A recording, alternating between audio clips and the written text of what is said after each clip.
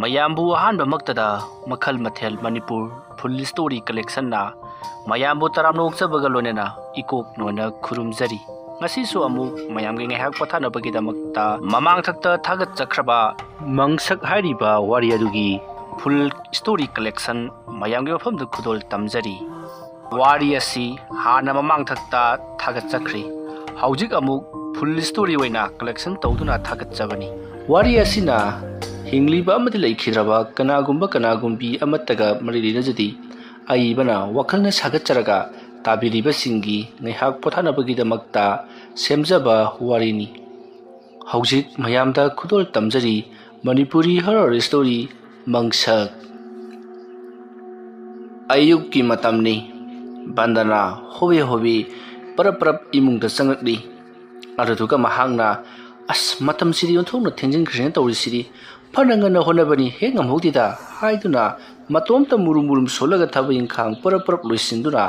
ꯊꯕꯛ ꯑꯃ ꯆꯠꯅꯅꯕꯒꯤꯗꯃꯛꯇ ꯁꯦꯝ ꯁꯥꯔꯤ꯫ ꯇꯥꯟꯖꯥ ꯑꯗꯨꯗ ꯃꯍꯥꯛꯀꯤ ꯃꯄꯨꯔꯣꯏꯕ ꯕꯨꯄꯣꯜꯗꯣ ꯆꯪꯂꯛꯂꯒ ꯍꯩ ꯊꯕꯛ ꯇꯧꯕꯗꯅꯦ ꯆꯦꯛꯁꯤꯟꯅ ꯇꯧ꯫ ꯅꯪꯒꯤ ꯍꯧꯅꯕꯤ ꯊꯕꯛꯇꯣ ꯃꯣꯟ ꯇꯧꯔꯤꯉꯩꯗ ꯅꯪꯅꯕ ꯍꯣꯠꯅꯕꯗꯅꯦ ꯄꯪꯁꯣꯏꯗ ꯁꯣꯏꯕꯗꯣ ꯇꯧꯒꯅꯨꯀꯣ꯫ ꯅꯆꯥꯅꯨꯄꯤꯗꯤ ꯀꯔꯥꯏ ꯆꯠꯈ꯭ꯔꯦ? ꯑꯗꯨꯝꯅ ꯍꯪꯂꯛꯄꯗ ꯕꯟꯗꯅꯥꯅ ꯍꯧꯖꯤꯛꯇ ꯑꯩꯉꯣꯟꯗ ꯀꯔꯤꯅꯣ ꯄꯤꯌꯨꯗꯅ ꯉꯪꯂꯝꯕꯅꯤ, ꯀꯔꯥꯏꯗ ꯑꯃꯨꯛ ꯆꯠꯈ꯭ꯔꯕꯅꯣ ꯈꯪꯗꯦ꯫ ꯃꯁꯤꯅꯅꯦ ꯂꯩꯀꯥꯏ ꯑꯁꯤꯒꯤ ꯑꯐꯕ ꯊꯕꯛ ꯇꯧꯔꯤꯅꯦ ꯍꯥꯏꯗꯅ ꯑꯃꯅ ꯆꯠꯂꯦ ꯌꯥꯎꯏ꯫ ꯑꯩꯗꯤ ꯃꯥꯅꯅꯦ ꯑꯁꯨꯝꯅ ꯇꯧꯕꯁꯤ ꯀꯌꯥ ꯍꯩꯅꯗꯦꯀꯣ꯫ ꯕꯨꯄꯣꯜꯅ ꯉꯥꯡꯂꯤꯕꯗꯨ ꯆꯤꯡꯂꯦꯝꯕꯤ ꯇꯥꯔꯗꯨꯅ ꯄꯔꯞ ꯆꯪꯁꯤꯜꯂꯛꯂꯒ ꯀꯩꯅꯣ ꯄꯥꯕꯨꯡꯅ ꯍꯥꯏꯔꯤꯗꯨꯕꯣ? ꯑꯩꯅ ꯆꯠꯂꯤꯕꯁꯦ ꯂꯦꯝꯃ ꯆꯠꯄ ꯅꯠꯇꯦ, ꯃꯌꯥꯝꯒꯤ ꯃꯇꯦꯡ ꯄꯥꯡꯂꯤꯕꯅꯤ꯫ ꯑꯩꯅ ꯃꯁꯤꯗꯩꯁꯤꯗ ꯃꯌꯥꯝꯒꯤ ꯊꯕꯛ ꯇꯧꯔꯨꯔꯕꯅꯤꯅ ꯈꯔ ꯋꯥꯕ ꯇꯥꯕꯅꯤ꯫ ꯍꯣꯏꯅꯦ ꯑꯗꯨꯕꯨꯗꯤ ꯆꯨꯝꯕ, ꯑꯗꯨꯗ ꯅꯪꯁꯤ ꯂꯩꯁꯥꯕꯤꯅꯤꯅꯦ, ꯑꯌꯨꯛ ꯅꯨꯡꯊꯤꯜꯒꯤ ꯃꯇꯝꯗ ꯆꯠꯄꯗꯨꯗꯤ ꯃꯐꯩꯗꯣ, ꯅꯪꯗꯤ ꯅꯨꯃꯤꯠ ꯇꯥꯔꯕ ꯐꯥꯎꯕ ꯀꯣꯏꯆꯠ ꯆꯠꯂꯤ꯫ ꯃꯤ ꯍꯥꯏꯕꯁꯤ ꯐꯔꯤꯉꯩꯗꯤ ꯐꯕꯅꯤ, ꯀꯔꯤꯒꯨꯝꯕ ꯐꯠꯂꯛꯇꯕ ꯃꯇꯝꯗ ꯅꯪꯒꯤ ꯃꯤ ꯂꯩꯔꯣꯏ꯫ ꯅꯪꯒꯤꯅꯦ ꯃꯥꯏ ꯈꯨꯔꯅꯕ, ꯅꯪꯒꯤ ꯐꯠꯇꯕ ꯄꯥꯎ ꯁꯟꯗꯣꯛꯄꯤꯅꯕ ꯃꯤꯗꯤꯅꯦ ꯄꯤꯔꯤꯛ ꯁꯧꯔꯛꯀꯗꯧꯔꯤꯕꯅꯤꯀꯣ꯫ ꯃꯗꯨ ꯈꯪꯅ ꯆꯠꯂꯨ꯫ ꯃꯗꯨ ꯈꯪꯅ ꯆꯠꯂꯤꯕꯅꯤ ꯑꯩꯁꯨ꯫ ꯆꯤꯡꯂꯦꯝꯕꯤ ꯃꯍꯥꯛꯀꯤ ꯀꯥꯗ ꯆꯪꯈꯤꯕꯒ ꯕꯟꯗꯅꯥꯅ ꯉꯥꯡꯉꯨꯔꯅꯨ ꯌꯥꯔꯦꯁꯦ, ꯑꯩꯅꯦ ꯆꯠꯅꯅꯕ ꯇꯧꯔꯒꯦ꯫ ꯑꯁꯨꯝꯅ ꯍꯥꯏꯔꯒ ꯕꯟꯗꯅꯥ ꯄꯔꯞ ꯊꯣꯛꯈꯤ꯫ ꯃꯇꯝ ꯑꯗꯨꯗ ꯕꯨꯄꯣꯜꯅ ꯅꯪꯅ ꯍꯜꯂꯛꯄꯗꯅꯦ ꯀꯩꯅꯣ ꯈꯔ ꯌꯥꯎꯔꯛꯎ, ꯏꯟꯖꯥꯡ ꯑꯝꯇ ꯂꯩꯇꯦ꯫ ꯑꯁꯨꯝꯅ ꯍꯥꯏꯈꯤꯕꯗꯨꯗ ꯕꯟꯗꯅꯥ ꯍꯣꯏ ꯍꯥꯏꯔꯝꯂꯒ ꯑꯗꯨꯃꯛ ꯆꯠꯈ꯭ꯔꯦ꯫ ꯃꯁꯤꯒꯤ ꯃꯇꯨꯡ ꯕꯟꯗꯅꯥ ꯌꯨꯝ ꯑꯃꯗ ꯆꯪꯂꯛꯂꯤ꯫ ꯌꯨꯝ ꯑꯗꯨꯗ ꯂꯩꯔꯝꯕ ꯃꯤꯑꯣꯏꯁꯤꯡꯅ ꯏꯃꯥ ꯃꯥꯏꯕꯤ ꯂꯥꯛꯄꯤꯔꯦ, ꯉꯁꯥꯏꯗꯒꯤ ꯋꯥꯅ ꯉꯥꯏꯖꯔꯝꯂꯤꯕꯅꯤ, ꯂꯦꯡꯁꯟꯕꯤꯔꯣ꯫ ꯑꯗꯨꯝꯅ ꯍꯥꯏꯗꯨꯅ ꯕꯟꯗꯅꯥꯕꯨ ꯇꯔꯥꯝ ꯀꯧꯁꯤꯜꯂꯤ꯫ ꯕꯟꯗꯅꯥꯁꯨ ꯍꯣꯕꯦ ꯆꯪꯂꯛꯇꯨꯅ ꯍꯣꯏ ꯑꯩꯁꯨꯅꯦ ꯈꯔ ꯊꯦꯡꯇꯣꯛꯈ꯭ꯔꯦ, ꯌꯥꯝ ꯁꯥꯎꯕ ꯌꯥꯗꯦꯀꯣ꯫ ꯑꯁꯨꯝꯅ ꯍꯥꯏꯗꯨꯅ ꯆꯪꯁꯤꯜꯂꯛꯂꯒ ꯍꯧꯖꯤꯛ ꯂꯩꯔꯤꯕ ꯑꯅꯥꯕ ꯑꯗꯨꯒꯤ ꯃꯅꯥꯛꯇ ꯆꯪꯁꯤꯜꯂꯛꯂꯤ꯫ ꯑꯗꯨꯗꯨꯒ ꯃꯍꯥꯛꯅ ꯃꯤꯍꯨꯟ ꯊꯥꯍꯨꯟ ꯄꯥꯏꯗꯨꯅ ꯌꯦꯡꯂꯒ ꯑꯩ ꯈꯪꯉꯦ, ꯃꯁꯤꯗꯤꯅꯦ ꯀꯔꯤꯝꯇ ꯇꯧꯔꯔꯣꯏ꯫ ꯁꯨꯝꯇꯧꯁꯤ, ꯂꯥꯏ ꯈꯨꯔꯨꯝꯅꯅꯕ ꯈꯔ ꯇꯧꯁꯤ꯫ ꯑꯉꯥꯡꯁꯤ ꯂꯩꯃꯥꯡ ꯌꯦꯠꯂꯦ, ꯂꯩꯃꯥꯡꯅ ꯊꯕꯥꯛꯀ ꯅꯝꯂꯒ ꯂꯩꯔꯦ꯫ ꯑꯁꯨꯝꯅ ꯍꯥꯏꯔꯛꯄꯗꯒꯤ ꯂꯩꯔꯤꯕꯁꯤꯡ ꯑꯗꯨꯅ ꯑꯉꯥꯡꯒꯤ ꯊꯕꯥꯛꯇ ꯂꯩꯃꯥꯡ ꯐꯝꯂꯒ ꯂꯩꯔꯦ ꯍꯥꯏꯔꯤꯕꯁꯤꯕꯨ ꯀꯗꯥꯏꯅꯣꯅꯦ? ꯑꯁꯨꯝꯅ ꯃꯈꯣꯏꯅ ꯌꯦꯡꯂꯛꯄꯗꯗꯤ ꯀꯔꯤꯃꯠꯇ ꯎꯕ ꯅꯠꯇꯦ꯫ ꯑꯁꯨꯝꯅ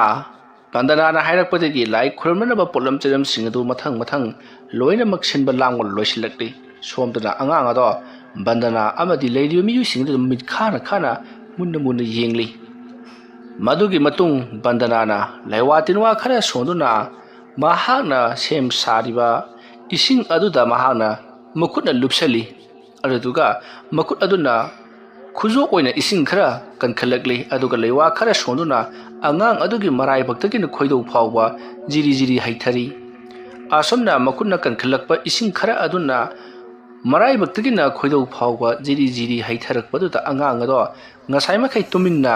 ꯀꯩꯁꯨ ꯇꯧꯗꯨꯅ ꯂꯩꯔꯝꯕꯗꯣ ꯍꯧꯖꯤꯛꯇꯤ ꯐꯤꯗꯤꯡ ꯆꯣꯡꯕ ꯍꯧꯔꯛꯂꯤ꯫ ꯍꯧꯒꯠꯇꯨꯅ ꯆꯦꯟꯈꯤꯅꯕ ꯇꯧꯔꯛꯄꯗ ꯕꯟꯗꯅꯥꯅ ꯐꯥꯎ ꯑꯉꯥꯡꯁꯦ ꯀꯩꯅꯣꯝꯃ ꯇꯧꯔꯛꯂꯦ, ꯃꯍꯥꯛ ꯆꯦꯟꯈ꯭ꯔꯕꯗꯤ ꯂꯣꯏꯅꯃꯛ ꯃꯥꯡꯂꯦ ꯍꯥꯏꯗꯨꯅ ꯅꯝꯗꯨꯅ ꯐꯍꯟꯈꯤ꯫ ꯃꯇꯧ ꯑꯁꯨꯝꯅ ꯕꯟꯗꯅꯥꯅ ꯑꯉꯥꯡ ꯑꯗꯨꯕꯨ ꯐꯍꯜꯂꯕ ꯃꯇꯨꯡꯗ ꯑꯉꯥꯡ ꯑꯗꯨꯒꯤ ꯊꯥꯖꯤꯟꯗ ꯃꯈꯨꯠꯅ ꯊꯝꯂꯒ ꯂꯩꯋꯥ ꯃꯨꯔꯨꯝ ꯁꯣꯜꯂꯒ ꯊꯥꯖꯤꯟ ꯑꯗꯨꯗꯒꯤ ꯇꯞꯅ ꯃꯌꯥꯔꯣꯝꯗ ꯀꯥꯈꯠꯂꯛꯂꯤ꯫ ꯑꯁꯨꯝꯅ ꯑꯉꯥꯡ ꯑꯗꯨꯒꯤ ꯊꯥꯖꯤꯟꯗꯒꯤꯅ ꯊꯕꯥꯛꯇꯒꯤ khawri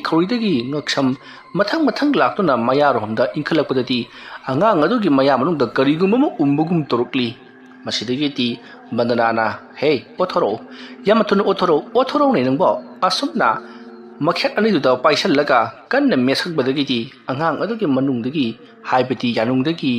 musinmuba karino marbon muk sawon nung ama othorokli tawribasi ubada maya pura makti ngakpada loikhri masidagi bandanana masigi nungase manghanganu sitasum thamuko haiduna mahakna la amagi mathakta thammi aduga miyoi amada tadana nungse kharamuna yengchanbiyu chingi lakhini ha nungsibo hoi asumna hairaga bandanana angang adugi mayadagi thoroklibado loirabra haiduna hanjan jengli adubu nung adudagi hena tholaktri madugi matung bandanana angang adugi laibukta makuna namlaga hai nahan phamda halu nati phamda tiu karigino nang angang asi otron leiri basibo asumna hairaga maraibak adu kan namlaga muru mamit uisinduna leiwa ama soli adumna leiwa adu solapata angang adu ti maya ado yamna kanna higatlaga yamna kanna chaina khangli mamit mana laukthokuna mangak adu su haibadi makok adu su yamna kanna nikli bani asumna yeta oida phara haidun niglakpa adu ta bandanagi makut ado na thoke towi adubu yamna kanna nampuda phajinduna thamkhibana nathokpadi ngamlamdi mahaki makut phajaliba makong phajaliba mayam adusu nanthoknabagi damakta phrang songli adubu masa mau phaba kallaba nupasing aduna namsinduna thamkhibaduna angang ado lengbadi ngamdrei matawasumna yamna kanna honabadagidi angang ado yamna kanna lauramnaga mahak tumina leikhi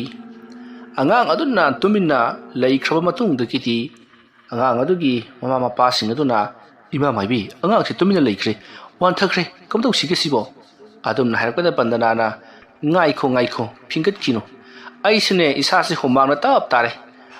angang si su potha sikisinu aisunga hakta potha ge kadai chakre haujiki nungduna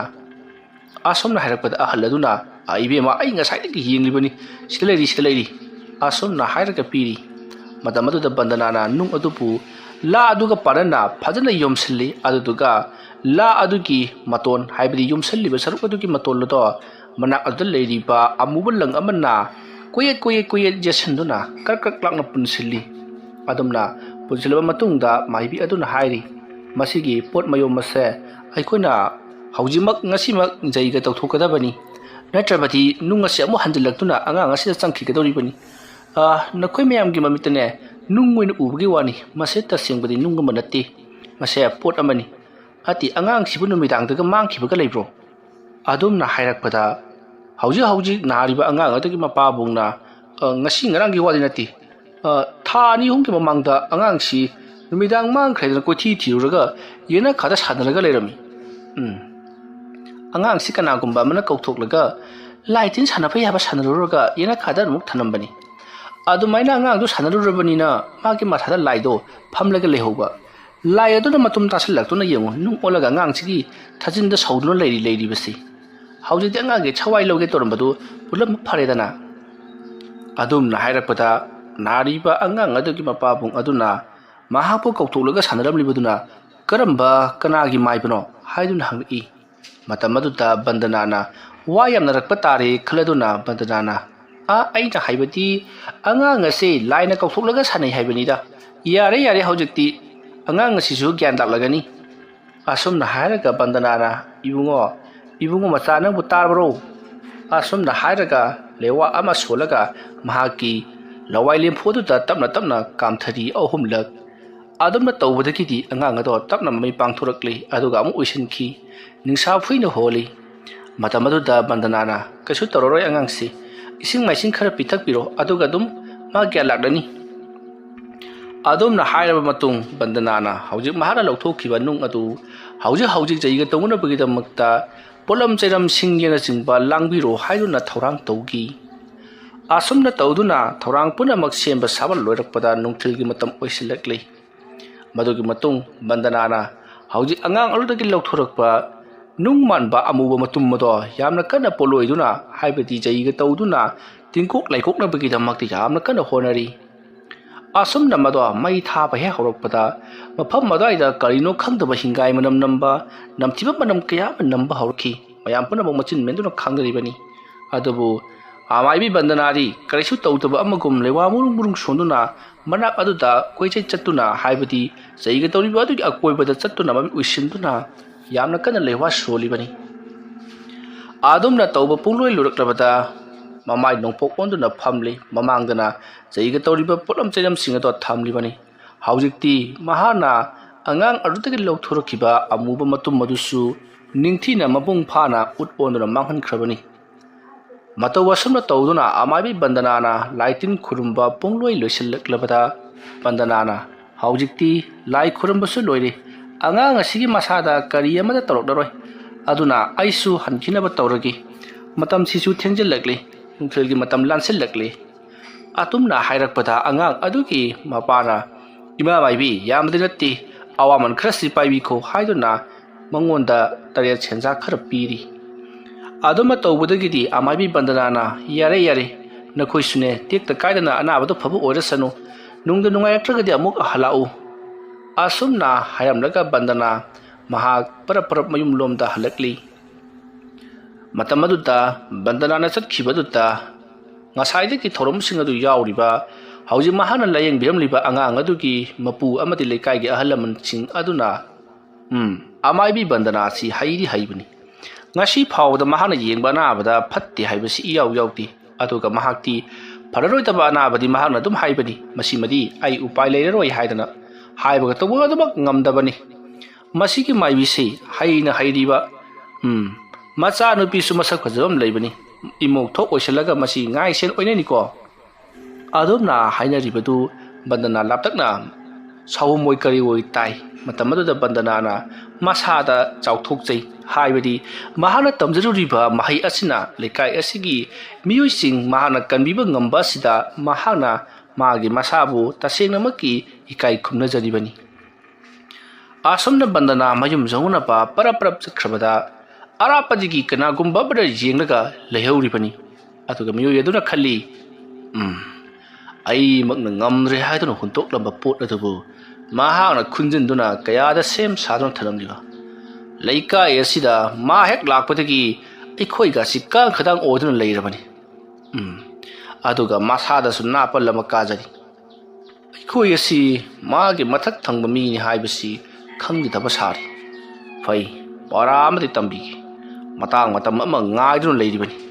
magu manupi chamanabu ai khoida kari toba ngamjagani aduga luriba wafam amana aina hairo ba mi khudi makasi bandana ge mayokta leibagi mahut maga manana chatminnarabati hena khudong chaba nangani hengani haiduna hekta makjaktab fai tawsanu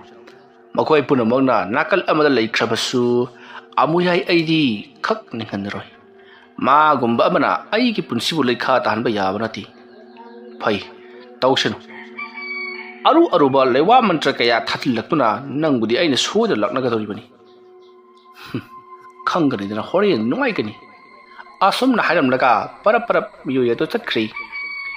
asomna miyo yedo namangonda munna yengni magi maramda karigumba khara khalli tawrakaduri haibasi bandana karisu khalludi parap asum lakpana lambi ki mapanda pot tharaga yonba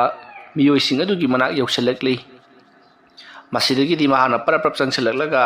leramliba polam chayam sing adugi thong thakun saba yaba mana masing khara leina ba honari matamaduda nupi sing pot joliba sing aduna bandana da nahak bokrai da chaluribano haidun hangi bandana na mahana chaluriba thapakado takli matamaduda leiriba sing aduna nahakna kullasida hek lakhibadagidi aikhoigi anaba singse loinamak pharabani nahakse othokna su haikrida ko haiduna thagatli adumna thagatpibasi bandana kaya thoina harauti aduna bandana na mayamna ne aibu pangkha thagatpiri aduk laibak phaduna aina ngamba anaba oibagi aduk phabagi wani aina ngamdaba mayam amsu pulsi longkhrabani haiduna hairi asumna wari watai khara sanarba matung pot chai lero matung da bandana mayum jaunaba parap chatkri matamaduta lehauri bising haibadi pot jolhori bi makhoi nupi ani ahum duna hainei bandana se mayam gi damak ta kojen chembada warabani ꯑꯣꯟꯊꯣꯛꯅꯁꯨ ꯐꯈ꯭ꯔꯦ ꯃꯁꯥꯗ ꯆꯥꯎꯊꯣꯛꯄ ꯄꯣꯡꯊꯣꯛꯄ ꯑꯃꯠꯇ ꯂꯩꯇꯦ ꯑꯗꯨꯝꯅ ꯍꯥꯏꯔꯛꯄꯗ ꯅꯨꯄꯤ ꯑꯃꯅ ꯑꯁꯨꯃꯥꯏꯅ ꯌꯥꯝꯅ ꯐꯕ ꯃꯤꯁꯦ ꯌꯦꯛꯅꯕ ꯃꯁꯤꯡ ꯌꯥꯝꯅ ꯌꯥꯝꯕꯅꯤ ꯈꯪꯗ꯭ꯔꯦ ꯃꯥꯁꯤꯕꯨ ꯀꯝꯗꯧꯔꯤꯒꯗꯨꯅꯣ ꯉꯍꯥꯟꯋꯥꯏꯗꯁꯨ ꯃꯥꯏꯕꯤ ꯑꯃ ꯌꯥꯝꯅ ꯍꯩꯅ ꯇꯧꯔꯝꯂꯒꯅꯦ ꯃꯤꯁꯤ ꯆꯥꯗꯅ ꯁꯤꯈꯤꯕꯅꯤ ꯑꯗꯨꯝꯅ ꯍꯥꯏꯔꯛꯄꯗꯨꯗ ꯂꯩꯔꯤꯕꯁꯤꯡ ꯑꯗꯨꯅ ꯑꯗꯨꯃꯥꯏꯅ ꯁꯤꯕ ꯌꯥꯄꯣꯠꯇꯦꯗ ꯕꯟꯗꯅꯥ ꯂꯩꯕꯒꯤ ꯑꯩꯈꯣꯏꯁꯦ ꯈꯔ ꯅꯤꯡꯇꯝꯅ ꯆꯠꯆꯔꯤꯕꯅꯤ ꯀꯩꯅꯣꯝ ꯅꯥꯔꯛꯄꯗ ꯃꯥꯅ ꯃꯔ ꯌꯦꯡꯖꯅꯤ ꯍꯥꯏꯗꯅ ꯑꯁꯨꯝꯅ ꯍꯥꯏꯔꯒ ꯃꯌꯥꯝꯗꯣ ꯋꯥ ꯅꯣꯛꯏ ꯕꯟꯗꯅꯥ ꯑꯔꯥꯞꯄꯗꯒꯤ ꯃꯌꯥꯝꯅ ꯉꯥꯡꯅꯍꯧꯔꯤꯕꯗꯣ ꯇꯥꯏ ꯃꯥꯒꯤ ꯃꯔꯝꯗꯅꯤ ꯍꯥꯏꯕꯗꯤ ꯈꯪꯉꯤ ꯑꯗꯨꯕꯨ ꯀꯔꯤ ꯍꯥꯏꯅꯔꯤꯕꯅꯣ ꯍꯥꯏꯕꯗꯤ ꯈꯪꯗꯦ ꯃꯇꯝ ꯑꯗꯨꯗ ꯕꯟꯗꯅꯥꯅ ꯀꯔꯤꯅꯣ ꯂꯩꯀꯥꯏ ꯑꯁꯤꯗ ꯂꯩꯔꯤꯕ ꯃꯤꯁꯤꯡ ꯑꯃꯗꯤ ꯑꯇꯣꯞꯄ ꯃꯤꯁꯤꯡꯅ ꯑꯩ ꯍꯦꯛ ꯎꯕꯒ ꯑꯩꯒꯤ ꯃꯔꯝꯗ ꯋꯥ ꯍꯦꯛꯇ ꯍꯥꯏꯅꯔꯤꯕꯁꯤꯕꯣ ꯃꯁꯤ ꯑꯩ ꯇꯁꯦꯡꯅꯗꯤ ꯄꯥꯝꯗꯕꯅꯤ ꯑꯁꯨꯝꯅ ꯈꯜꯂꯒ ꯕꯟꯗꯅꯥ ꯂꯥꯛꯄꯅ ꯃꯌꯨꯝ ꯌꯧꯔꯤ ꯃꯌꯨꯝ ꯌꯧꯔꯛꯂꯕꯗ ꯕꯟꯗꯅꯥꯒꯤ ꯅꯨꯄꯥ ꯕꯨꯄꯣꯜꯅ ꯍꯥꯏ ꯊꯦꯡꯉꯤꯗ ꯅꯪ ꯉꯁꯤꯗꯤ ꯑꯩꯗꯤ ꯅꯪꯁꯤ ꯀꯩꯗꯧꯈ꯭ꯔꯕꯖꯥꯠꯅꯣ ꯍꯪꯉꯨꯁꯤꯔꯥ ꯍꯥꯏꯅ ꯂꯥꯛꯀꯦꯗꯅ ꯇꯧꯔꯝꯂꯤꯕꯅꯤ ꯅꯪ ꯂꯥꯛꯄ ꯌꯥꯝꯅ ꯐꯔꯦ ꯀꯔꯤꯅꯣ ꯉꯁꯤꯗꯤ ꯌꯥꯝꯅ ꯊꯦꯡꯉꯤꯗ ꯑꯗꯨꯝꯅ ꯍꯪꯂꯛꯄꯗꯨꯗ ꯕꯟꯗꯅꯥꯅ ꯑꯉꯥꯡ ꯑꯗꯨꯒꯤ ꯃꯁꯥꯗ ꯌꯥꯎꯔꯝꯂꯤꯕ ꯐꯠꯇꯕ ꯑꯗꯨ ꯆꯩꯒ ꯇꯧꯊꯣꯛꯄꯗ ꯈꯔ ꯊꯦꯡꯈ꯭ꯔꯦ ꯍꯥꯏꯗꯨꯅ ꯄꯔꯞ ꯆꯥꯛꯈꯨꯝ ꯑꯗꯨꯃꯛ ꯆꯪꯈ꯭ꯔꯦ ꯕꯨꯄꯣꯜꯁꯨ ꯃꯇꯦꯡ ꯄꯥꯡꯁꯤꯜꯂꯛꯂꯤ ꯃꯇꯝ ꯑꯗꯨꯗ ꯕꯨꯄꯣꯜꯅ ꯆꯥꯛꯇꯤ ꯂꯣꯏꯔꯕꯅꯤ ꯏꯟꯁꯥꯡꯗꯣ ꯅꯪ ꯂꯥꯛꯂꯒ ꯊꯣꯡꯒꯦ ꯍꯥꯏꯗꯨꯅ ꯉꯥꯏꯔꯝꯂꯕꯅꯤ ꯑꯁꯨꯝꯅ ꯏꯟꯁꯥꯡ ꯑꯗꯨ ꯁꯦꯝꯖꯤꯜꯂꯛꯂꯤ ꯃꯇꯝ ꯑꯗꯨꯗ ꯆꯤꯡꯂꯦꯝꯕꯤꯔꯤ ꯂꯩꯀꯥꯏꯒꯤ ꯐꯤ ꯁꯥꯕꯤꯁꯤꯡꯒꯤ ꯃꯅꯥꯛꯇ ꯆꯠꯈꯤ ꯍꯥꯏꯗꯨꯅ ꯂꯩꯔꯝꯗ꯭ꯔꯤ ꯃꯇꯝ ꯑꯗꯨꯗ ꯕꯟꯗꯅꯥꯅ ꯍꯥꯏꯁꯨ ꯍꯥꯏꯕꯅꯤ ꯑꯩꯈꯣꯏꯒꯤ ꯏꯆꯥꯅꯨꯄꯤꯁꯤ ꯂꯩꯀꯥꯏꯒꯤ ꯂꯩꯔꯤꯕꯁꯤꯡ ꯑꯁꯤꯒꯤ ꯃꯇꯦꯡ ꯄꯥꯡꯂꯤꯕꯅꯤ ꯍꯥꯏꯗꯨꯅ ꯀꯣꯏꯆꯠ ꯆꯠꯇꯨꯅ ꯂꯩꯔꯦ ꯃꯁꯤ ꯈꯔ ꯊꯨꯅ ꯃꯌꯨꯝ ꯄꯥꯜꯍꯟꯗ꯭ꯔꯕꯗꯤ ꯌꯥꯔꯣꯏꯗꯧꯔꯤ ꯅꯠꯇ꯭ꯔꯗꯤꯅꯦ ꯋꯥꯊꯣꯛ ꯂꯥꯟꯊꯣꯛ ꯌꯥꯝꯅ ꯊꯣꯛꯂꯛꯀꯗꯧꯔꯤ ꯑꯁꯨꯝꯅ ꯕꯟꯗꯅꯥ ꯑꯃꯗꯤ ꯕꯨꯄꯣꯜꯅ ꯋꯥꯔꯤ ꯁꯥꯟꯅꯔꯤꯉꯩ ꯆꯤꯡꯂꯦꯝꯕꯤꯗꯣ ꯆꯪꯉꯛꯇꯨꯅ ꯂꯩꯔꯝꯃꯤ ꯃꯇꯝ ꯑꯗꯨꯗ ꯆꯤꯡꯂꯦꯝꯕꯤꯅ ꯅꯣꯡꯉꯥꯜꯂꯦ ꯑꯩꯒꯤ ꯋꯥꯔꯤ ꯅꯨꯃꯤꯠ ꯇꯥꯔꯦ ꯑꯩꯒꯤ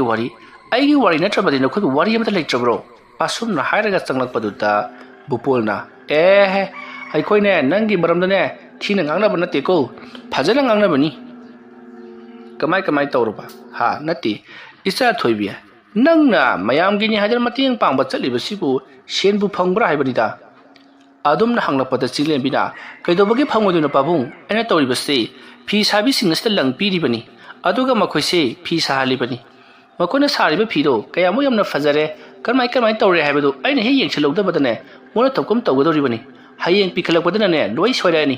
ꯁꯣꯏꯔꯒꯅꯅꯦ ꯃꯥꯡꯃꯤꯟꯅꯁꯦ ꯍꯥꯏꯔꯛꯀꯗꯧꯔꯤꯕ ꯑꯗꯨꯅꯅꯦ ꯆꯠꯂꯒ ꯌꯦꯡꯁꯤꯜꯍꯧꯔꯤꯕꯅꯤ ꯄꯥꯕꯨꯡ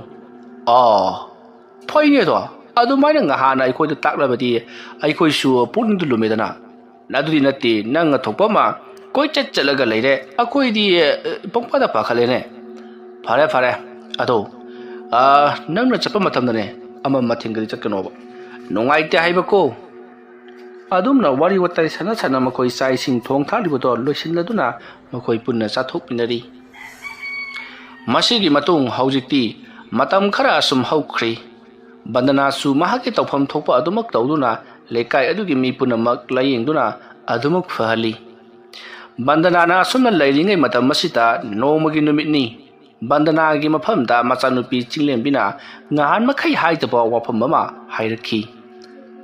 ꯅꯨꯃꯤꯠꯇꯣ ꯃꯈꯣꯏ ꯆꯥꯛ ꯏꯁꯤꯡ ꯆꯥꯕ ꯊꯛꯄ ꯄꯨꯡꯂꯣꯏ ꯂꯣꯏꯔꯒ ꯅꯨꯃꯤꯗꯥꯡ ꯑꯣꯂꯥꯡ ꯑꯣꯟꯁꯥꯎꯏ ꯍꯥꯏꯗꯨꯅ ꯃꯄꯥꯟꯗ ꯉꯥꯏꯍꯥꯛ ꯍꯪꯆꯤꯠ ꯂꯥꯡꯁꯤ ꯍꯥꯏꯗꯨꯅ ꯐꯝꯂꯒ ꯂꯩꯔꯤꯉꯩ ꯇꯥꯟꯖꯥꯅꯤ ꯃꯇꯝ ꯑꯗꯨꯗ ꯆꯤꯡꯂꯦꯝꯕꯤꯅ ꯃꯃꯥ ꯕꯟꯗꯅꯥꯗ ꯏꯃꯥꯅ ꯑꯁꯨꯃꯥꯏꯅ ꯃꯥꯏꯕꯤꯒꯤ ꯁꯤꯟꯐꯝ ꯑꯁꯤꯗ ꯂꯩꯔꯛꯂꯤꯕꯁꯦ ꯀꯌꯥꯝ ꯀꯨꯏꯔꯕꯒꯦ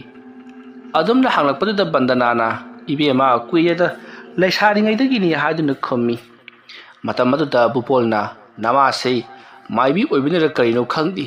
ꯑꯩꯉꯣꯟꯗ ꯀꯔꯤ ꯂꯩꯋꯥ ꯃꯟꯇ꯭ꯔ ꯀꯥꯝꯁꯤꯟꯈ꯭ꯔꯕꯅꯣ ꯈꯪꯗꯦ ꯑꯩꯅꯅꯦ ꯃꯍꯥꯛꯄꯨ ꯑꯍꯥꯟꯕ ꯎꯈꯤꯕꯗꯒꯤ ꯃꯥꯒꯤ ꯃꯅꯥꯛꯇ ꯆꯠꯅꯤꯡꯅꯣꯇ ꯂꯩꯈꯤꯕꯅꯤ ꯇꯨꯝꯕ ꯆꯥꯕꯒ ꯃꯊꯣꯡ ꯃꯔꯝ ꯈꯪꯕꯖꯥꯠ ꯅꯠꯇꯦꯗ ꯑꯗꯨꯝꯅ ꯍꯥꯏꯔꯛꯄꯗ ꯕꯟꯗꯅꯥꯅ ꯇꯥꯅꯤꯡꯗꯦꯍꯦ ꯑꯁꯤꯕꯨ ꯋꯥꯅꯦꯅ ꯍꯥꯏꯗꯨꯅ ꯀꯟꯊꯠꯂꯤ ꯃꯇꯝ ꯑꯗꯨꯗ ꯆꯤꯡꯂꯦꯝꯕꯤꯅ ꯏꯃꯥ ꯃꯥꯏꯕ ꯃꯥꯏꯕꯤꯒꯤ ꯌꯨꯝꯁꯦ ꯀꯩꯅꯣꯃꯗꯤ ꯑꯗꯨꯝ ꯇꯧꯏ ꯃꯥꯏꯕ ꯃꯥꯏꯕꯤꯁꯤꯡꯁꯦ ꯑꯃꯒ ꯌꯥꯝꯅ ꯀꯥꯞꯅꯩꯅ ꯍꯥꯏ ꯑꯩꯈꯣꯏꯗꯁꯨ ꯇꯧꯔꯤꯗꯅ ꯉꯥꯏꯍꯥꯛ ꯂꯩꯔꯒ ꯗꯨꯡ ꯉꯥꯏꯍꯥꯛ ꯂꯩꯔꯒ ꯄ꯭ꯔꯦꯛ ꯁꯨꯃꯥꯏꯅ ꯇꯧꯕꯁꯦ ꯑꯩꯗꯤ ꯌꯥꯝꯅ ꯍꯩꯅꯗꯦ ꯑꯗꯨꯝꯅ ꯍꯥꯏꯔꯛꯄꯗ ꯕꯟꯗꯅꯥꯅ ꯏꯕꯦꯝꯃ ꯃꯤ ꯈꯨꯗꯤꯡꯃꯛ ꯍꯥꯏꯕꯁꯤ ꯑꯃꯅ ꯑꯃꯕꯨ ꯂꯣꯏꯅꯃꯛ ꯀꯜꯂꯛꯅꯕ ꯌꯦꯡꯊꯤꯅꯕ ꯉꯥꯛꯇꯅꯤ ꯃꯔꯝ ꯑꯗꯨꯅꯅꯤ ꯇꯧꯔꯛꯂꯤꯕꯁꯤꯡ ꯑꯁꯤ ꯃꯗꯨꯗ ꯊꯣꯏꯅ ꯍꯦꯟꯅ ꯅꯍꯥꯛꯅ ꯈꯟꯖꯤꯜꯂꯨꯒꯅꯨꯀꯣ ꯑꯩꯅ ꯊꯣꯛꯄ ꯑꯗꯨꯃꯛ ꯉꯥꯛꯅꯒꯅꯤ ꯅꯈꯣꯏꯒꯤ ꯅꯁꯥꯗ ꯀꯔꯤ ꯑꯃꯠꯇ ꯍꯦꯛ ꯁꯣꯛꯍꯜꯂꯣꯏ ꯑꯗꯨꯕꯨꯅꯦ ꯑꯩꯈꯣꯏ ꯑꯁꯦ ꯑꯃꯅ ꯑꯃꯗꯒꯤ ꯍꯦꯟꯅꯅꯕ ꯍꯣꯠꯅꯕꯗ ꯃꯥꯅ ꯍꯩꯔꯤꯕ ꯆꯥꯡ ꯑꯗꯨꯗꯒꯤ ꯑꯩꯅ ꯍꯦꯟꯅ ꯍꯩꯒꯦ ꯍꯥꯏꯕꯗꯤ ꯅꯠꯇꯕ ꯃꯥꯅ ꯍꯦꯟꯅ ꯑꯩꯉꯣꯟꯗꯒꯤ ꯉꯝꯈ꯭ꯔꯦ ꯑꯗꯨꯅ ꯃꯥꯗꯤ ꯅꯝꯊꯗꯕ ꯌꯥꯗꯦ ꯍꯥꯏꯗꯅ ꯄꯨꯛꯆꯦꯜ ꯄꯤꯛꯄ ꯃꯤ ꯀꯌꯥ ꯑꯃꯁꯨ ꯂꯩꯔꯤꯕꯅꯤ ꯑꯗꯨꯒꯨꯝꯕ ꯃꯤꯑꯣꯏꯁꯤꯡ ꯑꯗꯨꯅꯅꯤ ꯏꯃꯥꯗ ꯇꯧꯔꯛꯂꯤꯕꯁꯤ ꯑꯗꯨꯕꯨ ꯅꯈꯣꯏ ꯍꯦꯟꯅ ꯈꯟꯖꯤꯜꯂꯨꯅꯨꯀꯣ ꯑꯩꯅ ꯊꯣꯛꯄ ꯑꯗꯨꯃꯛ ꯇꯥꯏꯅꯒꯅꯤ ꯉꯍꯥꯟ ꯃꯈꯩ ꯇꯧꯗꯕ ꯊꯕꯛ ꯑꯃ ꯍꯟꯗꯛꯁꯤ ꯑꯩꯉꯣꯟꯗ ꯏꯇꯧ ꯇꯧꯔꯛꯂꯤ ꯃꯁꯦ ꯑꯅꯧꯕ ꯃꯤꯔ ꯅꯠꯇ꯭ꯔꯒꯅ ꯑꯩꯕꯨ ꯌꯥꯝꯅ ꯃꯁꯛ ꯃꯨꯟꯅ ꯈꯪꯕ ꯃꯤꯔ ꯈꯪꯗ꯭ꯔꯦ ꯑꯗꯣ ꯅꯈꯣꯏꯗꯤ ꯀꯔꯤꯃꯠꯇ ꯆꯦꯟꯅꯔꯣꯏ ꯑꯩꯅ ꯊꯣꯛꯄ ꯑꯗꯨꯃꯛ ꯇꯧꯒꯅꯤ ꯑꯗꯨꯝꯅ ꯍꯥꯏꯅꯔꯛꯄꯗ ꯕꯨꯄꯣꯜꯅ ꯃꯤꯅ ꯅꯨꯡꯉꯥꯏꯕ ꯎꯔꯒ ꯀꯂꯛꯄ ꯑꯗꯨꯅ ꯃꯈꯣꯏꯅ ꯍꯦꯟꯅ ꯆꯥꯎꯈꯠꯅꯕꯗꯤ ꯍꯣꯠꯅꯗꯕ ꯃꯤꯅ ꯇꯧꯔꯤꯕ ꯅꯨꯡꯉꯥꯏꯔꯤꯕ ꯑꯗꯣ ꯅꯝꯊꯅꯕ ꯍꯣꯠꯅꯕ ꯌꯥꯝ ꯂꯩꯈ꯭ꯔꯕ ꯖꯥꯠꯅꯤ ꯑꯩꯅ ꯁꯨꯝ ꯈꯟꯕꯗ ꯈꯨꯟꯊꯛꯀꯤ ꯑꯃꯨꯌꯥꯏ ꯍꯥꯏꯕ ꯅꯨꯄꯥ ꯑꯗꯨ ꯅꯉꯣꯟꯗ ꯃꯤꯠꯌꯦꯡ ꯑꯃ ꯌꯦꯡꯕ ꯃꯥꯜꯂꯤ ꯍꯦꯛ ꯇꯧꯕꯒ ꯅꯪꯒꯤ ꯃꯔꯝꯗ ꯋꯥꯔꯤ ꯌꯥꯝꯅ ꯁꯥꯏ ꯍꯥꯏꯕ ꯄꯥꯎ ꯇꯥꯏ ꯃꯗꯨ ꯅꯪꯒꯤ ꯅꯊꯛꯇ ꯀꯔꯤꯒꯨꯝꯕ ꯈꯔ ꯇꯧꯔꯛꯀꯗꯕ ꯃꯥꯜꯂꯤ ꯈꯔ ꯆꯦꯛꯁꯤꯜꯂꯨꯀꯣ ꯑꯗꯨꯝꯅ ꯃꯈꯣꯏ ꯋꯥꯔꯤ ꯋꯥꯇꯥꯏ ꯁꯥꯟꯅꯔꯗꯨꯅ ꯏꯃꯨꯡꯂꯣꯝꯗ ꯆꯪꯅꯁꯤ ꯊꯦꯡꯉꯦ ꯇꯨꯝꯃꯅꯕ ꯇꯧꯔꯁꯤ ꯍꯥꯏꯗꯨꯅ ꯂꯣꯏꯅꯃꯛ ꯆꯪꯅꯔꯛꯂꯤ ꯑꯗꯨꯒ ꯇꯨꯝꯅ ꯍꯤꯞꯅꯈꯤ ꯁꯣꯝꯗꯅ ꯑꯃꯨꯌꯥꯏ ꯅꯨꯃꯤꯗꯥꯡ ꯊꯦꯡꯖꯤꯜꯂꯛꯄ ꯑꯗꯨꯗ ꯑꯃꯨꯌꯥꯏꯅ ꯉꯍꯥꯟ ꯃꯈꯩ ꯑꯩꯅ ꯇꯧꯔꯤꯕ ꯊꯕꯛꯁꯤꯡ ꯑꯁꯤ ꯃꯉꯣꯟꯗ ꯀꯔꯤꯃꯠꯇ ꯀꯥꯟꯅꯗꯦ ꯐꯩ ꯉꯁꯤꯗꯤ ꯈꯔ ꯇꯣꯞꯄ ꯊꯕꯛ ꯑꯃ ꯇꯧꯒꯦ ꯃꯁꯤꯗꯁꯨ ꯃꯍꯥꯛꯅ ꯉꯥꯛꯄ ꯉꯝꯂꯕꯗꯤ ꯃꯍꯥꯛ ꯍꯩꯊꯣꯏ ꯁꯤꯡꯊꯣꯏꯕ ꯑꯃꯥꯏꯕꯤꯅꯤ ꯍꯥꯏꯕꯁꯤ ꯈꯪꯒꯗꯧꯔꯤꯕꯅꯤ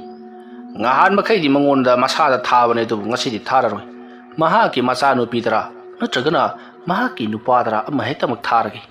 sinthiektuna langna hange natragana ngokchat chalange khangani asomna khalaga amuyai mahaki laisana pham odiba turel khongnungki haining pambi horiba dugi manakta parap lakhi matawasumna amaiba amuyai parap kumtharakpana haujikti mahak laisana pham odiba haining pambi adugi manak yausadaktai masidagidi amuyaina bandana hariba maibi adugi macha nupi jinglembi haribi nupi macha aduta karigumba khara tawruso aduga nahana thabak singado pangthokpo lorba matungta aiga muk thengnasi ngasi goinadi nahak ofam aduda chatlu aduga karigumbada amaibi bandana nongoda chaibi chaitheng piraklabadi khudakta aingonta pau tharakadabani madugi matungina aina makha samtharakani ko adumna amaiba amuyaina kanagano amaga wari sanari matamaduda haining pambi adugi marumdagi musin muba saktam amma thorokladuna aina soidana thabak adu tawragani aduga aigi chakthakti nahana khanglibudu ngai mayamdagi taba yaroi ai chatle asomna haram laga amuyai bigi manaktagi chatkhri masigi matung amuyai yamna harauna lehuri somdana kamdori amaibi bandana yamna nungaina tumlun leirigi matamni pupol sodumangai aduma nungaina tumlun leiri adu puchingle bidi mahak tumtharamdi makoigi phi sabagi thabak sing adutta kari no hinsap khara chenai haiduna yamna kanna phamung mathak aduda boy kolom paiduna yamna kanna holingi tanjani aduma leiringai matamaduta mahaki ningonda pirena ba thamliba langmayom sing adugi marakta karigumbada langmayom amabu yamna kanna kanagumba mana suro laktu chingthoraklaga kangkhada langsankhiba ki sakta madu chinglem bina uri madu ubada chinglem bina haiba kaino hojikidudi asamna khalaga chinglem bi phi mayom aduna langsankhiba haibadi langmayom adugi nakal adumta phat leithaduna yengai adubu kanasu leramdi langmayom ado leimaida dumak lingna leirami masidagi chinglem bina leimai adagi tap khungatuna langmayom leiriba adugi manakta pusillaktuna thami aduga karino hojik torlibedubo asamna khalaga mahak phamungda moka khalaglaga mahana hauji holam libado hot ke haiduna haibadi mahaki angka do makha ta na hot ke haiduna boy adu yeng tharakpadadi boy aduda karino khangtaba mayek ama yektun leramlei mado mi amagi saktam su mali aduga karigumada makhwang yaudaba saktam amagi mioi su mali adumna urakpa aduta chinglembina matomta khali karino aibu boy asida karimata yeudabanida adumna khalingai mahaki matunglomda kanagumba ama satkibagi sawhum phangi matamadu chinglembina kaino ne he haiduna tungda sat leitholaga yingluba matamdari phaglang adugi nakal adutta kanagumba ama bu phawdoktuna chatkibagi mawongta sat phawdokhi madu ubada chinglembi khangprek khangkhiduna ima haiduna kanna korokli adumna chinglembina mama bu tanaba ima haiduna korokpa aduta bandana hai kari torobage nango haiduna senselakli aduga bupul su ꯀꯩꯗꯧꯔꯕꯒꯦ ꯅꯪꯕꯨ ꯍꯥꯏꯗꯨꯅ ꯆꯦꯟꯁꯤꯜꯂꯛꯂꯤ꯫ ꯃꯇꯝ ꯑꯗꯨꯗ ꯆꯤꯡꯂꯦꯝꯕꯤꯗꯤ ꯃꯁꯥ ꯑꯗꯨ ꯍꯨꯃꯥꯡꯅ ꯄꯤ ꯀꯥꯡꯅ ꯃꯃꯤꯠ ꯑꯗꯣ ꯀꯔꯤꯅꯣ ꯑꯃꯗ ꯌꯦꯡꯗꯨꯅ ꯃꯍꯥꯛ ꯃꯃꯥꯕꯨ ꯀꯟꯅ ꯀꯧꯗꯨꯅ ꯂꯩꯔꯝꯈꯤ꯫ ꯃꯇꯝ ꯑꯗꯨꯗ ꯕꯟꯗꯅꯥ ꯆꯦꯟꯁꯤꯜꯂꯛꯂꯒ ꯀꯔꯤ ꯇꯧꯔꯕꯒꯦ ꯅꯪꯕꯨ ꯍꯥꯏꯗꯨꯅ ꯍꯪꯂꯨꯏ꯫ ꯃꯇꯝ ꯑꯗꯨꯗ ꯆꯤꯡꯂꯦꯝꯕꯤꯅ ꯍꯧꯖꯤꯛ ꯃꯍꯥꯛꯅ ꯎꯈꯤꯕ ꯑꯃꯗꯤ ꯂꯪꯃꯌꯨꯝ ꯑꯗꯨꯅ ꯂꯥꯛꯇꯨꯅ ꯂꯪꯊꯣꯔꯛꯈꯤꯕꯒꯤ ꯋꯥꯐꯝ ꯑꯗꯣ ꯇꯝꯂꯤ꯫ ꯋꯥꯐꯝ ꯑꯗꯨ ꯇꯥꯕꯗ ꯕꯟꯗꯅꯥꯅ ꯑꯩꯉꯣꯟꯗ ꯊꯥꯔꯛꯄꯗꯤ ꯉꯝꯗ꯭ꯔꯗꯅ ꯏꯆꯥꯗ ꯇꯥꯟꯅꯔꯛꯂꯤꯕꯅꯤꯅꯦ, ꯇꯧꯁꯅꯨ ꯑꯁꯨꯝꯅ ꯍꯥꯏꯔꯝꯂꯒ ꯕꯟꯗꯅꯥ ꯆꯥꯛꯁꯪꯂꯣꯝꯗ ꯄꯔꯞ ꯆꯪꯈ꯭ꯔꯤ꯫ ꯑꯗꯨꯒ ꯃꯍꯥꯛꯀꯤ ꯂꯥꯏ ꯈꯣꯏꯔꯝꯕ ꯂꯥꯏ ꯇꯥꯟꯕꯗ ꯁꯤꯖꯤꯟꯅꯕ ꯊꯥꯡ ꯁꯣꯔꯤ ꯃꯆꯥ ꯑꯃ ꯄꯨꯗꯨꯅ ꯂꯥꯛꯂꯤ꯫ ꯑꯗꯨꯒ ꯊꯥꯡ ꯁꯣꯔꯤ ꯃꯆꯥ ꯑꯗꯨꯅ ꯕꯟꯗꯅꯥꯒꯤ ꯂꯩꯔꯤꯕ ꯀꯥ ꯑꯗꯨꯒꯤ ꯂꯩꯃꯥꯏ ꯍꯥꯏꯕꯗꯤ ꯐꯃꯥꯡ ꯑꯗꯨꯗ ꯊꯥꯡ ꯁꯣꯔꯤ ꯑꯗꯨꯅ ꯀꯔꯤꯅꯣ ꯃꯌꯦꯛ ꯈꯔ ꯂꯩꯃꯥꯏꯗ ꯈꯣꯔꯣ ꯆꯤꯡꯗꯨꯅ ꯌꯦꯛꯂꯤ꯫ ꯑꯗꯨꯕꯨ ꯃꯍꯥꯛꯅ ꯌꯦꯛꯂꯤꯕꯗꯣ ꯃꯃꯤ ꯊꯣꯏꯅ ꯇꯥꯕ ꯅꯠꯇꯦ, ꯆꯨꯝꯅ ꯃꯃꯤꯡꯇꯒꯤ ꯑꯣꯏꯅ ꯋꯥꯈꯜꯅ ꯌꯦꯛꯂꯤꯕꯅꯤ꯫ ꯑꯁꯨꯝꯅ ꯌꯦꯛꯄ ꯂꯣꯏꯔꯕ ꯃꯇꯨꯡꯗ ꯕꯟꯗꯅꯥ ꯁꯠ ꯐꯝꯊꯔꯒ ꯚꯨꯄꯣꯜ ꯑꯃꯗꯤ ꯆꯤꯡꯂꯦꯝꯕꯤꯗ ꯌꯦꯡꯂꯒ ꯅꯈꯣꯏ ꯑꯅꯤ ꯀꯔꯤꯃꯠꯇ ꯋꯥ ꯉꯥꯡꯂꯛꯀꯅꯨ, ꯀꯔꯤꯒꯨꯝꯕ ꯅꯈꯣꯏꯅ ꯋꯥ ꯉꯥꯡꯂꯕꯗꯤ ꯋꯥ ꯉꯥꯡꯂꯤꯕ ꯃꯤꯑꯣꯏ ꯑꯗꯨꯗ ꯂꯥꯏ ꯆꯪꯒꯗꯧꯔꯤꯕꯅꯤ꯫ ꯑꯁꯨꯝꯅ ꯍꯥꯏꯔꯝꯂꯒ ꯑꯃꯥꯏꯕꯤ ꯕꯟꯗꯅꯥꯅ ꯃꯨꯔꯨꯝ ꯂꯩꯋꯥ ꯈꯔ ꯁꯣꯟꯈ꯭ꯔꯦ꯫ ꯑꯗꯨꯃ ꯇꯧꯔꯛꯄ ꯑꯗꯨꯗ ꯆꯤꯡꯂꯦꯝꯕꯤꯒꯤ ꯅꯥꯀꯟꯗ ꯂꯩꯔꯤꯕ ꯇꯦꯕꯜ ꯑꯗꯨꯒꯤ ꯃꯊꯛꯇ ꯊꯝꯂꯤꯕ ꯃꯍꯥꯛꯀꯤ ꯂꯥꯏꯔꯤꯛ ꯃꯆꯥꯁꯤꯡ ꯑꯃꯗꯤ ꯃꯍꯥꯛꯀꯤ ꯃꯤꯉꯣꯟꯗ ꯄꯤꯅꯕꯒꯤ ꯃꯔꯣꯟ ꯄꯩꯗꯨꯅ ꯊꯝꯂꯤꯕ ꯐꯅꯦꯛꯁꯤꯡ, ꯐꯤꯁꯤꯡ ꯑꯃꯗꯤ ꯂꯪꯁꯤꯡ ꯑꯗꯣ ꯃꯁꯥ ꯃꯇꯣꯝꯇ ꯒ꯭ꯔꯣꯡ ꯅꯤꯡꯈꯥꯏꯔꯛꯂꯤ꯫ ꯃꯗꯨ ꯎꯕꯗ ꯆꯤꯡꯂꯦꯝꯕꯤꯗꯤ ꯀꯤꯃꯟꯈꯤꯕꯅ ꯃꯃꯤꯠ ꯃꯅꯥ ꯆꯦꯠ ꯎꯏꯁꯤꯟꯗꯨꯅ ꯃꯄꯥ ꯚꯨꯄꯣꯜꯗ ꯀꯣꯟꯁꯤꯟꯗꯨꯅ ꯈꯥꯡꯂꯤ꯫ ꯑꯗꯨꯕꯨ ꯚꯨꯄꯣꯜꯅ ꯀꯤꯒꯅꯨ ꯏꯄꯥ ꯂꯩꯔꯤꯕꯁꯤꯗꯤ ꯍꯥꯏꯗꯨꯅ ꯃꯀꯣꯛꯀ ꯅꯥꯟꯊꯕꯤꯗꯨꯅ ꯃꯆꯥꯅꯨꯄꯤꯕꯨ ꯀꯤꯗꯅꯕ ꯐꯥꯊꯕꯤꯔꯤ꯫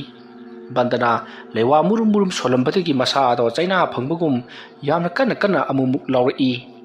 ꯚꯨꯄꯣꯜꯅ ꯀꯔꯤ ꯇꯧꯔꯕꯒꯦ ꯅꯪꯕꯣ ꯍꯥꯏꯗꯨꯅ ꯍꯪꯂꯨꯕꯗ ꯕꯟꯗꯅꯥ ꯌꯥꯝꯅ ꯁꯥꯎꯅ ꯑꯩꯅ ꯋꯥ ꯉꯥꯡꯒꯅꯨ ꯍꯥꯏꯔꯒ ꯀꯔꯤꯒꯤꯅꯣ ꯅꯈꯣꯏ ꯑꯅꯤꯅ ꯄꯉꯥꯡꯗ ꯉꯥꯡꯂꯤꯕꯗꯨꯕꯣ ꯍꯥꯏꯗꯨꯅ ꯆꯩꯔꯛꯈꯤ꯫ ꯇꯟꯖꯥ ꯑꯗꯨꯗ ꯚꯨꯄꯣꯜꯒꯤ ꯃꯆꯥꯅꯨꯄꯤ ꯆꯤꯡꯂꯦꯝꯕꯤ ꯚꯨꯄꯣꯜꯗ ꯀꯣꯜꯂꯤꯕꯗꯣ ꯁꯠ ꯊꯥꯗꯣꯛꯈꯤ꯫ ꯑꯗꯨꯒ ꯚꯨꯄꯣꯜꯕꯨ ꯂꯥꯛꯇꯨꯅ ꯏꯟꯊꯣꯔꯛꯄꯗ ꯚꯨꯄꯣꯜ ꯂꯩꯃꯥꯏꯗ ꯇꯨꯁꯤꯟꯗꯨꯅ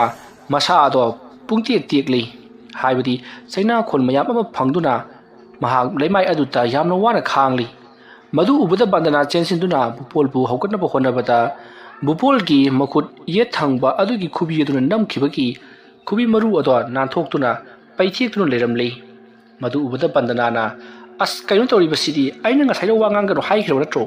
ꯑꯁꯨꯝꯅ ꯍꯥꯏꯔꯒ ꯈꯨꯕꯤ ꯑꯗꯨꯕꯨ ꯂꯩꯈꯥꯏꯗꯨꯅ ꯁꯝꯃꯤ꯫ ꯃꯗꯨꯗ ꯚꯨꯄꯣꯜ ꯅꯥꯃꯜꯂꯗꯨꯅ ꯌꯥꯝꯅ ꯀꯟꯅ ꯂꯥꯎꯈꯤ꯫ ꯃꯗꯨ ꯎꯔꯒ ꯆꯤꯡꯂꯦꯝꯕꯤ ꯌꯥꯝꯅ ꯀꯟꯅ ꯅꯣꯛꯈꯠꯂꯛꯂꯤ꯫ ꯚꯨꯄꯣꯜꯅ ꯀꯩꯗꯧꯔꯒꯦ ꯏꯆꯥ ꯊꯣꯏꯕꯤ ꯅꯍꯥꯛꯄꯣ ꯍꯥꯏꯗꯨꯅ ꯍꯪꯂꯛꯄꯗ ꯆꯤꯡꯂꯦꯝꯕꯤꯗꯣ ꯍꯧꯅ ꯅꯣꯛꯂꯒ ꯃꯃꯥꯏ ꯑꯗꯨꯅ ꯅꯣꯡꯊꯛꯇ ꯌꯦꯡꯈꯠꯂꯒ ꯃꯍꯥꯛ ꯅꯣꯛꯇꯨꯅ ꯀꯥ ꯑꯗꯨꯗꯒꯤ ꯊꯣꯛꯈꯤ꯫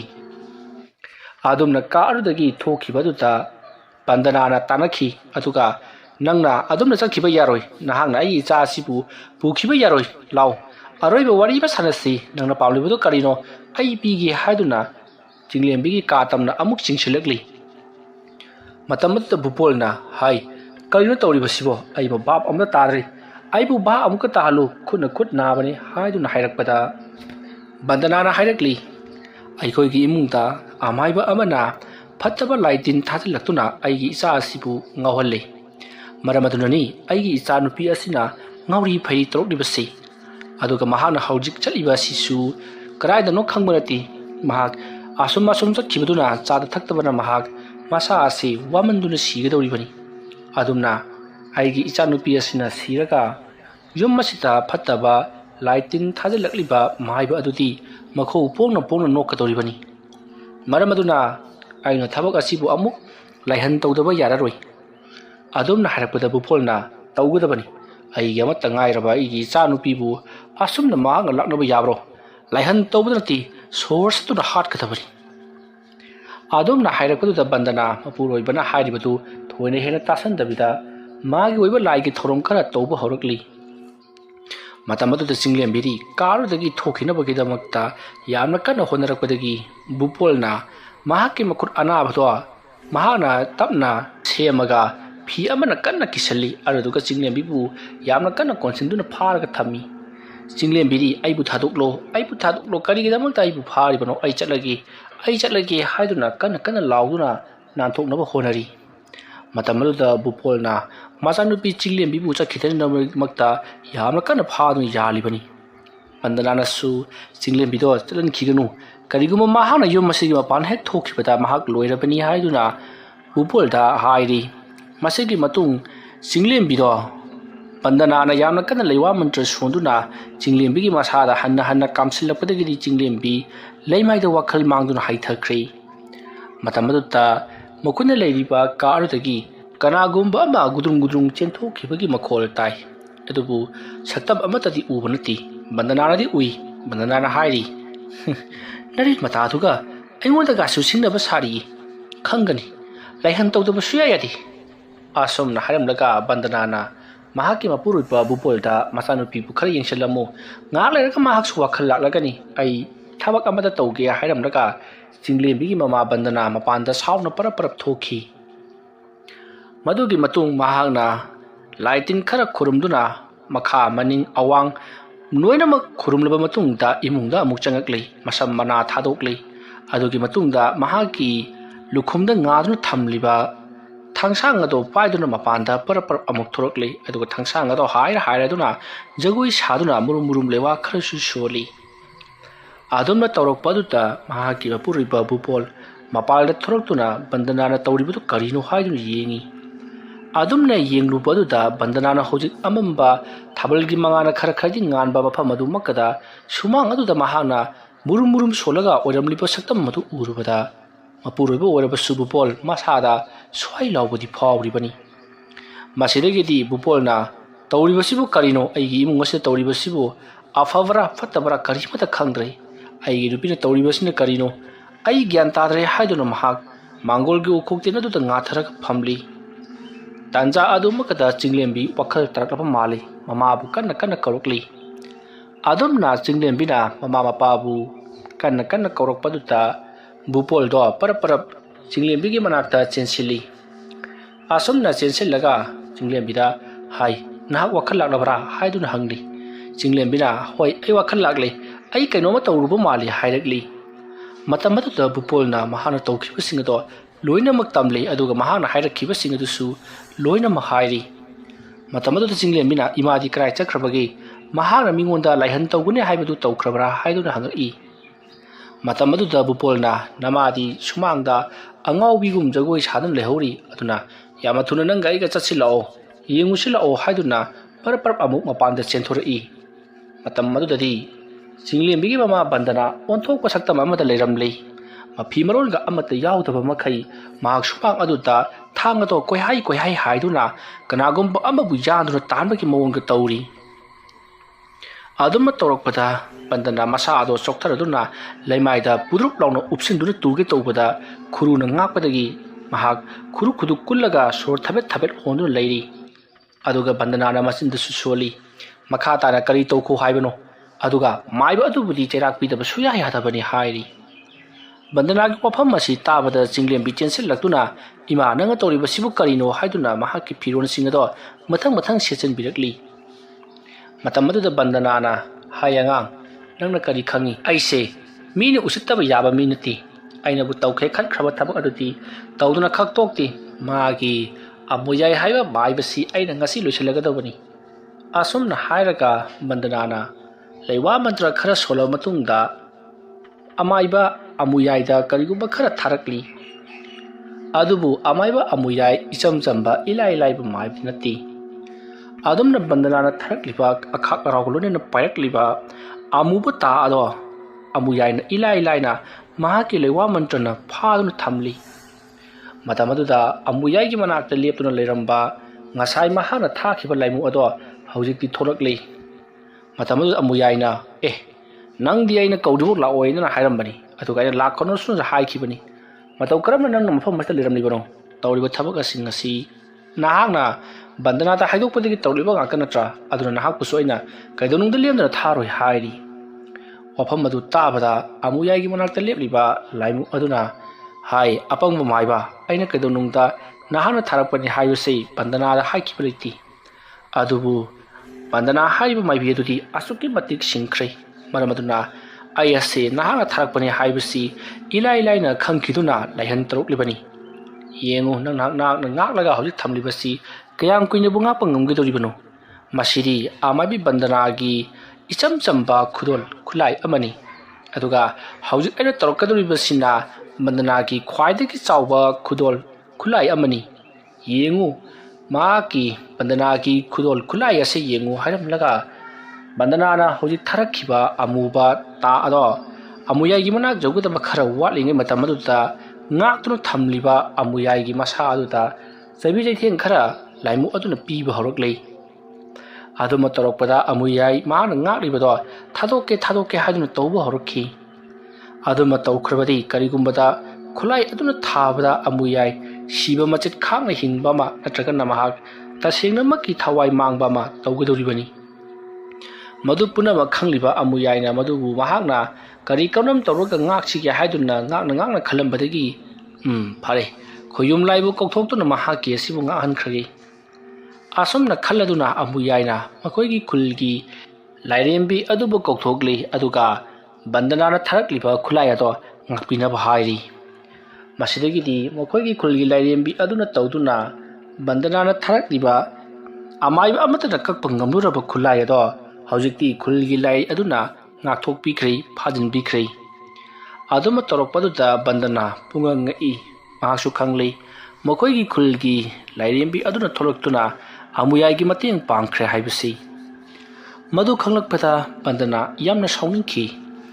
aduga amuyai di mahakki maikaida lairembi aduna leibiri haiduna yamna harauchiki masigi matung bandana na kalokliba pot adu su lepkhre aduga amuyai su mahakki akuda leiriba layam singado loinamak mage mahan phamda loinamak halankhre asumna tawduna bandana mahak kari tawsige haiduna wakhal khana imung lomda changakli matamaduda bupolna kari tawre amaibudu sikhrabro haiduna hanglakpada bandana na mahakna ekoigi khulgi lairembi adubu kauthoklaga mahakna khulai one sijinnakhre maramaduna aina makoida thaba khwaidagi matik makul leiraba khulai ado karisu changba ngamkhidre maramaduna hayengdi aina madubu khwaidagi kanba khulai ama sagani aduga magi mathakta sungsoi sodon landa hangani amuyai har maibasne hek leiba makhaidi aigi punsida tangdu leitaba punsi ama haibato oiba sungphang phanglaroi adumna hairakpada bandanagi mapuroibana hai mi ambu hekta mahatpa haibasi araibanati pap chamno pugadoribani aduna munna wakhal tawko adumna hairakpada bandanana karigi papno phattaba mi loisanbabo aduna aigi di pap ki mawam ta lawti hayengi numitta amuyai bu aina sulo sodana hatpa ma natragana mahakpu punsi chupa hawa kangkhak ngamdana naduna adumak lehenba ma anisigi manungda amadi sungsoi sojun tawragani ngasi aina thakhiba khulai aduti thudungna kanba khulai nati mathang khangani haiduna kutum singduna leikhi masigi matung haujikti matam adu haukibana mathangi nong ngalakli nong ngalakpa aduta chinglembido masa inung nungaiti haiduna phamungdagi haugatri matam aduta bandana ipa pakhatna chinglembigi manakta changsilakli aduga kari tawrabage na hakpo haiduna hangakli matam aduta chinglembina ima khangdi aigi kokse kainomi tawtawi ilum lumi aduga aigi sada kanagumba manan thelpagum adumak phauduna leiri hairi wafam adu tabada bandanana adu erbadi phare horen lai ama khoram thoklaga nongoda tawriba se karino haibudu yenglasi asomna hainaraduna haujikti bandana su mahaki lai khorumbagi thabak khara lei haiduna chatkhre pupol su mahaki nungtigi chatpa thabak ado thenge hairamdaga adumak chatkhi yom aduda lehoribasi sumnagi chinglembi batomtani matamaduda chinglembi yengki kudimakta pangkida kibugum torokli mahaki masada yamna kiganbagi ithillama yaroklibasi kamdano yaroklibano khallubada chinglembi tawhum khangnamdi masigi matung chinglembi mahaki ka aduda paraprap laklaga ngahak phamlaga ngarang mahangna hiorkhiba hingsap singado sumnaraba jala haidun amuk check tawduna leiri aduma leiringi matamaduta mahaki phamung aduta kanagumba mana khongna dong launa kaukibagi khonjelama tarakli aduga manak adwaida haudong somata leibrati aduga haudong khongbugi makhol su tari adumna haudong khongbugi makhol tarakpaduta singlemmina ꯀꯔꯤꯅꯣ ꯇꯧꯔꯤꯕꯁꯤꯕꯣ ꯏꯃꯨꯡꯁꯤꯕꯨ ꯇꯝꯅꯔꯤꯕ ꯍꯥꯏꯕꯗꯨꯔꯅꯤ ꯑꯁꯨꯝꯅ ꯈꯜꯂꯒ ꯃꯈꯣꯏꯒꯤ ꯌꯨꯝꯊꯪꯅꯕꯗ ꯀꯩꯗ ꯂꯩꯕ ꯍꯧꯗꯣꯡꯁꯤꯡ ꯆꯪꯂꯛꯄ ꯖꯥꯠꯂꯥ ꯍꯥꯏꯗꯨꯅ ꯀꯥꯡꯈ ꯂꯨꯈꯥ ꯀꯥꯆꯤꯟ ꯀꯣꯌꯥ ꯀꯣꯏꯌꯦꯡ ꯌꯦꯡꯉꯤ ꯑꯗꯨꯕꯨ ꯑꯃꯠꯇ ꯎꯕꯗꯤ ꯐꯪꯂꯝꯗꯦ ꯑꯗꯨꯝꯅ ꯃꯍꯥꯛꯅ ꯀꯣꯏꯊꯤ ꯊꯤꯔꯛꯄꯗ ꯎꯄꯨ ꯀꯥꯡꯒꯗ ꯀꯔꯤꯒꯨꯝꯕ ꯑꯃ ꯁꯠ ꯂꯥꯎꯅ ꯆꯪꯈꯤꯕꯒꯤ ꯃꯃꯤ ꯑꯃ ꯍꯥꯏꯐꯦꯠ ꯎꯍꯧꯕꯗꯨꯗ ꯕꯟꯗꯅꯥꯅ ꯎꯄꯨ ꯃꯈꯥꯗꯒ ꯂꯩꯕ ꯖꯥꯠꯂꯥ ꯍꯥꯏꯗꯨꯅ ꯎꯄꯨ ꯃꯈꯥ ꯑꯗꯨꯗ ꯄꯥꯛꯊꯔꯒ ꯌꯦꯡꯂꯛꯄꯗꯗꯤ ꯀꯅꯥꯁꯨ ꯂꯩꯔꯝꯗꯦ ꯑꯗꯨꯒꯗꯤ ꯃꯍꯥꯛꯀꯤ ꯃꯅꯪꯒꯟ ꯑꯗꯨꯗ ꯀꯅꯥꯒꯨꯝꯕ ꯍꯧꯗꯣꯡꯒꯨꯝꯕꯒꯤ ꯈꯣꯡꯒꯨꯜ ꯃꯥꯟꯕ ꯑꯃꯅ ꯐꯟ ꯆꯣꯡꯈꯠꯂꯒ ꯍꯣꯠꯇꯨꯅ ꯆꯦꯟꯈꯤꯕꯗꯨꯗ ꯆꯤꯡꯂꯦꯝꯕꯤꯗꯣ ꯇꯨꯡꯗ ꯁꯠ ꯂꯩꯊꯣꯛꯇꯨꯅ ꯍꯥꯏꯕ ꯀꯔꯤꯅꯣ ꯍꯧꯖꯤꯛꯀꯤꯗꯨꯗꯤ ꯍꯥꯏꯗꯨꯅ ꯌꯦꯡꯂꯛꯂꯤ ꯑꯗꯨꯝꯅ ꯃꯍꯥꯛꯅ ꯌꯦꯡꯂꯛꯄꯗꯁꯨ ꯀꯅꯥꯁꯨ ꯆꯦꯟꯈꯤꯕ ꯂꯩꯇꯕꯗꯒꯤ ꯀꯤꯔꯛꯂꯗꯨꯅ ꯆꯤꯡꯂꯦꯝꯕꯤ ꯃꯄꯥꯟꯗ ꯑꯣꯏꯅ ꯂꯩꯖꯔꯨꯔꯒꯦ ꯈꯜꯂꯗꯨꯅ ꯄꯔꯞ ꯄꯔꯞ ꯊꯣꯛꯈꯤꯅꯕ ꯇꯧꯔꯛꯄꯗ ꯆꯤꯡꯂꯦꯝꯕꯤꯒꯤ ꯃꯈꯣꯡ ꯑꯗꯨꯗ ꯀꯅꯥꯒꯨꯝꯕ ꯑꯃꯅ ꯎꯄꯨ ꯑꯗꯨꯒꯤ ꯃꯅꯨꯡꯗꯒꯤ ꯃꯈꯨꯠ ꯁꯠ ꯇꯤꯡꯊꯣꯔꯛꯂꯒ ꯆꯤꯡꯂꯦꯝꯕꯤꯒꯤ ꯃꯈꯣꯡ ꯑꯗꯨꯗ ꯄꯥꯛ ꯂꯥꯎꯅ ꯊꯥꯔꯛꯏ ꯑꯗꯨꯃ ꯇꯧꯔꯛꯄꯗ ꯆꯤꯡꯂꯦꯝꯕꯤ ꯈꯪꯄ꯭ꯔꯦꯛ ꯈꯪꯗꯨꯅ ꯀꯔꯤꯅꯣ ꯁꯤꯗꯤ ꯍꯥꯏꯗꯨꯅ ꯃꯈꯣꯡꯗꯣ ꯐ꯭ꯔꯪ ꯐ꯭ꯔꯪ ꯆꯣꯡꯗꯨꯅ ꯀꯥ ꯑꯗꯨꯗꯒꯤ ꯆꯦꯟꯊꯣꯔꯛꯈꯤ ꯑꯗꯨꯝꯅ ꯆꯤꯡꯂꯦꯝꯕꯤ ꯃꯥꯒꯤ ꯀꯥꯗꯒꯤ ꯆꯦꯟꯊꯣꯔꯛꯂꯒ ꯃꯥꯡꯒꯣꯜ ꯌꯧꯁꯤꯜꯂꯛꯂꯤ ꯃꯥꯡꯒꯣꯜ ꯍꯦꯛ ꯌꯧꯕꯒ ꯆꯤꯡꯂꯦꯝꯕꯤꯅ ꯃꯁꯥꯗꯣ ꯀꯤꯃꯟꯈꯤꯕꯅ ꯆꯠꯄ ꯐꯥꯎꯕ ꯉꯝꯗꯅ ꯃꯥꯡꯒꯣꯜꯒꯤ ꯀꯣꯜ ꯑꯗꯨꯗ ꯇꯞꯅ ꯀꯥꯈꯠꯂꯒ ꯐꯝꯂꯤ ꯑꯗꯨꯒ ꯃꯃꯥꯕꯨ ꯍꯜꯂꯛꯄ ꯉꯥꯏꯗꯨꯅ ꯂꯩꯔꯤ ꯇꯟꯖꯥ ꯑꯗꯨꯃꯛꯇꯗ ꯃꯈꯣꯏꯒꯤ ꯌꯨꯝꯒꯤ ꯊꯣꯡ ꯑꯗꯣ ꯈꯪꯊꯤꯡ ꯊꯤꯡꯖꯤꯟꯈꯤ ꯃꯗꯨꯗ ꯆꯤꯡꯂꯦꯝꯕꯤꯗꯣ ꯈꯪꯄ꯭ꯔꯦꯛ ꯈꯪꯂꯗꯨꯅ ꯀꯅꯥꯅꯣ ꯍꯥꯏꯗꯨꯅ ꯂꯥꯎꯔꯤ ꯃꯇꯝ ꯑꯗꯨꯗ ꯊꯣꯡ ꯑꯗꯣ ꯇꯞꯅ ꯑꯃꯨꯛ ꯍꯥꯡꯇꯣꯔꯛꯂꯤ ꯑꯁꯨꯝꯅ ꯊꯣꯡ ꯑꯗꯨꯅ ꯇꯞꯅ ꯍꯦꯛ ꯍꯥꯡꯇꯣꯔꯛꯄꯒ ꯈꯪꯍꯧꯗꯅ ꯊꯣꯡ ꯑꯗꯣꯝꯗꯒꯤ ꯀꯔꯤꯅꯣ ꯈꯪꯗꯕ ꯃꯤꯒꯤ ꯃꯑꯣꯡꯁꯨ ꯃꯥꯟꯕ ꯃꯨꯁꯤꯟꯃꯨꯕ ꯁꯥꯍꯨꯝ ꯑꯃ ꯆꯤꯡꯂꯦꯝꯕꯤ ꯇꯝꯅ ꯍꯨꯝꯖꯤꯜꯂꯛꯄ ꯑꯗꯨꯗ ꯆꯤꯡꯂꯦꯝꯕꯤ ꯃꯁꯥꯗꯣ ꯁ꯭ꯋꯥꯏ ꯂꯥꯎꯈꯤꯗꯨꯅ ꯐꯝꯂꯝꯕ ꯀꯣꯜꯒꯤ ꯐꯝꯄꯥꯛ ꯑꯗꯨꯗꯒꯤ ꯃꯍꯥꯛ ꯋꯥꯈꯜ ꯃꯥꯡꯗꯨꯅ ꯂꯩꯃꯥꯏꯗ ꯍꯥꯏꯊꯔꯛꯈꯤ ꯃꯇꯧ ꯑꯁꯨꯝꯅ ꯆꯤꯡꯂꯦꯝꯕꯤꯅ ꯋꯥꯈꯜ ꯃꯥꯡꯗꯨꯅ ꯂꯩꯃꯥꯏꯗ ꯍꯦꯛ ꯇꯥꯈꯤꯕꯒ ꯊꯣꯡꯒꯥꯜꯂꯣꯝꯗ ꯃꯃꯥ ꯕꯟꯗꯅꯥ ꯄꯔꯞ ꯄꯔꯞ ꯆꯪꯂꯛꯂꯤ ꯃꯆꯥ ꯆꯤꯡꯂꯦꯝꯕꯤꯅ ꯑꯗꯨꯝꯅ ꯇꯥꯗꯨꯅ ꯂꯩꯔꯤꯕꯗꯨ ꯕꯟꯗꯅꯥ ꯊꯣꯡꯒꯥꯜꯗꯒꯤ ꯆꯪꯂꯛꯄꯗ ꯀꯔꯤꯁꯨ ꯈꯪꯕ ꯅꯠꯇꯦ ꯃꯍꯥꯛꯇꯤ ꯆꯤꯡꯂꯦꯝꯕꯤꯗꯨ ꯅꯤꯡꯊꯤꯅ ꯂꯩꯔꯝꯒꯅꯤ ꯈꯟꯗꯨꯅ ꯂꯥꯛꯂꯤꯕꯅꯤ ꯑꯗꯨꯝꯅ ꯕꯟꯗꯅꯥꯅ ꯁꯨꯃꯥꯡ ꯌꯧꯁꯤꯜꯂꯛꯄꯗꯗꯤ ꯆꯤꯡꯂꯦꯝꯕꯤꯅ ꯃꯥꯡꯒꯣꯜꯗ ꯂꯩꯃꯥꯏꯗ ꯋꯥꯈꯜ ꯃꯥꯡꯂꯒ ꯇꯥꯔꯒ ꯂꯩꯔꯝꯂꯤꯕꯗꯨ ꯎꯕꯗ ꯆꯤꯡꯂꯦꯝꯕꯤꯒꯤ ꯃꯅꯥꯛꯇ ꯕꯟꯗꯅꯥꯗꯣ ꯌꯥꯝꯅ ꯄꯥꯈꯠꯅ ꯆꯦꯟꯁꯤꯜꯂꯤ ꯑꯗꯨꯒ ꯆꯤꯡꯂꯦꯝꯕꯤꯕꯨ ꯍꯧꯒꯠꯅꯕꯒꯤꯗꯃꯛꯇ ꯀꯩꯗꯧꯔꯒꯦ ꯅꯪꯕꯨ ꯍꯥꯏꯗꯨꯅ ꯌꯥꯝꯅ ꯀꯟꯅ ꯀꯧꯔꯤ ꯃꯇꯧ ꯑꯁꯨꯝꯅ ꯆꯤꯡꯂꯦꯝꯕꯤꯅ ꯋꯥꯈꯜ ꯃꯥꯡꯂꯒ ꯇꯥꯔꯝꯕꯗꯨꯗ ꯕꯟꯗꯅꯥꯅ ꯀꯟꯅ ꯀꯟꯅ ꯀꯧꯕꯗꯒꯤ ꯆꯤꯡꯂꯦꯝꯕꯤꯗꯣ ꯇꯞꯅ ꯋꯥꯈꯜ ꯂꯥꯛꯂꯤ ꯆꯤꯡꯂꯦꯝꯕꯤꯅ ꯋꯥꯈꯜ ꯇꯥꯔꯛꯄꯗ ꯃꯃꯥ ꯕꯟꯗꯅꯥꯅ ꯃꯅꯥꯛꯇ ꯐꯝꯂꯒ ꯂꯩꯔꯝꯕ ꯑꯗꯨꯗ ꯆꯤꯡꯂꯦꯝꯕꯤꯗꯣ ꯋꯥꯈꯜ ꯈꯔ ꯉꯥꯟꯊꯣꯛꯆꯩ ꯃꯇꯝ ꯑꯗꯨꯗ ꯕꯟꯗꯅꯥꯅ ꯀꯔꯤ ꯀꯔꯝ ꯇꯧꯔꯤꯕꯅꯣ ꯀꯝꯗꯧꯅ ꯊꯣꯛꯈ꯭ꯔꯤꯕꯅꯣ ꯍꯥꯏꯗꯨꯅ ꯍꯪꯉꯤ ꯃꯇꯝ ꯑꯗꯨꯗ ꯆꯤꯡꯂꯦꯝꯕꯤꯅ ꯃꯉꯣꯟꯗ ꯇꯧꯈꯤꯕꯁꯤꯡ ꯑꯗꯣ ꯃꯃꯥꯗ ꯇꯝꯂꯤ ꯃꯗꯨ ꯇꯥꯕꯗ ꯕꯟꯗꯅꯥꯅ ꯏꯃꯨꯡ ꯑꯁꯤꯗ ꯐꯠꯇꯕ ꯇꯤꯟꯃꯨ ꯂꯥꯏꯃꯨ ꯊꯥꯖꯤꯟꯕꯗ ꯅꯠꯇꯅ ꯑꯩꯒꯤ ꯏꯆꯥꯅꯨꯄꯤꯗꯁꯨ ꯑꯁꯨꯝꯅ ꯑꯣꯠ ꯅꯩꯗꯨꯅ ꯇꯧꯔꯛꯂꯕ ꯐꯩ ꯈꯪꯂꯣꯏꯗ꯭ꯔꯗꯣ ꯑꯗꯨꯕꯨꯗꯤ ꯑꯩꯅ ꯀꯔꯤ ꯇꯧꯕ ꯉꯝꯕꯒꯦ ꯍꯥꯏꯕꯗꯨ ꯍꯣꯔꯦꯟꯗꯒꯤ ꯌꯦꯡꯍꯟꯕ ꯇꯥꯔꯦ ꯆꯪꯉꯣ ꯏꯕꯦꯝꯃ ꯏꯃꯥ ꯂꯥꯛꯂꯕꯅꯤꯅ ꯀꯔꯤꯝꯇ ꯇꯧꯔꯛꯂꯔꯣꯏ ꯑꯁꯨꯝꯅ ꯍꯥꯏꯔꯒ ꯕꯟꯗꯅꯥꯅ ꯃꯆꯥꯅꯨꯄꯤ ꯆꯤꯡꯂꯦꯝꯕꯤꯕꯨ ꯍꯧꯖꯤꯛ ꯃꯍꯥꯛꯀꯤ ꯐꯃꯨꯡꯗ ꯄꯨꯁꯤꯟꯅꯕ ꯇꯧꯔꯛꯄꯗ ꯌꯨꯝ ꯑꯗꯨꯒꯤ ꯊꯣꯡꯗꯣ ꯀꯅꯥꯒꯨꯝꯕ ꯑꯃꯅ ꯍꯥꯡꯗꯣꯛꯈꯤꯕꯒꯨꯝ ꯀꯦꯒꯦ ꯂꯥꯎꯅ ꯍꯥꯡꯗꯣꯛꯈꯤ ꯑꯁꯨꯝꯅ ꯊꯣꯡ ꯑꯗꯨꯅ ꯃꯈꯣꯜ ꯍꯧꯅ ꯍꯥꯡꯗꯣꯔꯛꯄ ꯑꯗꯨꯗ ꯕꯟꯗꯅꯥꯅ ꯍꯥꯏ ꯎꯁꯤꯠꯃꯟꯗꯦꯗ ꯑꯁꯨꯝꯅ ꯍꯥꯏꯔꯒ ꯃꯈꯨꯠꯇ ꯂꯩꯋꯥ ꯈꯔ ꯁꯣꯜꯂꯒ ꯊꯣꯡ ꯑꯗꯨꯗ ꯄꯣꯞ ꯄꯣꯞ ꯂꯥꯎꯅ ꯐꯨꯔꯨꯏ ꯑꯗꯨꯝꯅ ꯐꯨꯕꯗꯒꯤꯗꯤ ꯊꯣꯡ ꯑꯗꯨꯗꯒꯤ ꯀꯅꯥꯒꯨꯝꯕ ꯑꯃ ꯆꯣꯡꯊꯈꯤꯕꯒꯤ ꯃꯑꯣꯡꯗ ꯁꯥꯍꯨꯝ ꯐꯪꯏ ꯃꯗꯨꯒꯤ ꯃꯇꯨꯡ ꯕꯟꯗꯅꯥꯅ ꯑꯗꯨꯅꯤꯗꯅ ꯈꯪꯒꯅꯤ ꯍꯣꯔꯦꯟꯗꯤ ꯑꯁꯨꯝꯅ ꯍꯥꯏꯔꯒ ꯆꯤꯡꯂꯦꯝꯕꯤꯕꯨ ꯄꯨꯁꯤꯜꯂꯛꯇꯨꯅ ꯐꯃꯨꯡꯗ ꯍꯤꯞꯍꯜꯂꯤ ꯃꯇꯝ ꯑꯗꯨꯗ ꯆꯤꯡꯂꯦꯝꯕꯤꯅ ꯃꯃꯥ ꯕꯟꯗꯅꯥꯗ ꯏꯃꯥ ꯑꯩ ꯀꯔꯤꯒꯨꯝꯕ ꯑꯝꯇ ꯍꯥꯏꯒꯦ ꯃꯁꯤꯗ ꯏꯃꯥꯅ ꯌꯥꯕꯤꯌꯨ ꯍꯥꯏꯔꯤ ꯃꯇꯝ ꯑꯗꯨꯗ ꯕꯟꯗꯅꯥꯅ ꯀꯔꯤ ꯋꯥꯐꯝ ꯑꯣꯏꯔꯕꯅꯣ ꯍꯥꯏꯗꯨꯅ ꯍꯪꯉꯤ ꯃꯗꯨꯗ ꯆꯤꯡꯂꯦꯝꯕꯤꯅ ꯏꯃꯥꯒꯤ ꯃꯥꯏꯕꯤ ꯑꯣꯏꯕꯒꯤ ꯊꯕꯛꯁꯦ ꯇꯣꯛꯂꯣ ꯅꯠꯇ꯭ꯔꯕꯗꯤ ꯑꯩꯈꯣꯏ ꯁꯤꯐꯝ ꯅꯥꯐꯝ ꯑꯃꯠꯇ ꯈꯪꯂꯔꯣꯏ ꯍꯥꯏꯗꯨꯅ ꯃꯃꯥ ꯕꯟꯗꯅꯥꯗ ꯍꯥꯏꯔꯤ ꯋꯥꯐꯝ ꯑꯗꯨ ꯇꯥꯕꯗ ꯕꯟꯗꯅꯥ ꯉꯥꯏꯍꯥꯛ ꯇꯨꯃꯤꯟꯅ ꯂꯩ ꯃꯇꯝ ꯑꯗꯨꯗ ꯆꯤꯡꯂꯦꯝꯕꯤꯅ ꯃꯈꯥ ꯇꯥꯅ ꯍꯥꯏꯔꯛꯂꯤ ꯏꯃꯥꯅ ꯃꯥꯏꯕꯤ ꯑꯣꯏꯕꯗꯣ ꯇꯣꯛꯂꯕꯗꯤ ꯑꯩꯈꯣꯏꯒꯤ ꯏꯃꯨꯡ ꯑꯁꯤꯗ ꯇꯧꯔꯛꯂꯤꯕ ꯑꯀꯤ ꯑꯈꯪ ꯅꯪꯂꯤꯕꯁꯤꯡ ꯑꯁꯦ ꯀꯔꯤ ꯑꯃꯠꯇ ꯇꯧꯔꯛꯂꯔꯣꯏꯗꯕꯅꯤ ꯑꯗꯨꯅ ꯏꯃꯥꯅ ꯃꯥꯏꯕꯤꯁꯦ ꯑꯣꯏꯔꯤꯕꯁꯤ ꯇꯣꯛꯄꯤꯔꯣ ꯑꯗꯨꯝꯅ ꯍꯥꯏꯔꯛꯄꯗ ꯕꯟꯗꯅꯥꯅ ꯃꯆꯥꯅꯨꯄꯤ ꯆꯤꯡꯂꯦꯝꯕꯤꯗ ꯍꯥꯏꯔꯤ ꯏꯃꯥꯅ ꯃꯥꯏꯕꯤ ꯑꯣꯏꯔꯒ ꯀꯅꯥꯒꯤ ꯃꯥꯡꯅꯅꯕ ꯐꯠꯇꯅꯕ ꯇꯧꯔꯝꯕꯒꯤ ꯄꯥꯎ ꯅꯍꯥꯛꯄꯨ ꯇꯥꯔꯕꯒꯤ ꯈꯪꯂꯕꯒꯤ ꯏꯃꯥꯗꯤ ꯃꯌꯥꯝꯕꯨ ꯀꯟꯅꯅꯕꯒꯤꯗꯃꯛꯇ ꯊꯣꯔꯛꯂꯕꯅꯤ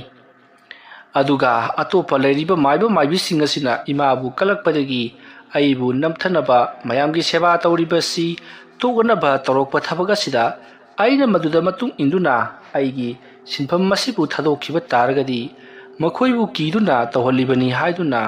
अइसिबु यामना हंथना खनखिरोइद्रने हाइदुना हंगी मतम अदुदा चिंगलेंबी खुंफम खंगदना Tumin ngahak lei asumna leramlaga hairikli phari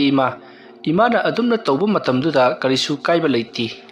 अदुगदी अखोइगी इमुंग Asita तौरिबा सिंग असे इमाना तौरक्तनबगीदमक्ता सेमबियु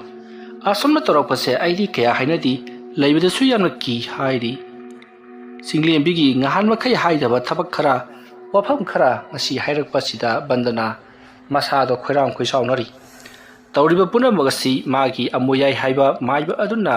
तौहलिबा ngakतनी हाइबसी खंगलकपदा हेन हेन साउनिंगबा हाइबदो ओइरी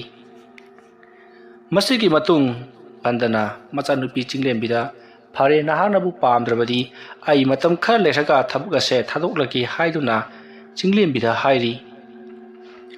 मतवासुमना बंदना मचानुपी चिंगलेंबिना हाइबगी मतुंगिना लेकाइगी अना आयेकी मतंगदा लाको मतमदा बंदनाना तमतमना ngakthokpa haibadi leithokpa khaga haurakli तौरीब अदुदा चिंगलेंबिसु खंगली मथमोइदा खल्ली ममागी पामजरीबा सिनफम मसिदा असुम चललसिरा हाइदुना मसुमना बंदनाना खुल अदुगी मीसिंगी अना लायिंगसिंगदा तमतमना मिराइरकपा अदुदा खुंजासिंगना बंदनाबु नापल साउबी मियोइ अमगुमना खलकली महाना अनाबसिंग अदुबु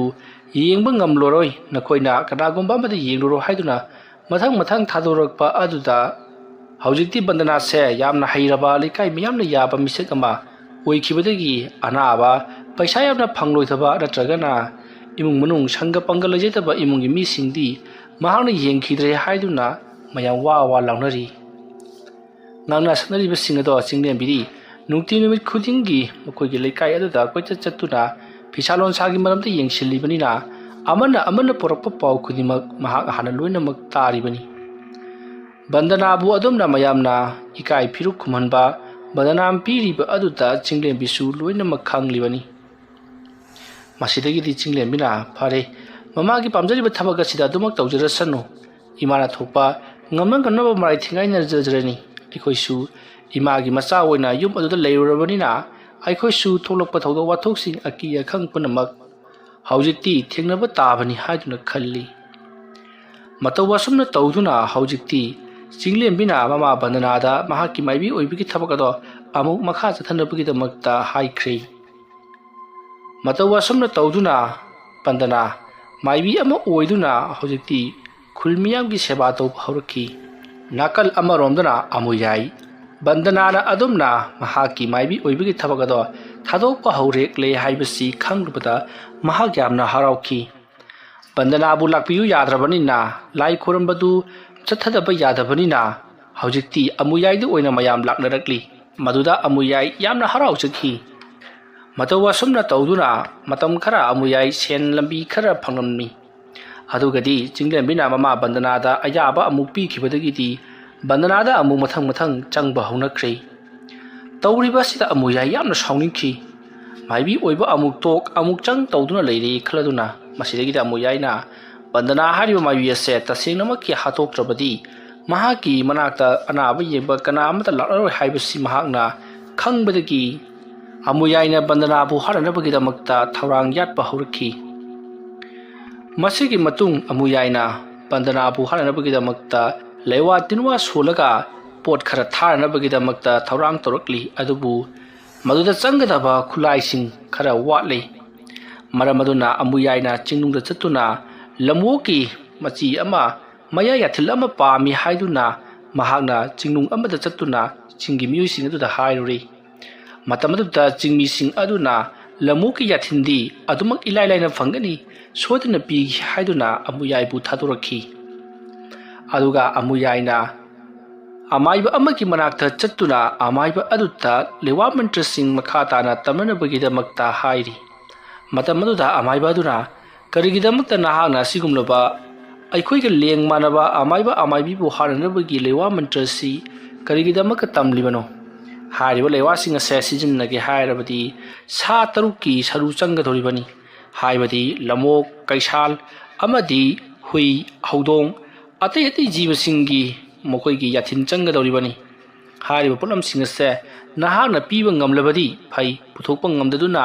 ꯅꯍꯥꯛꯅ ꯂꯥꯏ ꯈꯨꯔꯨꯝꯒꯅꯤ ꯍꯥꯏꯗꯨꯅ ꯊꯧꯔꯥꯡ ꯇꯧꯔꯨꯔꯒ ꯂꯥꯏ ꯈꯨꯔꯨꯝꯈꯤꯗꯕ ꯊꯣꯛꯂꯕꯗꯤ ꯅꯍꯥꯛ ꯁꯣꯏꯗꯅ ꯑꯋꯥꯐꯝꯗ ꯅꯪꯒꯅꯤ ꯃꯗꯨꯃꯗꯤ ꯍꯥꯟꯅ ꯈꯪꯉꯨ ꯍꯥꯏꯗꯨꯅ ꯑꯃꯥꯏꯕ ꯑꯗꯨꯅ ꯍꯥꯏꯔꯤ ꯃꯇꯝ ꯑꯗꯨꯗ ꯑꯃꯨꯌꯥꯏꯅ ꯀꯔꯤꯃꯠꯇ ꯈꯟꯊꯕ ꯇꯧꯗꯅ ꯑꯩꯅ ꯁꯣꯏꯗꯅ ꯉꯝꯅꯕ ꯇꯧꯔꯒꯅꯤ ꯑꯗꯨꯅ ꯑꯩꯒꯤꯗꯤ ꯂꯩꯋꯥ ꯃꯟꯇ꯭ꯔ ꯑꯗꯨꯗꯪ ꯄꯤꯕꯤꯌꯨ ꯍꯥꯏꯔꯤ ꯃꯇꯝ ꯑꯗꯨꯗ ꯑꯃꯨꯌꯥꯏꯒꯤ ꯃꯅꯥꯛꯇ ꯂꯩꯔꯤꯕ ꯃꯉꯣꯟꯗꯒꯤ ꯊꯣꯏꯗꯣꯛ ꯍꯦꯟꯗꯣꯛꯅ ꯍꯩꯔꯕ ꯑꯃꯥꯏꯕ ꯑꯗꯨꯅ ꯐꯔꯦ ꯂꯩꯋꯥ ꯃꯟꯇ꯭ꯔꯁꯤꯡ ꯑꯗꯨ ꯑꯩꯅ ꯁꯣꯏꯗꯅꯃꯛꯀꯤ ꯇꯝꯕꯤꯔꯒꯦ ꯑꯗꯨꯅ ꯅꯍꯥꯛ ꯑꯍꯤꯡ ꯑꯩꯒꯤ ꯅꯥꯛꯇ ꯂꯥꯛꯂꯣ ꯑꯗꯨꯗꯨꯒ ꯂꯩꯋꯥ ꯃꯟꯇ꯭ꯔ ꯑꯗꯨ ꯇꯝꯕꯤꯔꯒꯦ ꯅꯣꯡꯉꯥꯟꯗ꯭ꯔꯤꯉꯩꯗ ꯅꯌꯨꯝ ꯌꯧꯅꯕ ꯑꯃꯨꯛ ꯆꯠꯈꯤꯒꯗꯕꯅꯤ ꯑꯗꯨꯝꯅ ꯍꯥꯏꯔꯛꯄꯗꯒꯤ ꯑꯃꯨꯌꯥꯏꯅꯁꯨ ꯍꯣꯏ ꯃꯇꯥꯎ ꯑꯩ ꯁꯨꯡꯁꯣꯏ ꯁꯣꯏꯗꯅ ꯉꯝꯃꯟꯅꯕ ꯍꯣꯠꯅꯖꯔꯒꯦ ꯍꯥꯏꯔꯝꯂꯒ ꯑꯃꯨꯌꯥꯏ ꯃꯌꯨꯝꯂꯣꯝꯗ ꯍꯜꯂꯛꯈꯤ ꯃꯁꯤꯒꯤ ꯃꯇꯨꯡ ꯑꯃꯨꯌꯥꯏꯅ ꯕꯟꯗꯅꯥꯕꯨ ꯁꯨꯡꯁꯣꯏ ꯁꯣꯏꯗꯅ ꯍꯥꯠꯄ ꯉꯝꯂꯒꯅꯤ ꯍꯥꯏꯕꯁꯦ ꯈꯜꯂꯨꯕꯗ ꯃꯁꯥꯗ ꯌꯥꯝꯅ ꯍꯔꯥꯎꯖꯈꯤ ꯃꯁꯤꯒꯤ ꯃꯇꯨꯡ ꯅꯨꯃꯤꯠ ꯅꯤꯅꯤ ꯍꯨꯝꯅꯤ ꯍꯧꯈ꯭ꯔꯦ ꯅꯨꯃꯤꯠ ꯅꯤꯅꯤ ꯍꯨꯝꯅꯤ ꯍꯧꯈ꯭ꯔꯕ ꯃꯇꯨꯡꯗ ꯑꯃꯨꯌꯥꯏ ꯃꯥꯅ ꯉꯍꯥꯟ ꯁꯤꯡꯂꯝꯕ ꯂꯃꯣꯛꯀꯤ ꯌꯥꯊꯤꯟ ꯑꯃꯗꯤ ꯑꯇꯩ ꯁꯥꯁꯤꯡꯒꯤ ꯌꯥꯊꯤꯟꯁꯤꯡ ꯄꯤꯔꯛꯎ ꯍꯥꯏꯗꯨꯅ ꯁꯤꯡꯂꯝꯕꯁꯤꯡ ꯑꯗꯨꯒꯤ ꯃꯅꯥꯛꯇ ꯆꯠꯇꯨꯅ ꯄꯨꯝꯅꯃꯛ ꯂꯧꯁꯤꯜꯂꯨꯔꯦ ꯑꯁꯨꯝꯅ ꯂꯧꯁꯤꯟꯗꯨꯅ ꯊꯧꯔꯥꯡ ꯄꯨꯝꯅꯃꯛ ꯂꯣꯏꯔꯕꯗ ꯑꯃꯨꯌꯥꯏꯅ ꯃꯍꯥꯛꯀꯤ ꯈ꯭ꯋꯥꯏꯗꯒꯤ ꯍꯩꯊꯣꯏ ꯁꯤꯡꯊꯣꯏꯔꯕ ꯑꯃꯥꯏꯕ ꯑꯗꯨꯒꯤ ꯃꯅꯥꯛꯇ ꯂꯥꯛꯅꯅꯕ ꯁꯦꯝ ꯁꯥꯔꯤ ꯑꯗꯨꯝꯅ ꯑꯃꯥꯏꯕ ꯑꯃꯨꯌꯥꯏꯅ ꯊꯣꯡꯒꯥꯜ ꯂꯥꯟꯗꯨꯅ ꯁꯥꯏꯀꯜ ꯊꯧꯔꯒ ꯆꯠꯈꯤꯕ ꯑꯗꯣ ꯕꯟꯗꯅꯥꯒꯤ ꯅꯨꯄꯥ ꯚꯨꯕꯣꯜꯅ ꯎꯍꯧꯔꯤ ꯃꯇꯝ ꯑꯗꯨꯗ ꯚꯨꯕꯣꯜꯅ ꯀꯔꯤꯅꯣ ꯃꯁꯤꯒꯤ ꯃꯥꯏꯕ ꯑꯁꯤꯅ ꯌꯥꯝꯅ ꯍꯔꯥꯎꯅ ꯆꯠꯈ꯭ꯔꯤꯕꯁꯤꯅ ꯃꯥꯒꯤꯁꯤ ꯑꯩꯒꯤ ꯅꯨꯄꯤ ꯑꯉꯥꯡꯕꯨ ꯃꯥꯡꯍꯟꯅꯕ ꯁꯤꯟꯕ ꯁꯣꯏꯗꯅ ꯑꯣꯏꯔꯝꯒꯅꯤ ꯐꯔꯣꯏꯗꯧꯔꯤꯕ ꯃꯥꯏꯕꯅꯤ ꯀꯔꯤꯒꯨꯝꯕ ꯅꯍꯥꯛꯅ ꯑꯩꯒꯤ ꯅꯨꯄꯤꯕꯨ ꯃꯥꯡ ꯇꯥꯛꯅꯅꯕ ꯁꯤꯟꯕ ꯀꯔꯤꯒꯨꯝꯕ ꯃꯊ꯭ꯋꯥꯏ ꯂꯧꯅꯅꯕ ꯁꯤꯟꯕ ꯑꯣꯏꯔꯝꯃꯕꯗꯤ ꯅꯈꯣꯏꯒꯤ ꯂꯩꯋꯥ ꯃꯟꯇ꯭ꯔ ꯑꯩꯉꯣꯟꯗ ꯆꯪꯉꯣꯏ ꯊꯥꯡꯖꯧ ꯑꯃ ꯄꯥꯏꯔꯒ ꯅꯍꯥꯛꯄꯨ ꯅꯪꯅ ꯀꯛꯇꯨꯅ ꯍꯦꯛ ꯍꯥꯠꯄ ꯉꯝꯗ꯭ꯔꯕ ꯑꯩ ꯚꯨꯕꯣꯜ ꯅꯠꯇ꯭ꯔꯦꯗꯅ ꯃꯤ ꯎꯁꯤꯠꯇꯕ ꯑꯁꯨꯝꯅ ꯍꯥꯏꯔꯝꯂꯒ ꯚꯨꯕꯣꯜꯗꯣ ꯊꯕꯛ ꯆꯠꯅꯤ ꯍꯥꯏꯗꯨꯅ ꯊꯣꯛꯂꯛꯂꯤꯕꯗꯨ ꯃꯍꯥꯛꯀꯤ ꯊꯕꯛꯇꯣ ꯑꯗꯨꯃꯛ ꯆꯠꯈ꯭ꯔꯦ ꯃꯁꯤꯒꯤ ꯃꯇꯨꯡ ꯑꯃꯨꯌꯥꯏ ꯃꯍꯥꯛꯀꯤ ꯃꯥꯏꯕ ꯑꯗꯨꯒꯤ ꯃꯅꯥꯛ ꯌꯧꯔꯛꯂꯕꯗ ꯃꯥꯏꯕ ꯑꯗꯨꯅ ꯅꯍꯥꯛꯄꯨ ꯊꯧꯔꯥꯡꯁꯤꯡ ꯑꯗꯨꯕꯨ ꯂꯥꯡꯕ ꯂꯣꯏꯔꯕ꯭ꯔꯣ ꯑꯗꯨꯝꯅ ꯍꯥꯏꯔꯛꯄꯗ ꯑꯃꯨꯌꯥꯏꯅ ꯑꯣꯖꯥ ꯊꯧꯔꯥꯡ ꯄꯨꯝꯅꯃꯛꯇꯤ ꯂꯥꯡꯕ ꯄꯨꯝꯅꯃꯛ ꯂꯣꯏꯖꯔꯕꯅꯤ ꯑꯣꯖꯥꯒꯤ ꯂꯩꯋꯥ ꯑꯗꯨꯗꯪ ꯉꯥꯏꯔꯕꯅꯤ ꯑꯁꯨꯝꯅ ꯍꯥꯏꯔꯛꯄꯗ ꯑꯃꯥꯏꯕ ꯑꯗꯨꯅ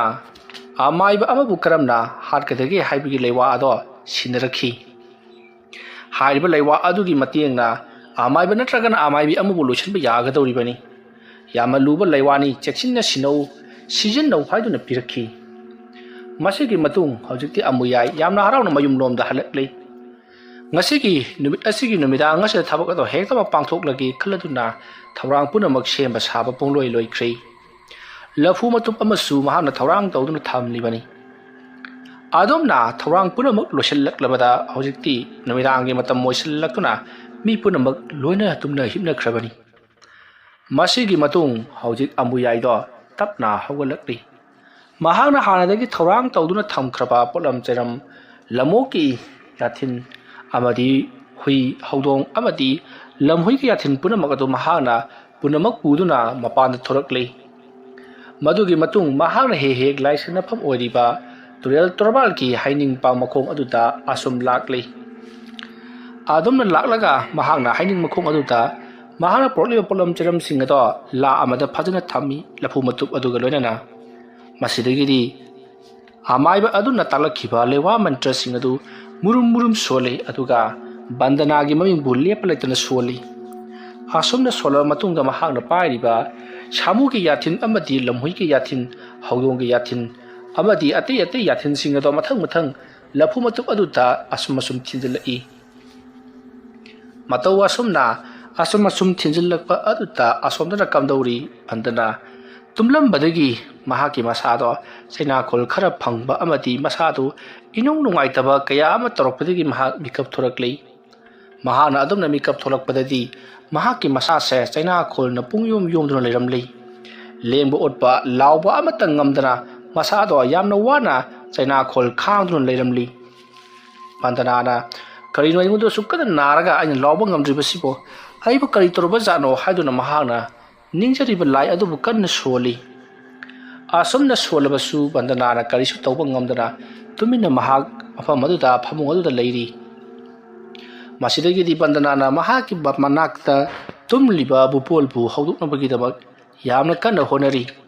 adupu haudukpadi mahak ngamlamdi masidagi di bandana humangana pi kangkhalakli bandana gi manakta tumliba bupol haujikti mahaksu karinoma masada phawrakpa mali tapna man pangthorokpadadi bandana humangana pi kangduna bupol da bame tol laukthokuna yengduna leramlibudu ubada bupol na hai kedore ha kedorage nangbo haiduna masano amduna haudokli aduga mahakpu namduna phamhalli adumna bupol na yamna kina amadi yamna pakhatna bandana da kedore haiduna hangba aduda chinglem bisu taraduna baba ima kedorage haiduna chensilakli adumna chensilakpaduda bandana mamai mami punamak humang anapi kanglaga masado phatra taduna chaina khol khambagi mongda yamna wana leiribadu uri bandana humang na masado punglup luplabani tanja adu bandana gi maya dagi i otharakli ardunatana natondagi i sutarakli adama torokpadu da bupolna magi se kanagumba amaiba amana pot kaplakpadagi mongonda panba mali aduna masi kamdo wedagi haiduna bupol tofong khangdi amaiba kana tanagani haiduna su matomta pangchongdi chongli matam aduda chinglembina baba masidi yararoi aduna athubu matamda ikoi maibara amma yengthunaba tausi aduna babana khangba kana leibagi haiduna hangakli matam aduda bupolna mahak ki khanna janna japa nama bandana ga su yamna punba amaiba balai magi manakta chatuna ai amukta kaurukhige nama sinang sinaramo hairamlaka yama thunna bupol do afinga pai oina mangolda ngadu thamliba cycle adu tongduna parap chakri masigi matung chinglembina mama bandana bu yamna pakhana imana haku kari torobagi haiduna aduma hangli matam aduda bandana wa ngang ngamdrabasu mana mamina karaidano amadi yengli aduga chinglembida amuk jeng aduga posak amada amuk jeng tawduna leiri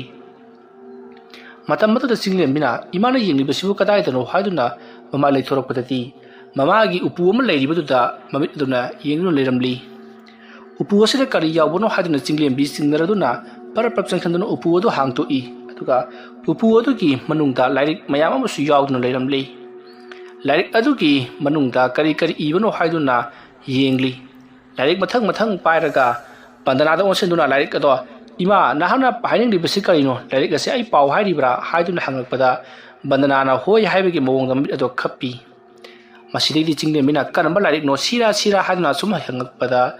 lairik angang ba ma yauribaduda bandana na chume maduni haibagi mawongda mahakna mamitun ingit pirakli masidegi chinglembi bandana ge manakta parprap changshalaklaga lairik adu phaktoktuna paba haurakli aduma lairik adu phaktoktuna paba haurakpada chinglembi do kaya thoina mangam salamdi marda yauriba wahai wata singdo bereng pabada yamna khloida ba haibadu oiri laigi lairon ngakta oina tawbodina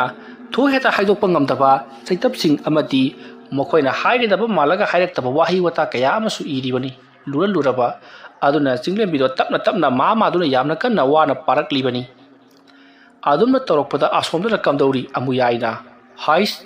aina yumchenduna thamliba saroi ngaroi gi maru singasi asum satpa horoklera kanagomba maibra tragana maibi amana mateng pangle phai masisu chaina khara phangange asomna hairamlaga lewa do pok khuraga lewa ma sonduna mahaki makut khubi aduda soli asomna solo matungda amuyaina lapu matup aduta khubi maru aduna giri taktuna tenba lo haiduna giri talakpa aduta lairik kanna paduna lewa sing sonduna mama bu pharna ba honaramliba chinglembiro mahaki masada karino khangdaba utupla watupla natragana nungthangla karino khangdaba mana mahaki manangangi thajin mapada yamna kanna dhup launa thomlakhi adumna manangan aduta karino khangdaba machin tumba natragasu nungthanggumba mana dum launa thomlakpaduta sapu aduna chinglembi swar phungatuna leimaida mamai ngangsang duna taraga leiri adumma tawrakpada somdana amuyai gi manakta leriba lapumakuk aduta yungselliba saru ngaru singado amu hanna amu yungchengkrei madu ubada amuyaina to simangaidana ꯑꯩꯅ ꯊꯥꯕ ꯈꯨꯠꯂꯥꯏꯕꯨ ꯁꯣꯏ ꯍꯥꯏꯕ꯭ꯔꯣ ꯑꯁꯨꯝꯅ ꯍꯥꯏꯔꯒ ꯂꯩꯋꯥ ꯈꯔ ꯁꯣꯟꯗꯨꯅ ꯑꯁꯨꯝ ꯌꯨꯡꯁꯤꯟꯈ꯭ꯔꯦ ꯑꯗꯨꯝꯅ ꯇꯧꯔꯛꯄꯗꯒꯤꯗꯤ ꯁꯣꯝꯗ ꯕꯟꯗꯅꯥꯗꯣ ꯆꯤꯡꯂꯦꯝꯕꯤꯗ ꯌꯥꯝꯅ ꯃꯨꯟꯅ ꯌꯦꯡꯂꯝꯂꯒ ꯇꯥꯏꯕꯪ ꯊꯥꯗꯣꯛꯈꯤ ꯆꯤꯡꯂꯦꯝꯕꯤꯁꯨ ꯃꯃꯥꯒꯤ ꯃꯇꯧ ꯑꯗꯨꯗ ꯌꯦꯡꯕ ꯉꯝꯗ꯭ꯔꯗꯨꯅ ꯆꯩꯅꯥꯈꯣꯜ ꯄꯨꯝꯅꯃꯛ ꯈꯥꯡꯖꯤꯜꯂꯒ ꯃꯍꯥꯛ ꯁꯣꯔ ꯐꯨꯜꯂꯁꯨ ꯐꯨꯟꯒꯠꯅ ꯃꯍꯥꯛ ꯇꯞꯅ ꯐꯥꯊꯔꯒ ꯂꯥꯏꯔꯤꯛꯁꯤꯡꯗꯣ ꯌꯥꯝꯅ ꯋꯥꯅ ꯄꯥꯅꯅꯕ ꯍꯣꯠꯅꯔꯛꯂꯤ ꯑꯗꯨꯃ ꯇꯧꯔꯛꯄꯗ ꯌꯨꯝ ꯑꯗꯨꯗ ꯕꯨꯄꯣꯜꯅ ꯀꯧꯕ ꯆꯠꯈꯤꯕ ꯃꯥꯏꯕ ꯑꯗꯨꯒ ꯂꯣꯏꯅꯅ ꯃꯈꯣꯏ ꯄꯨꯟꯅ ꯂꯥꯛꯃꯤꯟꯅꯈꯤ ꯑꯗꯨꯕꯨ ꯕꯨꯄꯣꯜꯅ ꯑꯃꯥꯏꯕ ꯄꯨꯗꯨꯅ ꯕꯟꯗꯅꯥꯒꯤ ꯃꯅꯥꯛ ꯌꯧꯔꯛꯄꯗꯗꯤ ꯕꯟꯗꯅꯥ ꯊꯋꯥꯏ ꯃꯥꯡꯂꯦ ꯍꯥꯏꯕꯁꯦ ꯈꯪꯂꯛꯈꯤ ꯃꯗꯨ ꯈꯪꯂꯛꯄꯗ ꯕꯨꯄꯣꯜ ꯃꯩ ꯍꯧꯅ ꯁꯥꯎꯈ꯭ꯔꯦ ꯑꯃꯥꯏꯕ ꯑꯃꯨꯌꯥꯏꯕꯨ ꯁꯣꯏꯗꯅ ꯂꯃꯟ ꯈꯨꯝꯒꯅꯤ ꯍꯥꯏꯗꯨꯅ ꯃꯍꯥꯛꯅ ꯆꯞ ꯌꯨꯡꯅ ꯂꯦꯞꯈꯤ ꯍꯥꯏꯔꯤꯕ ꯅꯨꯃꯤꯠ ꯑꯁꯤꯗꯒꯤꯗꯤ ꯕꯨꯄꯣꯜꯗꯣ ꯀꯔꯤꯅꯣꯝ ꯑꯗꯨꯃꯛ ꯇꯧꯈ꯭ꯔꯕꯅꯤ ꯁꯣꯝꯗꯅ ꯆꯤꯡꯂꯦꯝꯕꯤꯗꯨꯁꯨ ꯁꯣꯔ ꯐꯨꯟꯒꯠꯇꯨꯅ ꯂꯩꯔꯝꯕꯗꯒꯤ ꯑꯃꯥꯏꯕ ꯑꯗꯨꯅ ꯐꯥꯊꯕꯤꯕꯗꯒꯤ ꯍꯟꯊꯔꯛꯈꯤ ꯑꯗꯨꯒ ꯆꯤꯡꯂꯦꯝꯕꯤꯅ ꯃꯄꯥ ꯕꯨꯄꯣꯜꯗ ꯇꯧꯈꯤꯕ ꯄꯨꯝꯅꯃꯛ ꯑꯗꯣ ꯇꯝꯂꯤ ꯃꯇꯝ ꯑꯗꯨꯗ ꯕꯨꯄꯣꯜꯅ ꯑꯩ ꯈꯪꯉꯤ ꯃꯥꯒꯤ ꯑꯃꯨꯌꯥꯏ ꯍꯥꯏꯕꯗꯨꯅ ꯅꯪꯒꯤ ꯅꯃꯥ ꯕꯟꯗꯅꯥꯕꯨ ꯃꯥꯏꯊꯤꯕ ꯄꯤꯅꯅꯕ ꯃꯍꯥꯛꯄꯨ ꯅꯝꯊꯅꯕꯒꯤꯗꯃꯛꯇ ꯍꯣꯠꯅꯗꯨꯅꯇ ꯂꯥꯛꯂꯕꯅꯤ ꯉꯁꯤꯅ ꯃꯍꯥꯛꯀꯤ ꯊꯋꯥꯏ ꯂꯧꯈ꯭ꯔꯦ ꯑꯩꯅꯁꯨ ꯁꯨꯡꯁꯣꯏ ꯁꯣꯏꯗꯅꯃꯛꯀꯤ ꯕꯨꯄꯣꯜ ꯑꯩꯅ ꯑꯃꯨꯌꯥꯏꯕꯨ ꯁꯣꯏꯗꯅ ꯍꯥꯠꯂꯒꯅꯤ ꯑꯁꯨꯝꯅ ꯍꯥꯏꯔꯒ ꯕꯨꯄꯣꯜꯗꯣ ꯃꯍꯥꯛꯅ ꯍꯦꯛ ꯁꯤꯖꯤꯟꯅꯕ ꯊꯥꯡꯁꯥꯡ ꯑꯃ ꯂꯩꯔꯤꯕꯗꯣ ꯁꯠꯇꯣꯛꯏ ꯑꯗꯨꯒ ꯃꯍꯥꯛꯅ ꯋꯥꯁꯛꯂꯤ ꯀꯔꯤꯒꯨꯝꯕꯗ ꯍꯌꯦꯡꯒꯤ ꯅꯨꯃꯤꯠꯇ ꯑꯃꯨꯌꯥꯏꯕꯨ ꯑꯩꯅ ꯍꯥꯠꯄ ꯉꯝꯗ꯭ꯔꯕꯗꯤ ꯑꯩꯁꯨ ꯏꯁꯥ ꯏꯇꯣꯝꯇ ꯁꯤꯖꯒꯅꯤ ꯍꯥꯏꯗꯨꯅ ꯊꯥꯡ ꯆꯤꯛꯇꯨꯅ ꯋꯥꯁꯛꯈ꯭ꯔꯦ ꯇꯧꯔꯤꯕ ꯑꯁꯤꯗ ꯆꯤꯡꯂꯦꯝꯕꯤꯗꯤ ꯑꯣꯛ ꯈꯣꯡꯅ ꯀꯞꯂꯤ ꯀꯔꯤꯅꯣ ꯄꯥꯕꯨꯡꯅ ꯍꯥꯏꯔꯤꯕꯗꯨꯕꯨ ꯄꯥꯕꯨꯡꯅ ꯑꯗꯨꯃ ꯇꯧꯈ꯭ꯔꯕꯗꯤ ꯑꯩꯕꯨ ꯀꯅꯥ ꯌꯦꯡꯗꯨꯅ ꯂꯩꯍꯧ ꯍꯥꯏꯕꯅꯣ ꯍꯥꯏꯗꯨꯅ ꯀꯟꯅ ꯀꯞꯂꯤ ꯑꯗꯨꯒ ꯑꯃꯥꯏꯕ ꯑꯗꯨꯅꯁꯨ ꯏꯕꯨꯡꯉꯣ ꯑꯗꯨꯝꯅ ꯅꯨꯃꯤꯗꯥꯡ ꯑꯁꯤꯗ ꯊꯥꯡ ꯆꯤꯛꯇꯨꯅ ꯋꯥꯁꯛꯄ ꯐꯠꯇꯦ ꯍꯜꯂꯨ ꯍꯪ ꯍꯥꯏꯌꯨ ꯍꯥꯏꯗꯨꯅ ꯌꯥꯝꯅ ꯀꯟꯅ ꯋꯥꯁꯛ ꯄꯔꯩ ꯍꯟꯅꯅꯕ ꯍꯥꯏꯔꯤ ꯑꯗꯨꯕꯨ ꯕꯨꯄꯣꯜꯅ ꯌꯥꯕ ꯀꯧꯕ ꯂꯩꯈꯤꯗꯦ ꯃꯗꯨꯒꯤ ꯃꯇꯨꯡ ꯑꯃꯥꯏꯕ ꯑꯗꯨꯅ ꯍꯧꯖꯤꯛꯇꯤ ꯕꯟꯗꯅꯥꯒꯤ ꯊꯋꯥꯏ ꯌꯥꯎꯗ꯭ꯔꯕ ꯍꯛꯆꯥꯡ ꯑꯗꯣ ꯏꯃꯨꯡꯗ ꯁꯨꯝ ꯊꯝꯂꯒꯨꯝꯁꯤ ꯃꯄꯥꯟꯗ ꯑꯣꯏꯅ ꯊꯝꯂꯁꯤ ꯍꯥꯏꯗꯨꯅ ꯕꯨꯄꯣꯜꯗ ꯍꯥꯏꯕꯗꯒꯤ ꯃꯊꯪ ꯄꯥꯎ ꯄꯤꯅꯔꯛꯇꯨꯅ ꯍꯧꯖꯤꯛꯇꯤ ꯂꯩꯀꯥꯏ ꯃꯌꯥꯝꯁꯨ ꯇꯤꯜꯂꯔꯤ ꯃꯇꯧ ꯑꯁꯨꯝꯅ ꯕꯟꯗꯅꯥꯒꯤ ꯊꯋꯥꯏ ꯌꯥꯎꯗ꯭ꯔꯕ ꯍꯛꯆꯥꯡ ꯑꯗꯣ ꯃꯄꯥꯟꯗ ꯄꯨꯊꯣꯛꯇꯨꯅ ꯊꯝꯂꯤ ꯑꯗꯨꯒ ꯃꯌꯥꯝꯅ ꯁꯪꯗꯨꯅ ꯂꯩꯔꯤ ꯁꯣꯝꯗꯅ ꯑꯃꯨꯌꯥꯏ ꯃꯍꯥꯛꯅ ꯇꯧꯈꯤꯕ ꯊꯕꯛ ꯑꯗꯣ ꯃꯥꯏ ꯄꯥꯛꯂꯦ ꯈꯜꯂꯨꯕꯗ ꯌꯥꯝꯅ ꯍꯔꯥꯎꯅ ꯍꯩꯅꯤꯡ ꯃꯈꯣꯡ ꯑꯗꯨꯗꯒꯤ ꯂꯥꯏ ꯂꯣꯏꯁꯜꯂꯝꯂꯒ ꯊꯣꯔꯛꯈꯤ ꯑꯗꯨꯝꯅ ꯃꯍꯥꯛꯅ ꯍꯦꯛ ꯊꯣꯛꯂꯛꯄꯒ ꯃꯍꯥꯛꯀꯤ ꯃꯈꯣꯡ ꯑꯗꯣ ꯀꯔꯤꯒꯨꯝꯕ ꯑꯃꯗ ꯈꯨꯔꯧ ꯊꯥꯡꯖꯤꯟꯗꯨꯅ ꯂꯧꯁꯤꯟꯒꯦ ꯇꯧꯗꯨꯅ ꯇꯨꯒꯦ ꯇꯧꯏ ꯃꯗꯨꯗ ꯑꯃꯨꯌꯥꯏꯅ ꯍꯦꯔꯥ ꯊꯣꯔꯥꯏ ꯃꯆꯥ ꯈꯣꯡ ꯃꯅꯥꯛꯁꯤꯗ ꯀꯔꯤꯗꯒꯤ ꯎꯔꯤ ꯋꯥꯔꯤꯅꯣ ꯑꯁꯨꯝꯅ ꯍꯥꯏꯔꯒ ꯃꯍꯥꯛꯅ ꯃꯈꯣꯡ ꯑꯗꯨꯅ ꯎꯔꯤ ꯋꯥꯔꯤꯁꯤꯡꯗꯣ ꯆꯕꯦꯠ ꯅꯦꯈꯥꯏꯔꯝꯂꯒ ꯃꯌꯨꯝ ꯇꯝꯅ ꯍꯜꯂꯛꯂꯤ ꯑꯗꯨꯒ ꯁꯣꯝꯗ ꯅꯥꯀꯜ ꯑꯃꯗꯅ ꯆꯤꯡꯂꯦꯝꯕꯤ ꯃꯁꯝ ꯃꯅꯥ ꯏꯐꯥ ꯃꯃꯥꯕꯨ ꯀꯧꯗꯨꯅ ꯀꯞꯄ ꯌꯥꯕ ꯀꯞꯂꯝꯕꯗꯒꯤ ꯋꯥꯔꯕ ꯃꯥꯜꯂꯤ ꯇꯨꯃꯤꯟꯅ ꯋꯥꯈꯜ ꯑꯃꯗ ꯃꯪꯗꯨꯅ ꯂꯩꯔꯤ ꯑꯗꯨꯒ ꯆꯤꯡꯂꯦꯝꯕꯤꯅꯁꯨ ꯋꯥꯁꯛꯈꯤ ꯏꯃꯥ ꯍꯥꯠꯄꯒꯤ ꯂꯃꯟ ꯁꯣꯏꯗꯅ ꯈꯨꯝꯒꯅꯤ ꯏꯃꯥꯒꯤ ꯃꯪꯁꯛ ꯇꯥꯟꯒꯅꯤ ꯍꯥꯏꯗꯨꯅ ꯃꯍꯥꯛꯁꯨ ꯑꯃꯝꯕꯒꯤ ꯂꯥꯏꯕꯨ ꯁꯥꯈꯤ ꯊꯝꯗꯨꯅ ꯋꯥꯁꯛꯈꯤ ꯃꯁꯤꯒꯤ ꯃꯇꯨꯡ ꯃꯊꯪꯒꯤ ꯅꯣꯡꯉꯥꯜꯂꯤ ꯅꯣꯡꯉꯥꯜꯂꯛꯄ ꯑꯗꯨꯗ ꯕꯟꯗꯅꯥꯒꯤ ꯊꯋꯥꯏ ꯌꯥꯎꯗ꯭ꯔꯕ ꯍꯛꯆꯥꯡ ꯑꯗꯨꯕꯨ ꯃꯍꯥꯛꯀꯤ ꯃꯄꯨꯔꯣꯏꯕ ꯕꯨꯄꯣꯜ ꯑꯃꯗꯤ ꯃꯆꯥꯅꯨꯄꯤ ꯆꯤꯡꯂꯦꯝꯕꯤ ꯌꯥꯎꯅ ꯂꯩꯀꯥꯏ ꯑꯗꯨꯒꯤ ꯃꯤꯑꯣꯏ ꯀꯌꯥꯒ ꯂꯣꯏꯅꯅ ꯃꯍꯥꯛꯀꯤ ꯍꯧꯅꯕꯤ ꯃꯇꯨꯡꯏꯟꯅ ꯃꯊꯧ ꯃꯉꯝ ꯄꯥꯡꯊꯣꯛꯅꯕꯒꯤꯗꯃꯛꯇ ꯁꯦꯝꯕ ꯁꯥꯕ ꯄꯨꯡꯂꯣꯏ ꯂꯣꯏꯔꯤ ꯑꯁꯨꯝꯅ ꯇꯧꯗꯨꯅ ꯕꯟꯗꯅꯥꯒꯤ ꯊꯋꯥꯏ ꯌꯥꯎꯗ꯭ꯔꯕ ꯍꯛꯆꯥꯡ ꯑꯗꯣ ꯃꯌꯥꯝ ꯇꯧꯗꯨꯅ ꯄꯣꯠꯂꯣꯏꯈ꯭ꯔꯦ ꯕꯟꯗꯅꯥꯒꯤ ꯍꯛꯆꯥꯡ ꯄꯣꯠꯂꯣꯏꯕ ꯍꯦꯛ ꯂꯣꯏꯕꯒ ꯕꯨꯄꯣꯜꯗꯣ ꯌꯥꯝꯅ ꯁꯥꯎꯅ ꯑꯃꯥꯏꯕ ꯑꯃꯨꯌꯥꯏꯒꯤ ꯃꯌꯨꯝꯗ ꯄꯔꯞ ꯂꯥꯛꯂꯤ ꯃꯈꯨꯠꯇ ꯐꯖꯔꯕ ꯎꯇꯨꯞ ꯑꯃꯁꯨ ꯄꯥꯏꯗꯨꯅ ꯑꯃꯨꯌꯥꯏꯕꯨ ꯁꯨꯡꯁꯣꯏ ꯁꯣꯏꯗꯅ ꯍꯥꯠꯂꯨꯔꯒꯦ ꯍꯥꯏꯕꯒꯤ ꯃꯇꯥꯒꯨꯝꯅꯅꯤ ꯑꯁꯨꯝꯅ ꯕꯨꯄꯣꯜꯅ ꯆꯠꯈꯤꯕꯗꯨ ꯇꯨꯡꯂꯣꯝꯗꯒꯤ ꯃꯍꯥꯛꯀꯤ ꯃꯤꯑꯣꯏꯁꯤꯡ ꯍꯥꯏꯕꯗꯤ ꯂꯩꯀꯥꯏ ꯑꯗꯨꯒꯤ ꯕꯨꯄꯣꯜꯒꯤ ꯃꯤꯍꯨꯜ ꯈꯪꯕ ꯃꯤꯑꯣꯏꯁꯤꯡꯅ ꯕꯨꯄꯣꯜ ꯅꯍꯥꯛꯅ ꯇꯧꯔꯤꯕꯗꯨꯕꯨ ꯀꯔꯤꯅꯣ ꯑꯆꯨꯝ ꯃꯔꯥꯟ ꯊꯤꯗꯅ ꯑꯗꯨꯝꯅ ꯇꯧꯒꯅꯨ ꯍꯥꯏꯗꯨꯅ ꯇꯥꯟꯅꯔꯛꯂꯤꯕꯅꯤ ꯃꯌꯥꯝꯅ ꯈꯥꯝꯂꯤꯕꯗꯨ ꯇꯥꯗ ꯕꯨꯄꯣꯜ ꯄꯔꯞ ꯑꯃꯨꯌꯥꯏꯒꯤ ꯃꯅꯥꯛ ꯇꯝꯅ ꯂꯥꯛꯂꯤꯕꯅꯤ ꯃꯇꯝ ꯑꯗꯨꯗ ꯑꯃꯨꯌꯥꯏꯗꯤ इहिंग हिंगना करिसु थौसादना महाक्ति सुमांग अदुता करिनो अमबु चादुना लेरमली मतम अदुदा बुपोल चंगसिलकलगा अमुयाईगी मनाक्ता लेपलगा हाय नंग केमु यमना फावगमिनो हा नाहक यामना हाई हाइबा खोइ खंगिने अदुगा करिगिदमका नाहकना आइगी मना लेत्रबा नुपि अदुबु नाहकना मथ्वाई लौरिबनो अदुना नंग सुंगसिरि अइना नंगी नथ्वाई लौबा तारि नंगना हाइबना मंत्र अइना हाइबना हुइया लालों असुम नारमलगा बुपोलना अमुयाई तमना मान पारिबा चावरबु तुपदुना मकुक नवाई तमना हाइथरकपदा ꯑꯃꯨꯌꯥꯏꯅ ꯂꯩꯊꯣꯛꯍꯧꯕꯗꯒꯤ ꯂꯩꯃꯥꯏꯗ ꯑꯣꯏꯅ ꯍꯥꯏꯊꯈꯤ ꯇꯥꯟꯖꯥ ꯑꯗꯨꯗ ꯑꯃꯨꯌꯥꯏꯅ ꯍꯩ ꯀꯔꯤꯅꯣ ꯕꯨꯄꯣꯜ ꯅꯍꯥꯛꯄꯨ ꯉꯥꯎꯔꯕ꯭ꯔꯣ ꯍꯥ ꯑꯩꯅ ꯅꯪꯒꯤ ꯅꯨꯄꯤꯗꯨꯕꯨ ꯃꯇꯧ ꯀꯔꯝꯅ ꯀꯔꯤꯒꯤꯗꯃꯛꯇ ꯍꯥꯠꯀꯗꯧꯔꯤꯕꯅꯣ ꯑꯗꯨꯒꯨꯝꯕ ꯃꯊꯣꯡ ꯃꯔꯝ ꯈꯪꯗꯕ ꯄꯥꯎ ꯑꯗꯨꯕꯨ ꯑꯩꯒꯤ ꯏꯅꯥꯛꯇ ꯄꯨꯔꯛꯂꯒ ꯏꯔꯥꯟꯅ ꯆꯤꯡꯁꯤꯜꯂꯒꯅꯨꯅꯦ ꯑꯗꯨꯝꯅ ꯍꯥꯏꯔꯛꯄꯗ ꯕꯨꯄꯣꯜꯅ ꯀꯔꯤ ꯏꯔꯥꯟ ꯁꯤꯒꯅꯨ ꯀꯥꯏꯗꯅ ꯅꯪꯅ ꯅꯠꯇꯅ ꯑꯩꯒꯤ ꯅꯨꯄꯤꯗꯨ ꯀꯅꯥꯅ ꯍꯥꯠꯀꯗꯧꯔꯤꯕꯅꯣ ꯂꯩꯋꯥ ꯃꯟꯇ꯭ꯔ ꯊꯥꯖꯤꯟꯗꯨꯅ ꯃꯤꯒꯤ ꯅꯨꯄꯤꯕꯨ ꯍꯥꯠꯄ ꯅꯪꯗ ꯍꯥꯠꯂꯒ ꯂꯣꯏꯔꯦ ꯑꯁꯨꯝꯅ ꯕꯨꯄꯣꯜꯅ ꯍꯟꯖꯤꯟ ꯍꯟꯖꯤꯟ ꯍꯣꯠꯅꯔꯛꯄꯗ ꯕꯨꯄꯣꯜꯒꯤ ꯃꯇꯨꯡꯗ ꯏꯟꯅꯔꯛꯈꯤꯕ ꯃꯤꯑꯣꯏꯁꯤꯡ ꯑꯗꯨꯅ ꯆꯦꯟꯁꯤꯜꯂꯛꯇꯨꯅ ꯕꯨꯄꯣꯜꯕꯨ ꯐꯥꯖꯤꯜꯂꯤ ꯇꯧꯔꯤꯕꯁꯤꯡ ꯑꯁꯤꯗ ꯀꯔꯤꯅꯣ ꯍꯥꯏꯗꯨꯅ ꯂꯩꯀꯥꯏ ꯃꯤꯌꯥꯝ ꯍꯧꯔꯛꯂꯦ ꯑꯗꯨꯒ ꯀꯔꯤ ꯀꯝꯗꯧꯕꯅꯣ ꯍꯥꯏꯗꯨꯅ ꯍꯪꯉꯛꯂꯤ ꯃꯇꯝ ꯑꯗꯨꯗ ꯕꯨꯄꯣꯜꯅ ꯑꯃꯨꯌꯥꯏ ꯍꯥꯏꯔꯤꯕ ꯃꯥꯏꯕ ꯑꯁꯤꯅ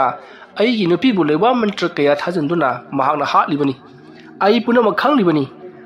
ꯑꯗꯨꯅ ꯃꯍꯥꯛꯄꯨꯁꯨ ꯃꯌꯥꯝꯅ ꯆꯩꯔꯥꯛ ꯄꯤꯒꯗꯕꯅꯤ ꯍꯥꯏꯔꯤ ꯋꯥꯐꯝ ꯑꯗꯨ ꯇꯥꯕꯗ ꯂꯩꯔꯤꯕꯁꯤꯡ ꯑꯗꯨꯅ ꯍꯥꯏ ꯕꯨꯄꯣꯜ ꯅꯍꯥꯛꯀꯤ ꯋꯥꯗꯣ ꯆꯠꯅꯕ ꯌꯥꯕ ꯋꯥ ꯑꯣꯏꯗꯦ ꯃꯨꯟꯅ ꯑꯃꯨꯛꯇꯪ ꯈꯜꯂꯒ ꯋꯥꯗꯣ ꯉꯥꯡꯉꯨ ꯃꯍꯥꯛꯅ ꯅꯪꯒꯤ ꯅꯨꯄꯤ ꯍꯥꯠꯂꯦ ꯍꯥꯏꯕꯒꯤ ꯅꯉꯣꯟꯗ ꯀꯔꯤ ꯄ꯭ꯔꯃꯥꯟ ꯂꯩꯕꯒꯦ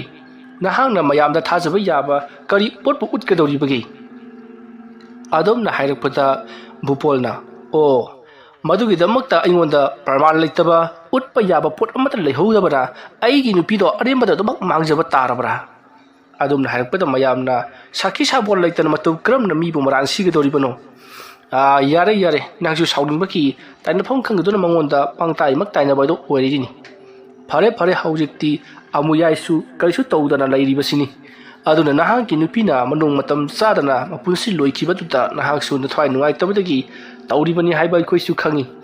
ꯑꯗꯨꯅ ꯅꯍꯥꯛ ꯌꯨꯝꯗ ꯍꯜꯂꯨ ꯑꯗꯨꯒꯅꯦ ꯋꯥꯈꯜ ꯑꯃꯨꯛꯇꯪ ꯐꯥꯊꯧ ꯉꯁꯥꯏꯗꯒꯤ ꯉꯥꯡꯅ ꯆꯠꯅꯔꯤꯕꯁꯤꯡ ꯑꯗꯣ ꯆꯤꯡꯂꯦꯝꯕꯤ ꯇꯨꯃꯤꯟꯅ ꯑꯗꯨꯃꯛ ꯇꯥꯗꯨꯅ ꯂꯩꯔꯤꯕꯅꯤ ꯃꯇꯝ ꯑꯗꯨꯗ ꯆꯤꯡꯂꯦꯝꯕꯤꯅꯁꯨ ꯈꯪꯂꯤ ꯃꯥꯏꯕꯤꯅ ꯂꯩꯋꯥ ꯃꯟꯇ꯭ꯔ ꯀꯥꯞꯁꯤꯟꯗꯨꯅ ꯃꯤ ꯍꯥꯠꯂꯕꯁꯨ ꯃꯗꯨꯒꯤꯗꯃꯛꯇ ꯑꯩꯈꯣꯏꯅ ꯁꯤ ꯇꯧꯈꯤ ꯃꯍꯥꯛꯅ ꯁꯤ ꯇꯧꯏ ꯍꯥꯏꯕ ꯀꯔꯤꯃꯠꯇ ꯂꯩꯇꯦ ꯃꯔꯝ ꯑꯗꯨꯅ ꯃꯈꯣꯏꯅ ꯑꯗꯨꯃꯛ ꯂꯥꯟꯕ ꯇꯥꯔꯒꯅꯤ ꯍꯥꯏꯕꯁꯦ ꯈꯪꯕꯗꯒꯤ ꯃꯄꯥꯕꯨꯡꯕꯨ ꯊꯦꯝꯗꯨꯅ ꯄꯨꯈ꯭ꯔꯦ ꯃꯁꯤꯒꯤ ꯃꯇꯨꯡ ꯕꯨꯄꯣꯜ ꯆꯥꯒꯅꯤ ꯊꯛꯀꯅꯤ ꯀꯥꯎꯕ ꯃꯈꯩ ꯅꯤꯁꯥꯗ ꯂꯥꯏꯆꯨꯗꯨꯅ ꯅꯣꯡ ꯑꯃꯗꯒꯤ ꯅꯨꯃꯤꯠ ꯇꯥꯕ ꯐꯥꯎꯕ ꯌꯨꯗ ꯊꯛꯇꯨꯅ ꯂꯩꯈꯤ ꯃꯆꯥꯅꯨꯄꯤ ꯆꯤꯡꯂꯦꯝꯕꯤꯁꯨ ꯑꯗꯨꯃꯉꯥꯏ ꯃꯁꯤ ꯅꯨꯡꯁꯨꯛ ꯅꯨꯡꯖꯥꯅꯅ ꯐꯝꯗꯨꯅ ꯂꯩ ꯂꯩꯀꯥꯏꯒꯤꯗꯃꯛꯇ ꯆꯦꯜꯂꯝꯕ ꯃꯍꯥꯛꯅ ꯊꯥꯊꯔꯝꯕ ꯐꯤꯒꯤ ꯊꯕꯛꯁꯤꯡ ꯑꯗꯨꯁꯨ ꯍꯧꯖꯤꯛꯇꯤ ꯄꯨꯝꯅꯃꯛ ꯀꯥꯡꯈꯣꯡ ꯆꯥꯏꯕ ꯍꯥꯏꯕꯗꯨ ꯑꯣꯏꯔꯤ ꯑꯣꯏꯔꯛꯂꯤꯕ ꯐꯤꯕꯝ ꯑꯁꯤꯗ ꯆꯤꯡꯂꯦꯝꯕꯤ ꯍꯦꯟꯅ ꯃꯊ꯭ꯋꯥꯏ ꯅꯨꯡꯉꯥꯏꯇꯕ ꯑꯃꯗꯤ ꯂꯩꯀꯥꯏ ꯑꯗꯨꯗ ꯂꯩꯔꯤꯕ ꯃꯤꯁꯤꯡꯕꯨ ꯋꯥꯔꯧꯕ ꯍꯦꯟꯖꯜꯂꯛꯈꯤ ꯃꯁꯤꯒꯤ ꯄꯨꯝꯅꯃꯛ ꯑꯁꯤ ꯑꯃꯨꯌꯥꯏ ꯃꯍꯥꯛꯅ ꯊꯣꯛꯍꯜꯂꯤꯕꯅꯤ ꯈꯜꯂꯨꯕꯗ ꯍꯦꯟꯅ ꯁꯥꯎꯅꯤꯡꯕ ꯍꯥꯏꯕꯗꯨ ꯑꯣꯏꯔꯛꯂꯦ ꯃꯁꯤꯒꯤ ꯃꯇꯨꯡ ꯆꯤꯡꯂꯦꯝꯕꯤ ꯃꯃꯥꯅ ꯊꯝꯕꯤꯔꯝꯕ ꯂꯥꯏꯔꯤꯛꯁꯤꯡ ꯑꯗꯣ ꯐꯥꯛꯇꯨꯅ ꯄꯥꯕ ꯍꯧꯔꯛꯈꯤ ꯑꯁꯨꯝꯅ ꯆꯤꯡꯂꯦꯝꯕꯤꯅ ꯂꯥꯏꯔꯤꯛꯁꯤꯡ ꯑꯗꯣ ꯃꯊꯪ ꯑꯁꯨꯝ ꯄꯥꯔꯛꯄꯅ ꯍꯧꯖꯤꯛꯇꯤ ꯆꯤꯡꯂꯦꯝꯕꯤꯅ ꯂꯥꯏꯒꯤ ꯑꯣꯏꯕ ꯂꯩꯋꯥ ꯃꯟꯇ꯭ꯔꯁꯤꯡ ꯑꯃꯗꯤ ꯃꯃꯥꯅ ꯁꯤꯖꯤꯟꯅꯕ ꯌꯥꯗꯦ ꯍꯥꯏꯗꯨꯅ ꯊꯅꯝꯕ ꯆꯦ ꯆꯥꯡ ꯂꯥꯏꯔꯤꯛ ꯄꯨꯝꯅꯃꯛ ꯃꯍꯥꯛꯅ ꯄꯥꯗꯨꯅ ꯈꯪꯅꯕ ꯍꯣꯠꯅꯔꯛꯂꯤ ꯃꯆꯥꯅꯨꯄꯤ ꯆꯤꯡꯂꯦꯝꯕꯤꯅ ꯇꯧꯔꯤꯕꯗꯣ ꯃꯄꯥ ꯕꯨꯄꯣꯜꯅ ꯀꯔꯤꯁꯨ ꯈꯪꯗꯦ ꯕꯨꯄꯣꯜꯒꯤ ꯍꯥꯏꯕꯕꯨ ꯅꯣꯡ ꯐꯨꯡ ꯉꯥꯟꯕꯗꯒꯤꯅ ꯅꯨꯃꯤꯠ ꯇꯥꯕ ꯐꯥꯎꯕ ꯌꯨꯗꯨꯅ ꯊꯛꯇꯨꯅ ꯂꯩꯕ ꯃꯗꯨꯒꯤ ꯃꯇꯨꯡꯗꯅ ꯕꯨꯄꯣꯜꯅ ꯑꯃꯨꯌꯥꯏ ꯍꯥꯏꯔꯤꯕ ꯑꯃꯥꯏꯕꯗꯣ ꯈ꯭ꯋꯥꯏꯗꯒꯤ ꯐꯠꯇꯕ ꯃꯥꯏꯕꯅꯤ ꯃꯍꯥꯛꯅ ꯑꯩꯒꯤ ꯅꯨꯄꯤ ꯍꯥꯠꯄꯅꯤ ꯍꯥꯏꯗꯨꯅ ꯀꯣꯏꯂꯥꯎ ꯂꯥꯎꯗꯨꯅ ꯂꯝꯖꯥꯎ ꯁꯣꯔꯣꯛꯇ ꯆꯠꯄ ꯃꯌꯥꯝ ꯆꯪꯁꯤꯜꯂꯛꯇꯨꯅ ꯃꯍꯥꯛꯄꯨ ꯊꯦꯝꯗꯨꯅ ꯊꯥꯖꯤꯜꯂꯛꯄ ꯌꯥꯗ꯭ꯔꯒꯅ ꯍꯦꯛꯇꯃꯛ ꯐꯨꯔꯛꯄ ꯃꯁꯤꯅꯤ ꯕꯨꯄꯣꯜꯒꯤ ꯅꯨꯡꯇꯤꯒꯤ ꯇꯧꯕ ꯊꯕꯛ ꯑꯣꯏꯔꯛꯂꯤꯕ ꯃꯑꯣꯡ ꯑꯁꯤꯗ ꯆꯤꯡꯂꯦꯝꯕꯤꯗꯤ ꯌꯥꯝꯅ ꯅꯨꯡꯉꯥꯏꯕ ꯅꯠꯇꯦ ꯃꯇꯧ ꯑꯁꯨꯝꯅ ꯇꯧꯗꯨꯅ ꯆꯤꯡꯂꯦꯝꯕꯤ ꯂꯩꯋꯥ ꯃꯟꯇ꯭ꯔ ꯀꯌꯥ ꯄꯥꯗꯨꯅ ꯃꯃꯥ ꯕꯟꯗꯅꯥꯅ ꯊꯝꯂꯝꯕ ꯃꯍꯩꯁꯤꯡ ꯑꯗꯣ ꯃꯗꯨꯗꯒꯤ ꯍꯦꯟꯀꯠꯅ ꯍꯥꯏꯅꯅꯕ ꯍꯣꯠꯅꯔꯤ ꯅꯣꯡꯃꯒꯤ ꯅꯨꯃꯤꯠꯅꯤ ꯑꯃꯨꯌꯥꯏ ꯃꯍꯥꯛ ꯑꯣꯂꯥꯡ ꯑꯣꯟꯁꯥꯎꯏ ꯍꯨꯃꯥꯡ ꯁꯧꯏ ꯍꯥꯏꯔꯗꯨꯅ ꯃꯍꯥꯛ ꯅꯨꯃꯤꯗꯥꯡ ꯑꯗꯣ ꯆꯥꯛ ꯉꯥꯏꯕ ꯑꯣꯏꯅ ꯃꯥꯡꯒꯣꯜꯗ ꯐꯝꯂꯒ ꯊꯥꯕꯜ ꯃꯉꯥꯜꯗ ꯃꯍꯥꯛ ꯀꯥꯡ ꯍꯨꯝꯗꯨꯅ ꯂꯩꯔꯤꯉꯩ ꯃꯇꯝꯅꯤ ꯃꯇꯝ ꯑꯗꯨꯗ ꯈꯪꯍꯧꯗꯅ ꯃꯍꯥꯛꯀꯤ ꯍꯦꯛ ꯃꯃꯥꯡꯗ ꯀꯅꯥꯒꯨꯝꯕ ꯑꯃ ꯇꯨꯕꯠ ꯁꯝꯂꯒ ꯆꯠꯈꯤꯕꯗꯣ ꯃꯍꯥꯛꯅ ꯎꯍꯧꯏ ꯃꯇꯝ ꯑꯗꯨꯗ ꯑꯃꯨꯌꯥꯏꯅ ꯀꯔꯤꯅꯣ ꯍꯧꯖꯤꯛꯀꯤꯗꯨꯗꯤ ꯑꯩꯅ ꯍꯧꯖꯤꯛ ꯎꯈꯤꯕꯗꯨꯕꯨ ꯀꯔꯤꯅꯣꯅꯦ ꯑꯁꯨꯝꯅ ꯈꯜꯂꯒ ꯃꯍꯥꯛꯅ ꯐꯨꯛ ꯍꯧꯒꯠꯇꯨꯅ ꯌꯦꯅꯈꯥ ꯌꯦꯡꯒꯨꯟ ꯀꯣꯏꯌꯦꯡ ꯌꯦꯡꯉꯤ ꯑꯗꯨꯕꯨ ꯀꯅꯥꯁꯨ ꯆꯠꯈꯤꯕ ꯂꯩꯇꯦ ꯃꯁꯤꯗꯒꯤꯗꯤ ꯑꯃꯨꯌꯥꯏꯅ ꯀꯔꯤꯅꯣ ꯑꯃꯗꯤ ꯇꯧꯔꯛꯂꯦꯁꯦ ꯀꯅꯥꯅꯣꯅꯦ ꯑꯩꯉꯣꯟꯗ ꯑꯁꯨꯝꯅ ꯇꯧꯔꯛꯂꯤꯕꯁꯤꯕꯣ ꯁꯤꯖꯒꯦꯅ ꯍꯧꯔꯤꯕꯅꯤ ꯕꯟꯗꯅꯥꯗ ꯇꯥꯈꯤꯕ ꯗꯁꯥꯗꯨ ꯃꯉꯣꯟꯗꯁꯨ ꯇꯥꯅꯤꯡꯗꯨꯅ ꯇꯧꯔꯛꯂꯤꯕꯅꯤ ꯍꯩ ꯀꯅꯥꯅꯣ ꯑꯩꯉꯣꯟꯗ ꯁꯣꯝꯅ ꯃꯥꯡꯗ ꯂꯤꯐꯠ ꯂꯤꯐꯠ ꯆꯠꯇꯅ ꯀꯔꯦꯝꯅꯔꯤꯕꯗꯣ ꯃꯤ ꯎꯁꯤꯠꯇꯕ ꯁꯥꯔꯗꯅ ꯑꯩꯅ ꯁꯣꯝꯗ ꯀꯔꯤꯅꯣꯝ ꯇꯧꯔꯛꯂꯕꯗꯤ ꯁꯤꯖꯅꯤꯀꯣ ꯑꯗꯨꯝꯅ ꯍꯥꯏꯔꯨꯕꯗꯨꯗ ꯈꯪꯍꯧꯗꯅ ꯑꯃꯨꯌꯥꯏꯒꯤ ꯇꯨꯡꯂꯣꯝꯗꯒꯤ ꯑꯁꯥꯕ ꯁꯥꯎꯝ ꯑꯃ ꯋꯪ ꯂꯥꯎꯅ ꯃꯃꯥꯡꯂꯣꯝꯗ ꯍꯨꯝꯈꯤ ꯃꯇꯝ ꯑꯗꯨꯗ ꯑꯃꯨꯌꯥꯏꯅ ꯍꯤ ꯀꯔꯤꯅꯣ ꯁꯤꯗꯤ ꯑꯁꯨꯝꯅ ꯍꯥꯏꯔꯒ ꯀꯣꯏꯂꯩ ꯂꯩꯗꯨꯅ ꯌꯦꯡꯉꯤ ꯇꯧꯔꯛꯂꯤꯕ ꯃꯑꯣꯡ ꯑꯗꯨꯗ ꯑꯃꯨꯌꯥꯏꯁꯨ ꯀꯔꯤꯒꯨꯝꯕ ꯈꯔꯗꯤ ꯇꯧꯔꯒꯦ ꯈꯜꯂꯗꯨꯅ ꯃꯍꯥꯛꯀꯤ ꯃꯈꯨꯠꯇ ꯂꯩꯋꯥ ꯑꯃ ꯁꯣꯜꯂꯒ ꯃꯁꯥꯗ ꯅꯥꯟꯊꯩ ꯃꯇꯧ ꯑꯁꯨꯝꯅ ꯍꯦꯛ ꯅꯥꯟꯊꯔꯨꯕꯒꯗꯤ ꯃꯍꯥꯛꯀꯤ ꯍꯦꯛ ꯃꯅꯥꯛꯇ ꯃꯨꯁꯤꯟꯃꯨꯕ ꯁꯛꯇꯝ ꯑꯃ ꯃꯅꯥꯛꯇ ꯂꯦꯞꯂꯔꯩ ꯃꯇꯝ ꯑꯗꯨꯗ ꯑꯃꯨꯌꯥꯏꯅ ꯑꯦꯍꯦ ꯀꯅꯥꯅꯣ ꯅꯪꯗꯤ ꯀꯔꯤꯒꯤꯗꯃꯛꯇ ꯅꯍꯥꯛꯅ ꯃꯐꯝ ꯑꯁꯤꯗ ꯂꯥꯛꯂꯤꯕꯅꯣ ꯀꯅꯥꯅ ꯊꯥꯔꯛꯄꯅꯣ ꯁꯦꯡꯅ ꯈꯨꯝꯃꯨ ꯑꯗꯨꯝꯅ ꯍꯥꯏꯔꯨꯕꯗꯨꯗ ꯑꯃꯨꯕ ꯁꯛꯇꯝ ꯑꯗꯨꯅ ꯃꯇꯨꯡꯂꯣꯝꯗꯒꯤ ꯁꯥꯡꯂꯕ ꯄꯥꯛꯂꯕ ꯆꯩꯁꯥꯡ ꯑꯃ ꯂꯧꯊꯣꯔꯛꯂꯤ ꯑꯗꯨꯒ ꯈꯪꯍꯧꯗꯅ ꯑꯃꯨꯌꯥꯏꯒꯤ ꯃꯃꯥꯏ ꯃꯃꯤꯠ ꯃꯁꯥ ꯄꯨꯝꯅꯃꯛ ꯃꯊꯣꯡ ꯃꯔꯝ ꯈꯪꯗꯅ ꯄꯪꯐꯨꯗ ꯐꯨꯔꯛꯈꯤ ꯑꯗꯨꯝꯅ ꯄꯪꯐꯨꯗ ꯐꯨꯔꯛꯄꯗꯨꯗ ꯑꯃꯨꯌꯥꯏ ꯂꯩꯃꯥꯏꯗ ꯊꯔꯣ ꯊꯔꯣ ꯑꯣꯟꯗꯨꯅ ꯈꯥꯡꯂꯤ ꯑꯗꯨꯒ ꯀꯅꯥ ꯀꯅꯥ ꯂꯩꯕꯒꯦꯅ ꯍꯩ ꯀꯩꯅꯣꯝꯃ ꯇꯧꯔꯦꯅꯦ ꯍꯥꯏꯗꯨꯅ ꯃꯍꯥꯛꯅ ꯀꯣꯏꯂꯥꯎ ꯂꯥꯎꯔꯤ ꯑꯃꯨꯌꯥꯏꯅ ꯑꯗꯨꯝꯅ ꯀꯣꯏꯂꯥꯎ ꯂꯥꯎꯔꯛꯄꯗꯨꯗ ꯃꯍꯥꯛꯀꯤ ꯃꯆꯥꯁꯤꯡ ꯃꯃꯧꯁꯤꯡ ꯆꯦꯟꯊꯣꯔꯛꯂꯤ ꯑꯗꯨꯒ ꯀꯔꯤ ꯇꯧꯔꯕꯒꯦ ꯄꯥꯕꯨꯡ ꯍꯥꯏꯗꯨꯅ ꯍꯪꯉꯤ ꯃꯇꯝ ꯑꯗꯨꯗ ꯑꯃꯨꯌꯥꯏꯗꯣ ꯁꯨꯃꯥꯡꯗ ꯊꯔꯣ ꯊꯔꯣ ꯑꯣꯟꯗꯨꯅ ꯂꯩꯔꯝꯂꯤ ꯃꯁꯤꯗꯒꯤꯗꯤ ꯃꯆꯥ ꯃꯃꯧꯁꯤꯡ ꯆꯦꯟꯊꯣꯔꯛꯄꯗꯒꯤꯗꯤ ꯑꯃꯨꯌꯥꯏꯗ ꯐꯨꯔꯝꯕꯗꯣ ꯆꯞ ꯂꯦꯞꯈ꯭ꯔꯦ ꯑꯃꯨꯌꯥꯏꯁꯨ ꯁꯣꯔ ꯊꯕꯦꯠ ꯊꯕꯦꯠ ꯍꯣꯟꯗꯨꯅ ꯑꯀꯣꯏꯕꯗꯨꯗ ꯀꯣꯏꯂꯩ ꯂꯩꯗꯨꯅ ꯌꯦꯡꯉꯤ ꯑꯗꯨꯒ ꯃꯍꯥꯛꯅ ꯀꯗꯥꯏ ꯆꯠꯈ꯭ꯔꯦ ꯅꯨꯡꯉꯥꯏꯅꯤ ꯈꯪꯒꯅꯤꯗꯅ ꯃꯤ ꯎꯁꯤꯠꯇꯕ ꯁꯥꯔꯗꯅ ꯑꯩꯉꯣꯟꯗ ꯑꯗꯨꯃꯥꯏꯅ ꯍꯦꯛ ꯇꯧꯕ ꯈꯪꯒꯅꯤꯗꯅ ꯃꯣꯏ ꯑꯃꯨꯌꯥꯏꯅ ꯍꯥꯏꯔꯤꯕꯗꯨ ꯃꯍꯥꯛꯀꯤ ꯃꯆꯥ ꯃꯃꯧꯅꯗꯤ ꯀꯔꯤ ꯑꯃꯠꯇ ꯚꯥꯞ ꯇꯥꯕ ꯅꯠꯇꯦ ꯀꯔꯤꯅꯣ ꯄꯥꯕꯨꯡꯅ ꯍꯥꯏꯔꯤꯕꯗꯨ ꯀꯔꯤꯅꯣ ꯍꯥꯏꯗꯨꯅ ꯑꯃꯨꯌꯥꯏꯒꯤ ꯃꯆꯥꯅꯨꯄꯥ ꯑꯗꯨꯅ ꯍꯪꯉꯛꯂꯤ ꯃꯇꯝ ꯑꯗꯨꯗ ꯑꯃꯨꯌꯥꯏꯅ ꯀꯔꯤ ꯑꯣꯏꯔꯨꯅꯦꯒꯦꯅꯦ ꯀꯅꯥꯅꯣ ꯈꯪꯗꯦ ꯑꯩꯉꯣꯟꯗ ꯆꯩꯅ ꯄꯪꯀꯟꯗ ꯀꯜꯂꯝꯂꯤꯕꯅꯤ ꯌꯦꯡꯉꯨꯗꯅꯁꯦ ꯑꯁꯨꯝꯅ ꯍꯥꯏꯔꯒ ꯃꯍꯥꯛꯀꯤ ꯃꯅꯪꯒꯟ ꯃꯃꯥꯏ ꯃꯃꯤꯠ ꯄꯨꯝꯅꯃꯛ ꯐꯤ ꯍꯩꯒꯠꯇꯨꯅ ꯌꯦꯡꯍꯜꯂꯤ ꯃꯔꯤ ꯃꯔꯤ ꯄꯣꯝꯂꯤꯕꯗꯨ ꯎꯕꯗ ꯑꯃꯨꯌꯥꯏꯒꯤ ꯃꯆꯥꯅꯨꯄꯥꯅ ꯄꯥꯕꯨꯡ ꯑꯗꯨꯒ ꯃꯤꯁꯤꯡꯗꯨ ꯈꯪꯍꯧꯗ꯭ꯔꯕ ꯀꯅꯥꯅ ꯑꯣꯏꯅꯤꯒꯦꯅꯦ ꯃꯥꯒꯤ ꯕꯨꯄꯣꯜ ꯍꯥꯏꯕ ꯅꯨꯄꯥ ꯑꯗꯨꯅ ꯅꯦꯛꯂꯒ ꯑꯩꯉꯣꯟꯗ ꯐꯨꯂꯛꯄ ꯁꯣꯏꯗꯅ ꯑꯣꯏꯔꯝꯒꯅꯤ ꯑꯗꯨꯝꯅ ꯍꯥꯏꯔꯛꯄꯗ ꯑꯃꯨꯌꯥꯏꯒꯤ ꯃꯆꯥꯅꯨꯄꯥꯅ ꯑꯗꯨꯕꯨ ꯄꯥꯕꯨꯡ ꯑꯩꯈꯣꯏꯅ ꯊꯣꯛꯂꯛꯄꯗꯗꯤ ꯀꯅꯥ ꯑꯃꯠꯇ ꯆꯦꯟꯈꯤꯕ ꯑꯃꯗꯤ ꯃꯐꯝ ꯑꯁꯤꯗ ꯂꯩꯔꯝꯕꯁꯨ ꯊꯦꯡꯅꯗꯦ ꯃꯇꯧ ꯀꯔꯝꯅ ꯃꯤꯅ ꯑꯣꯏꯒꯗꯧꯔꯤꯕꯅꯣ ꯃꯤꯅ ꯅꯠꯇꯕ꯭ꯔꯥ ꯑꯗꯨꯅꯤ ꯄꯥꯕꯨꯡ ꯃꯤꯅ ꯃꯥꯟꯗꯦ ꯐꯔꯦ ꯃꯤꯅ ꯅꯠꯇ꯭ꯔꯕꯗꯤ ꯂꯥꯏꯅ ꯑꯣꯏꯔꯝꯂꯒꯅꯤ ꯑꯁꯨꯝꯅ ꯍꯥꯏꯔꯝꯂꯒ ꯑꯃꯨꯌꯥꯏ ꯃꯍꯥꯛꯀꯤ ꯀꯥꯗ ꯄꯔꯞ ꯑꯗꯨꯃꯛ ꯆꯪꯈ꯭ꯔꯦ ꯃꯇꯝ ꯑꯗꯨꯗ ꯑꯃꯨꯌꯥꯏꯒꯤ ꯃꯃꯧ ꯅꯨꯄꯤ ꯑꯗꯨꯅ ꯄꯥꯕꯨꯡꯅ ꯍꯟꯗꯛ ꯇꯧꯔꯛꯂꯤꯕꯁꯤꯕꯨ ꯀꯔꯤꯅꯣ ꯃꯤ ꯍꯥꯠꯂꯨꯏ ꯍꯥꯏꯗꯅ ꯑꯃꯨꯛꯁꯨ ꯅꯍꯥꯟꯁꯨ ꯑꯃꯨꯛꯇ ꯌꯣꯛꯈꯣꯛ ꯄꯥꯏꯔꯒ ꯂꯥꯛꯑꯝꯃꯤ ꯉꯁꯤꯅ ꯑꯃꯨꯛ ꯃꯇꯣꯝꯇ ꯊꯔꯣ ꯑꯣꯜꯂꯒ ꯀꯟꯕꯤꯌꯨꯅ ꯄꯥꯕꯨꯡꯁꯦ ꯀꯩꯅꯣꯝꯃ ꯇꯧꯔꯕꯅꯤꯀꯣ ꯌꯥꯝ ꯍꯦꯟꯅ ꯈꯟꯖꯤꯜꯂꯨꯅꯨ ꯑꯩꯈꯣꯏ ꯄꯥꯕꯨꯡꯒꯤ ꯍꯧꯅꯕꯤꯅꯤ ꯂꯥꯛꯑꯣ ꯆꯪꯉꯁꯤ ꯂꯥꯛꯑꯣ ꯑꯁꯨꯝꯅ ꯍꯥꯏꯔꯒ ꯃꯈꯣꯏ ꯏꯃꯨꯡꯗ ꯄꯔꯞ ꯆꯪꯈ꯭ꯔꯦ ꯍꯧꯖꯤꯛ ꯃꯍꯥꯛꯀꯤ ꯃꯃꯧꯅ ꯍꯥꯏꯈꯤꯕꯁꯤꯡ ꯑꯗꯣ ꯑꯃꯨꯌꯥꯏ ꯂꯣꯏꯅꯃꯛ ꯇꯥꯍꯧꯏ ꯃꯇꯝ ꯑꯗꯨꯗ ꯑꯃꯨꯌꯥꯏꯅ ꯃꯁꯤꯒꯤ ꯉꯔꯥꯡꯒ ꯂꯥꯛꯄ ꯃꯧ ꯑꯁꯤꯁꯨ ꯑꯩꯒꯤ ꯃꯔꯝꯗꯒ ꯊꯤꯒꯠꯄꯒ ꯁꯥꯔꯗꯅ ꯐꯩꯖꯩ ꯆꯠꯀꯅꯦꯗꯤ ꯈꯪꯗ꯭ꯔꯤꯌꯦ ꯑꯗꯨꯝꯅ ꯍꯥꯏꯔꯒ ꯑꯃꯨꯌꯥꯏ ꯀꯅꯥꯅꯅꯣ ꯍꯧꯖꯤꯛ ꯃꯉꯣꯟꯗ ꯑꯗꯨꯒꯨꯝꯅ ꯊꯥꯔꯛꯂꯤꯕꯗꯨꯕꯨ ꯀꯅꯥ ꯑꯣꯏꯔꯕ ꯖꯥꯠꯅꯣ ꯍꯥꯏꯗꯨꯅ ꯃꯈꯟ ꯈꯜꯂꯤ ꯃꯇꯝ ꯑꯗꯨꯗ ꯃꯍꯥꯛꯅ ꯆꯤꯡꯅꯔꯤꯕꯁꯤ ꯃꯈꯣꯏꯒꯤ ꯂꯩꯀꯥꯏꯗ ꯂꯩꯔꯤꯕ ꯑꯇꯣꯞꯄ ꯑꯃꯥꯏꯕ ꯈꯔꯁꯤꯡ ꯑꯃꯗꯤ ꯑꯇꯣꯞꯄ ꯃꯍꯥꯛꯀꯤ ꯅꯍꯥꯟꯋꯥꯏꯗ ꯑꯃꯥꯏꯕ ꯇꯝꯃꯤꯟꯅꯈꯤꯕ ꯃꯥꯟꯅꯕꯁꯤꯡ ꯃꯈꯣꯏ ꯃꯌꯥꯝꯁꯤꯡ ꯑꯗꯨꯗ ꯃꯍꯥꯛꯅ ꯃꯊꯪ ꯆꯤꯡꯅꯗꯨꯅ ꯀꯅꯥꯅ ꯑꯣꯏꯔꯝꯕ ꯌꯥꯕꯒꯦ ꯍꯥꯏꯕꯗꯣ ꯑꯁꯨꯝ ꯈꯜꯂꯤ ꯑꯁꯨꯝꯅ ꯈꯟꯕ ꯌꯥꯕ ꯈꯜꯂꯕꯒꯤ ꯇꯨꯡꯗ ꯑꯃꯨꯌꯥꯏꯅ ꯁꯨꯃꯥꯏꯅ ꯁꯨꯝ ꯂꯩꯊꯣꯛꯄꯁꯤꯅꯗꯤ ꯑꯩ ꯌꯥꯔꯔꯣꯏ ꯀꯔꯤꯒꯨꯝꯕ ꯊꯕꯛ ꯑꯁꯤꯅ ꯁꯨꯝ ꯍꯦꯟꯖꯜꯂꯛꯂꯕꯗꯤ ꯑꯩꯉꯣꯟꯗ ꯑꯋꯥꯕ ꯑꯃꯗ ꯇꯥꯒꯗꯧꯔꯤꯕꯅꯤ ꯁꯤꯕ ꯅꯥꯕ ꯌꯥꯎꯔꯛꯀꯗꯧꯔꯤꯕꯅꯤ ꯃꯔꯝ ꯑꯗꯨꯅ ꯑꯩ ꯑꯊꯨꯕ ꯃꯇꯝꯗ ꯀꯅꯥꯅꯣ ꯑꯩꯒꯤ ꯏꯐꯝꯗ ꯑꯁꯨꯝꯅ ꯇꯧꯔꯛꯂꯤꯕꯁꯦ ꯍꯥꯏꯕꯗꯨ ꯊꯤꯗꯣꯛꯇꯕ ꯌꯥꯔꯔꯣꯏ ꯑꯁꯨꯝꯅ ꯈꯜꯂꯒ ꯑꯃꯨꯌꯥꯏ ꯃꯍꯥꯛ ꯂꯣꯡꯅ ꯍꯤꯞꯂꯒ ꯀꯔꯤꯒꯨꯝꯕ ꯑꯃ ꯃꯍꯥꯛꯅ ꯅꯤꯡꯁꯤꯡꯅꯕ ꯍꯣꯠꯅꯔꯤ ꯃꯍꯥꯛꯅ ꯅꯤꯡꯁꯤꯡꯂꯤꯕꯁꯤ ꯃꯍꯥꯛꯀꯤ ꯃꯁꯥꯗ ꯀꯔꯤꯒꯨꯝꯕ tin laiki sawum phanglakbadi madubu tasengna kanana tharaklibano natragana mahaki yumge koibada chumna khaki lakpa thawai miren phattaba timu laimura haibato khangdoknabagi damakta songedaba leiwa ama leiri hariba leiwa ado mahana yamna kanna ningsinglibani matawa somna amuyaina leiwa mantra singadu yamna kanna ningsingbadagiri hawjida pung phana ningsingle leiwa ado mahana mapanda songedoribani maramaduna amuyai mapanda tapna thoroklei ngasai mahakpu sumtat saba makai pudat lamadagi mahak ado saina khol phangbaduna makhu kato sek sek tuna mahak tholoklibani mapan jawrabada mahakna sumangda liplaga leiwa ado murum soli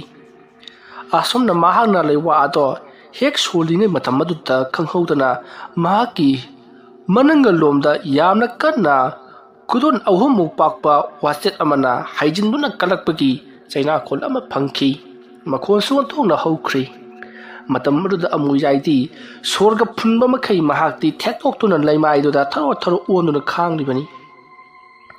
tanja aduda amuyagi machanupa amadi mamuga du chenthuraktuna kari amuk toroboge pabung haidun hangnakpada amuyaina hai nakoi chidexta layo ai karigumba matang tauge hatam mukane aingoda chaina krakdabadi nakoi munna yenghu krano haibado asomna hairaga amuyai amukasu lewa ato sunanaba honarakpata hanta mukasu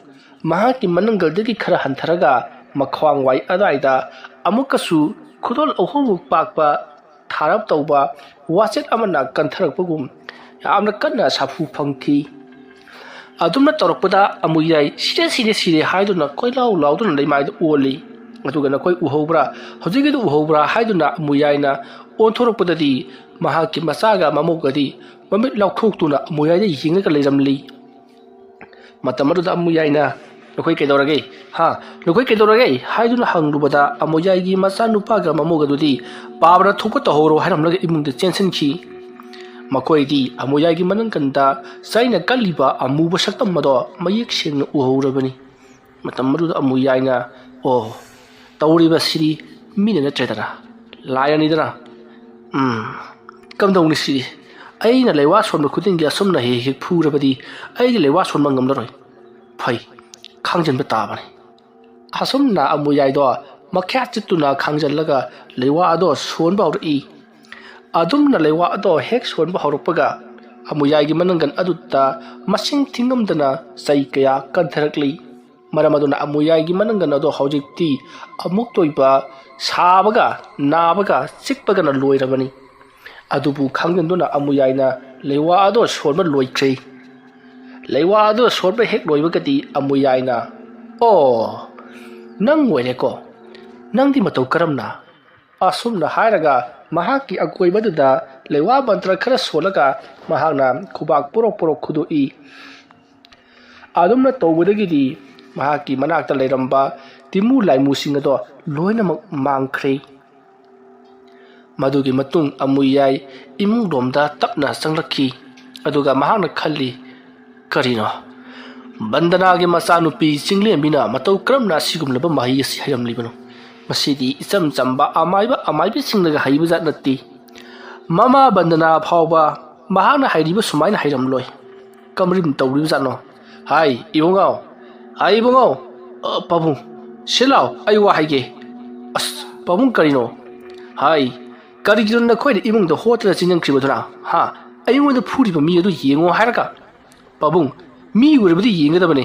phur pabung ki mananganda phuribadudi mi sunatana adudi kana pabung akhoju khangdi mami yema muri tholoklei aduga langtik langba karino pairaga pabung da pangkan ta kalli madu uribadi gai khoidi pakhatul imung jenjal labani nupa mandaba ibo aigi nangal sei sabna yare igai khara yaisi atragana nukoi ki sigumba pharana ba hida ka leibra leirabadi khara taisi ipabung sabna yare ne bo hoi pabung ai taigi hida gam lei asumna hairaga amuyai gi mananganda auji mari pomduna khamtek liba singado hida taiduro pharana ba honari mafamaru thenglapa khuding amuyai di koilau lauribani masidagiri amuyaina khangani ꯀꯔꯤꯁꯨ ꯂꯩꯇꯕ ꯅꯨꯄꯤ ꯃꯆꯥ ꯃꯥꯒꯨꯝꯕꯅꯕꯨ ꯑꯩꯉꯣꯟꯗ ꯑꯗꯨꯝꯅ ꯇꯧꯔꯛꯄ ꯃꯥꯒꯤ ꯃꯃꯥ ꯐꯥꯎꯕ ꯑꯩꯅ ꯃꯥꯏꯊꯤꯕ ꯄꯤꯈ꯭ꯔꯤꯕꯅꯤ ꯍꯥꯏꯕꯁꯤ ꯃꯥ ꯈꯪꯗꯕ ꯁꯥꯔꯤ ꯃꯥꯒꯤ ꯃꯄꯥ ꯑꯉꯥꯎꯕ ꯌꯨꯊꯛꯄ ꯑꯗꯨꯅꯕꯨ ꯀꯔꯤ ꯇꯧꯕ ꯉꯝꯖꯔꯨꯒꯅꯤ ꯐꯩ ꯈꯪꯒꯅꯤꯗꯅ ꯑꯗꯨꯕꯨꯗꯤ ꯑꯗꯨꯝꯅ ꯃꯇꯣꯝꯇ ꯃꯨꯔꯨꯝ ꯃꯨꯔꯨꯝ ꯁꯣꯜꯂꯤ ꯑꯁꯣꯝꯗꯅ ꯀꯝꯗꯧꯔꯤ ꯆꯤꯡꯂꯦꯝꯕꯤꯅ ꯇꯁ ꯀꯝꯗꯧꯏ ꯈꯪꯉꯕ꯭ꯔꯗꯣ ꯈꯪꯒꯅꯤ ꯇꯞꯅ ꯇꯞꯅ ꯂꯥꯛꯅꯈꯤ ꯈꯪꯒꯅꯤ ꯑꯩꯒꯤ ꯏꯃꯥꯕꯨ ꯅꯍꯥꯛꯅ ꯂꯥꯛꯅꯈꯤꯕꯅꯤ ꯑꯩꯕꯨꯁꯨ ꯅꯍꯥꯛꯅ ꯂꯥꯛꯅꯈꯤꯕꯅꯤ ꯑꯩꯒꯤ ꯏꯃꯨꯡ ꯃꯅꯨꯡ ꯀꯥꯡꯈꯣꯡ ꯆꯥꯏꯁꯤꯜꯂꯤ ꯍꯧꯖꯤꯛ ꯐꯥꯎꯕꯗ ꯈꯪꯒꯅꯤ ꯅꯪ ꯑꯩꯅ ꯀꯔꯤ ꯇꯧꯔꯛꯄ ꯉꯝꯕꯒꯦ ꯍꯥꯏꯕꯗꯣ ꯅꯪ ꯃꯊꯪ ꯃꯊꯪ ꯌꯦꯡꯉꯨ ꯑꯁꯨꯝꯅ ꯈꯜꯂꯒ ꯆꯤꯡꯂꯦꯝꯕꯤꯁꯨ ꯃꯥꯅ ꯇꯧꯔꯤꯕ ꯊꯕꯛꯁꯤꯡꯗꯣ ꯂꯣꯏꯅꯃꯛ ꯂꯣꯏꯁꯤꯟꯈ꯭ꯔꯦ ꯑꯁꯨꯝꯅ ꯊꯧꯔꯥꯡ ꯄꯨꯝꯅꯃꯛ ꯇꯧꯕ ꯄꯨꯡꯂꯣꯏ ꯂꯣꯏꯔꯕꯗ ꯊꯕꯛ ꯄꯨꯝꯅꯃꯛ ꯂꯣꯏꯁꯤꯜꯂꯕꯗ ꯍꯧꯖꯤꯛꯇꯤ ꯆꯤꯡꯂꯦꯝꯕꯤꯁꯨ ꯃꯍꯥꯛꯀꯤ ꯇꯨꯝꯐꯝ ꯀꯥꯗ ꯆꯪꯗꯨꯅ ꯇꯨꯝꯈ꯭ꯔꯦ ꯃꯗꯨꯒꯤ ꯃꯇꯨꯡ ꯑꯍꯤꯡꯒꯤ ꯃꯇꯝ ꯑꯣꯏꯔꯛꯂꯦ ꯑꯃꯨꯌꯥꯏ ꯃꯍꯥꯛ ꯇꯨꯝꯊꯕꯒ ꯌꯥꯔꯝꯗꯦ ꯉꯁꯥꯏ ꯆꯤꯡꯂꯦꯝꯕꯤꯅ ꯊꯥꯔꯛꯄ ꯂꯥꯏꯃꯨ ꯇꯤꯟꯃꯨꯁꯤꯡ ꯑꯗꯨꯅ ꯄꯤꯔꯤꯠ ꯁꯥꯕ ꯃꯈꯩ ꯐꯨꯗꯠꯂꯝꯂꯕꯅꯤꯅ ꯃꯗꯨꯒꯤ ꯆꯩꯅꯥꯈꯨꯜ ꯃꯌꯥꯝ ꯑꯗꯨꯅ ꯆꯤꯛꯄꯒ ꯁꯥꯕꯒ ꯃꯍꯥꯛ ꯂꯣꯡꯊꯣꯛꯂꯒ ꯇꯨꯝꯕ ꯌꯥꯗꯕꯗꯒꯤ ꯆꯦꯞꯂꯒ ꯅꯠꯇ꯭ꯔꯒꯅ ꯎꯞꯂꯒꯅꯤ ꯃꯍꯥꯛꯅ ꯍꯧꯖꯤꯛ ꯂꯩꯔꯤꯕꯁꯦ ꯃꯁꯤ ꯃꯌꯥꯝꯁꯦ ꯈꯜꯂꯨꯕꯗ ꯑꯃꯨꯌꯥꯏ ꯍꯦꯟꯅ ꯁꯥꯎꯅꯤꯡꯂꯛꯇꯨꯅ ꯆꯤꯡꯂꯦꯝꯕꯤꯒꯤ ꯃꯊꯛꯇ ꯀꯔꯤ ꯂꯃꯟ ꯈꯨꯝꯁꯤꯒꯦ ꯍꯥꯏꯗꯨꯅ ꯈꯟꯗꯨꯅ ꯂꯩꯔꯤꯕꯅꯤ ꯃꯗꯨꯒꯤ ꯃꯇꯨꯡ ꯑꯃꯨꯌꯥꯏ ꯇꯨꯝꯂꯝꯕꯗꯒꯤ ꯃꯍꯥꯛ ꯐꯨꯛ ꯍꯧꯒꯠꯇꯨꯅ ꯀꯥꯡꯊꯣꯜꯗ ꯃꯈꯣꯡ ꯌꯥꯟꯊꯔꯒ ꯐꯝꯂꯤ ꯋꯥꯈꯜ ꯉꯥꯏꯍꯥꯛ ꯈꯜꯂꯕ ꯃꯇꯨꯡꯗ ꯃꯍꯥꯛ ꯆꯥꯛꯁꯪꯂꯣꯝꯗ ꯃꯣꯜꯂꯤ ꯂꯥꯛꯂꯦ ꯑꯗꯨꯒ ꯆꯥꯛꯁꯪ ꯑꯗꯨꯗꯒꯤ ꯏꯁꯤꯡ ꯈꯨꯆꯥꯏ ꯑꯃ ꯂꯧꯊꯣꯛꯂꯒ ꯃꯅꯤꯡꯗꯣꯡ ꯍꯥꯡꯗꯣꯛꯇꯨꯅ ꯃꯅꯤꯡꯗꯣꯡꯂꯣꯝꯗ ꯊꯣꯔꯛꯂꯤ ꯑꯗꯨꯒ ꯃꯍꯥꯛꯅ ꯑꯁꯨꯝ ꯂꯥꯛꯂꯒ ꯃꯅꯤꯡꯒꯤ ꯈꯣꯡꯕꯥꯜ ꯂꯩꯔꯤꯕ ꯑꯗꯨꯒꯤ ꯃꯅꯥꯛꯇ ꯂꯥꯛꯂꯒ ꯇꯞꯅ ꯐꯝꯊꯔꯒ ꯃꯨꯔꯨꯝ ꯂꯩꯋꯥ ꯈꯔ ꯁꯣꯜꯂꯤ ꯃꯇꯧ ꯑꯁꯨꯝꯅ ꯑꯃꯨꯌꯥꯏꯅ ꯂꯩꯋꯥ ꯈꯔ ꯁꯣꯜꯂꯕ ꯃꯇꯨꯡꯗ ꯈꯣꯡꯕꯥꯜ ꯑꯗꯨꯗꯒꯤ ꯂꯥꯏꯃꯨ ꯑꯃꯕꯨ ꯀꯧꯊꯣꯛꯂꯤ ꯑꯗꯨꯒ ꯏꯁꯤꯡ ꯑꯗꯣ ꯂꯥꯏꯃꯨ ꯑꯗꯨꯗ ꯄꯤꯊꯛꯂꯤ ꯑꯗꯨꯒ ꯍꯥꯏꯔꯤ ꯍꯥꯏ ꯅꯪꯕꯨ ꯉꯁꯤ ꯑꯩꯅ ꯀꯧꯊꯣꯛꯂꯤꯕꯁꯤ ꯑꯇꯩ ꯀꯔꯤ ꯑꯃꯒꯤ ꯅꯠꯇꯦ ꯑꯩꯉꯣꯟꯗ ꯉꯁꯤ ꯆꯩꯕꯤ ꯆꯩꯊꯦꯡ ꯄꯤꯔꯝꯂꯤꯕ ꯃꯥꯒꯤ ꯆꯤꯡꯂꯦꯝꯕꯤ ꯍꯥꯏꯕ ꯅꯨꯄꯤ ꯃꯆꯥ ꯑꯗꯨ ꯅꯍꯥꯛꯅ ꯑꯃꯨꯛ ꯆꯩꯕꯤ ꯆꯩꯊꯦꯡ ꯄꯤꯗꯨꯅ ꯃꯍꯥꯛꯄꯨ ꯂꯥꯛꯅꯔꯨꯒꯗꯕꯅꯤ ꯃꯥꯒꯨꯝꯕꯅ ꯑꯩꯕꯨ ꯑꯁꯨꯝꯅ ꯂꯥꯛꯅꯕ ꯌꯥꯕ ꯃꯤ ꯅꯠꯇꯦ ꯑꯗꯨꯒ ꯑꯃꯅ ꯃꯍꯥꯛ ꯃꯊ꯭ꯋꯥꯏꯗ ꯂꯧꯕ ꯌꯥꯔꯣꯏ ꯃꯍꯥꯛ ꯃꯊ꯭ꯋꯥꯏ ꯂꯧꯔꯕꯗꯤ ꯑꯃꯨꯛꯀꯁꯨ ꯑꯩꯉꯣꯟꯗ ꯈ꯭ꯋꯥꯏꯗꯒꯤ ꯅꯨꯡꯉꯥꯏꯇꯕ ꯑꯃ ꯑꯣꯏꯍꯧꯒꯗꯧꯔꯤꯕꯅꯤ ꯃꯔꯝꯗꯤ ꯃꯥꯅ ꯑꯩꯕꯨ ꯂꯥꯛꯅꯈ꯭ꯔꯤꯕꯗꯣ ꯃꯉꯣꯟꯗꯁꯨ ꯑꯩꯅ ꯂꯥꯛꯅꯕ ꯉꯝꯃꯤ ꯍꯥꯏꯕꯗꯣ ꯎꯠꯀꯗꯧꯔꯤꯕꯅꯤ ꯑꯗꯨꯒ ꯃꯍꯥꯛꯅ ꯃꯈꯥ ꯇꯥꯅ ꯀꯔꯤ ꯇꯧꯕ ꯉꯝꯖꯕꯒꯦ ꯍꯥꯏꯕꯗꯨ ꯑꯩꯅ ꯌꯦꯡꯒꯗꯧꯔꯤꯕꯅꯤ ꯃꯍꯥꯛ ꯂꯣꯏꯁꯤꯟꯈ꯭ꯔꯕꯗꯤ ꯂꯥꯟꯁꯨ ꯂꯣꯏꯈ꯭ꯔꯒꯅꯤ ꯃꯔꯝ ꯑꯗꯨꯅ ꯂꯥꯟ ꯑꯁꯦ ꯈꯔ ꯀꯨꯏꯅ ꯁꯣꯛꯅꯕ ꯄꯥꯝꯃꯤ ꯃꯔꯝ ꯑꯗꯨꯅ ꯅꯍꯥꯛꯅ ꯃꯥꯕꯨ ꯂꯣꯏꯁꯤꯜꯂꯝꯕꯗꯤ ꯌꯥꯔꯣꯏꯀꯣ ꯆꯠꯂꯣ ꯃꯍꯥꯛꯄꯨ ꯃꯇꯤꯛ ꯊꯣꯛꯄ ꯂꯥꯛꯅꯧ ꯃꯁꯝ ꯑꯗꯨ ꯄꯥꯏꯔꯒ ꯁꯣꯔ ꯂꯥꯛꯇꯨꯅ ꯂꯩꯃꯌꯥꯏꯗ ꯆꯤꯡꯂꯒ ꯃꯍꯥꯛꯄꯨ ꯆꯩꯕꯤ ꯆꯩꯊꯦꯡ ꯄꯤꯒꯗꯕꯅꯤ ꯆꯠꯂꯨ ꯑꯁꯨꯝꯅ ꯍꯥꯏꯗꯨꯅ ꯂꯥꯏꯃꯨ ꯑꯗꯨꯕꯨ ꯊꯥꯗꯣꯔꯛꯂꯤ ꯁꯣꯝꯗ ꯆꯤꯡꯂꯦꯝꯕꯤꯗꯣ ꯅꯤꯡꯉꯥꯏꯗꯅ ꯇꯨꯝꯂꯒ ꯂꯩꯔꯤꯉꯩ ꯃꯇꯝꯅꯤ ꯃꯇꯝ ꯑꯗꯨꯗ ꯑꯃꯨꯌꯥꯏꯅ ꯊꯥꯔꯛꯈꯤꯕ ꯂꯥꯏꯃꯨ ꯑꯗꯣ ꯆꯤꯡꯂꯦꯝꯕꯤꯒꯤ ꯃꯅꯥꯛꯇꯝꯅ ꯆꯪꯁꯤꯜꯂꯛꯂꯤ ꯃꯇꯝ ꯑꯗꯨꯗ ꯂꯥꯏꯃꯨ ꯑꯗꯨꯅ ꯆꯤꯡꯂꯦꯝꯕꯤꯒꯤ ꯃꯁꯥ ꯁꯣꯛꯄꯗꯤ ꯉꯝꯂꯝꯗ꯭ꯔꯤ ꯃꯇꯝ ꯑꯗꯨ ꯂꯥꯏꯃꯨ ꯑꯗꯨꯅ ꯀꯌꯥꯗ ꯍꯩꯈ꯭ꯔꯕ ꯃꯍꯩꯅꯣ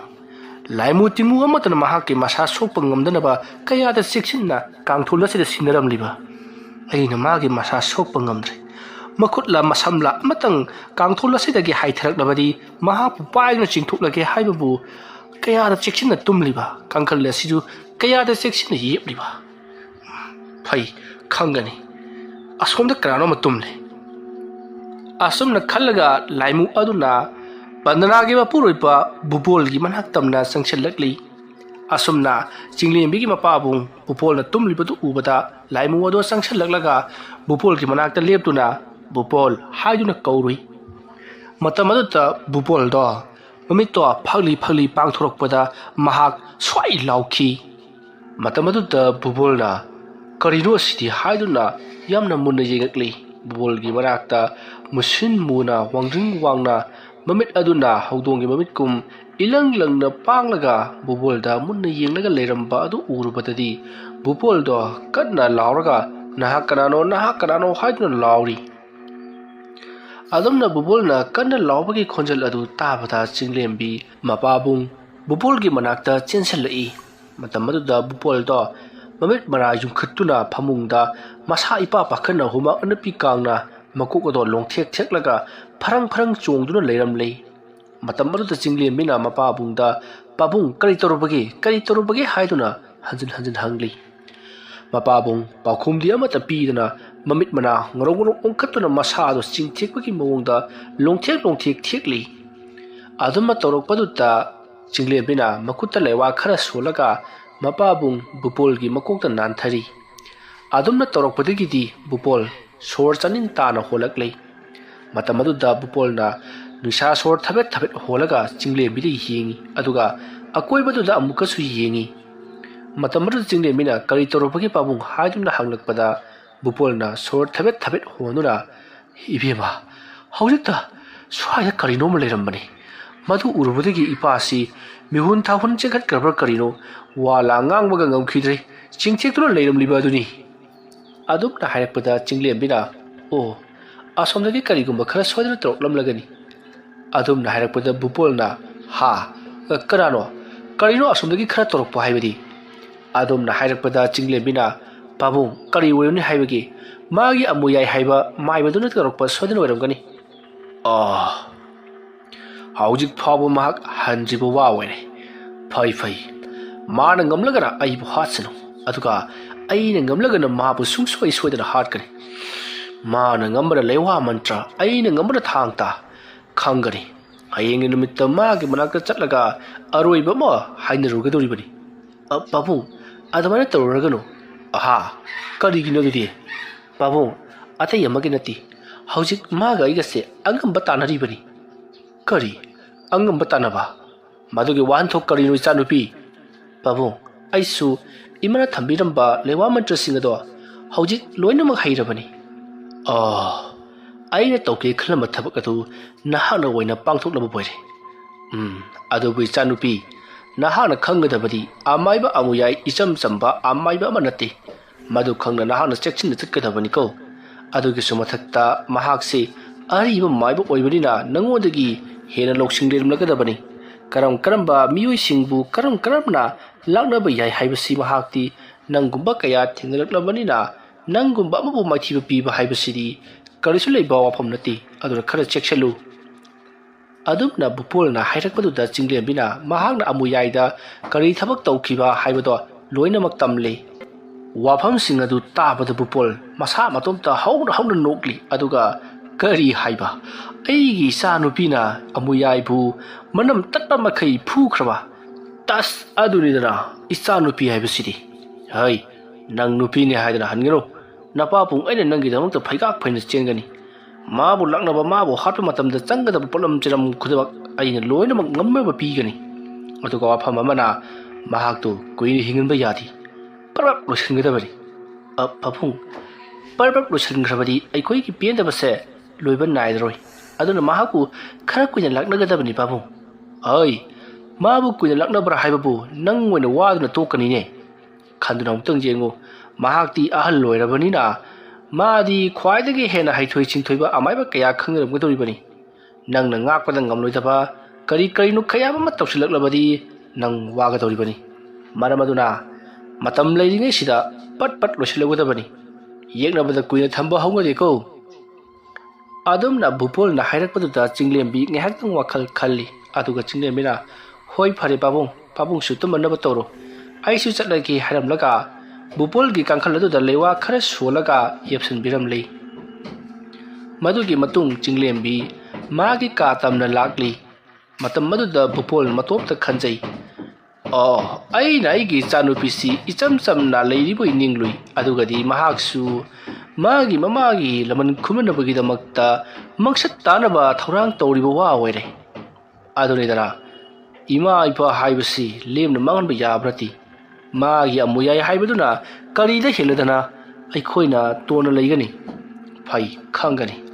amuyai gi manaka chattuna aina su aigi angamba mawongda mahaku sawalluge khangani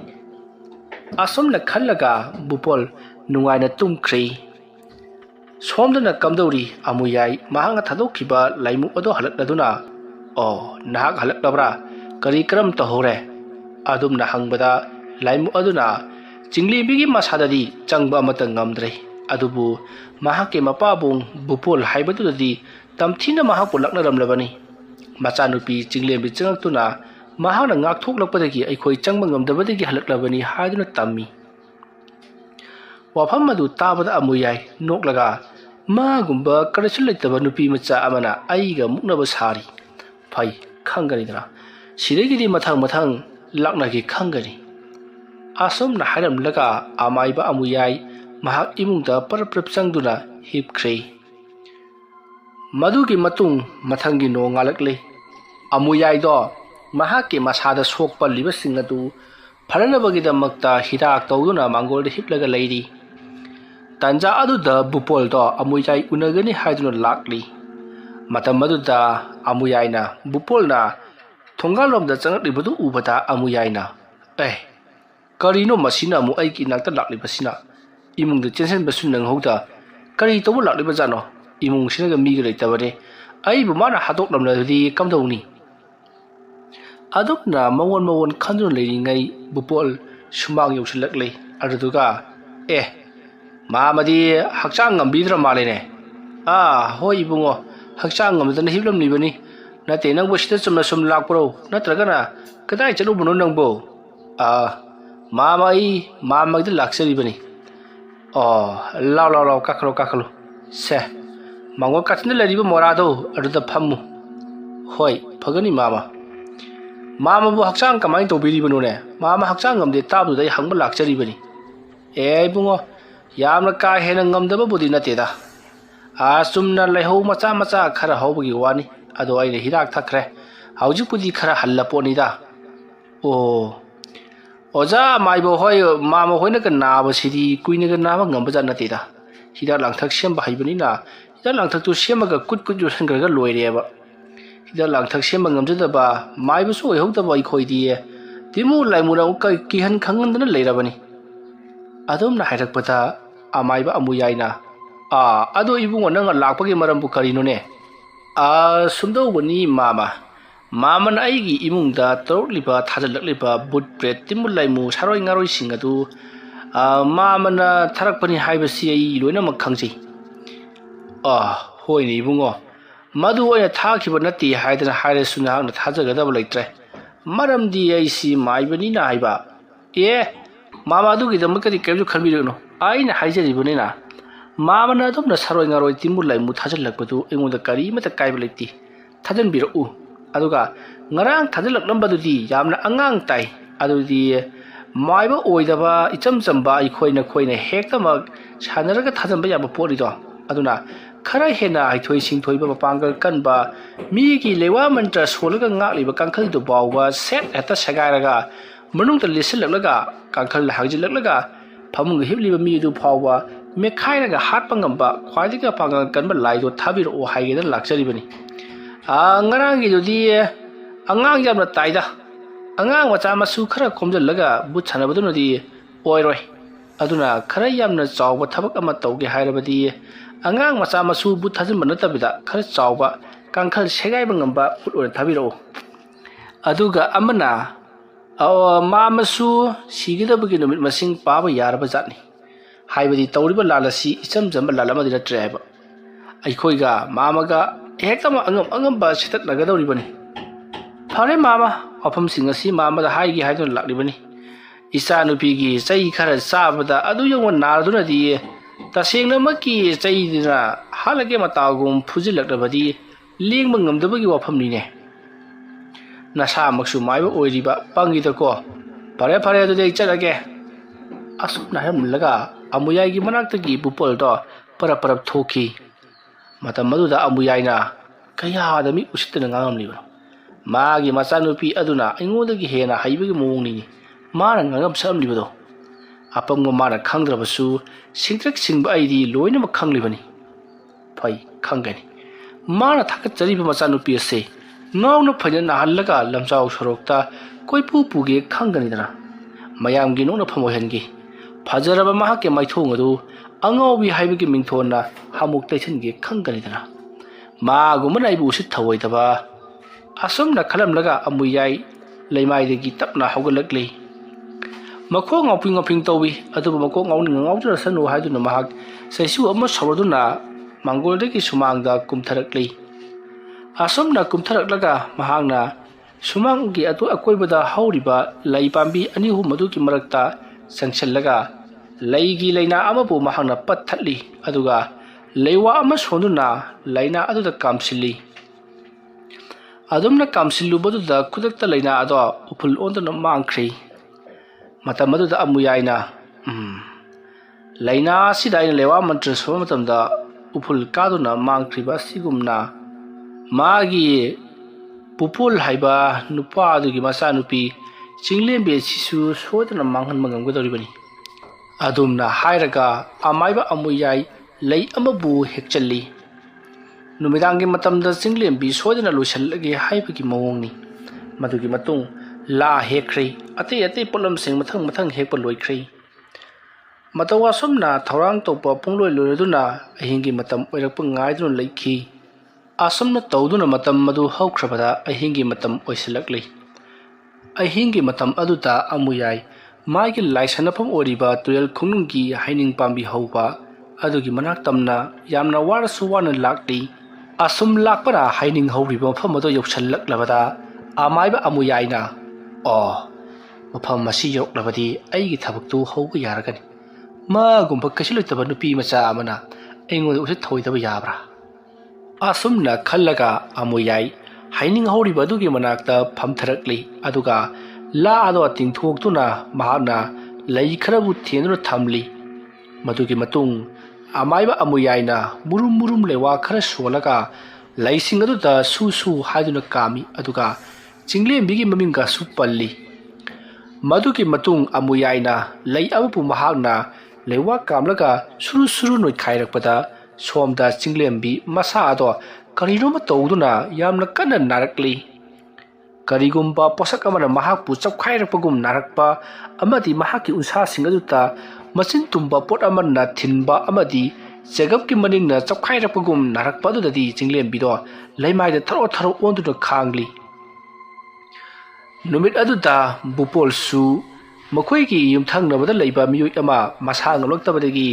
hospital da pukhatkibagi mapabongsu leitaba matamni chinglembi onthokpagi matau haibaduni leimaida tharo olambadagi chinglembi masa ado waman khibna kari togudabano haiba phawo masana khangjaraktrei adubu chinglembi mahaki leijaba thauna puthoktuna mahaki chaina kon punamak khangjinduna thauna punamak puthoklaga mahak tapna haugalakli masa ado chaina khonna naman khibna masa ado thak niklabani natondagi ikheng haitharibani madugi matung mahak chaksang tamna parap lakli aduga mahakna morok ahum lewa mantra solaga mahana yanma thuna sugai khi chaina khona yomlabasu mahak yamna wada madubu sugaraba matungda sugai ba morok ahum ado mahana khusai amada thitli aduga lewa ama sonduna gara thakchali adom ne hek to khibaga asomda amuyaina suru nairiba lei ado maital asaba bu nei khaibagum makutta khangpok pokpadagi is hairaga leimaja thadaki asomna hek thadakibaga chinglembi masa toromba singado pungko kokli matammaruta chinglembi sor thabet holi masiki matung chinglembi na khangani aina khara laithokluba sida aingonda sumna awawa piba aya naton sisu itaredana phai khangani amuyaina asomna haramlaga chinglembi magi kada parap lakli aduka ngorok ngoba phi ama masada setchili adugi matungda angobu phi amabu masada insinduna yesalli asama thorang toba loro matungda mahak mirak narak jinglaga maninglomda thorokli asomna thoroklaba matungda mahakna mirak narak jinglaga lewa ama sonduna jagoi sarakli asomna ngehak jagoi saraga leimaida phamthari leimai aduta mahaki khudombina karigum mayek amabu iri asomna leimai aduta mayek khara iraba matungda mahakna mayek sing aduda hairi nathau pangthoklu amuyai do haujik mahak phamduna laisanu leramgani mafamaruda chattuna nahakna tawudabna thau tawruro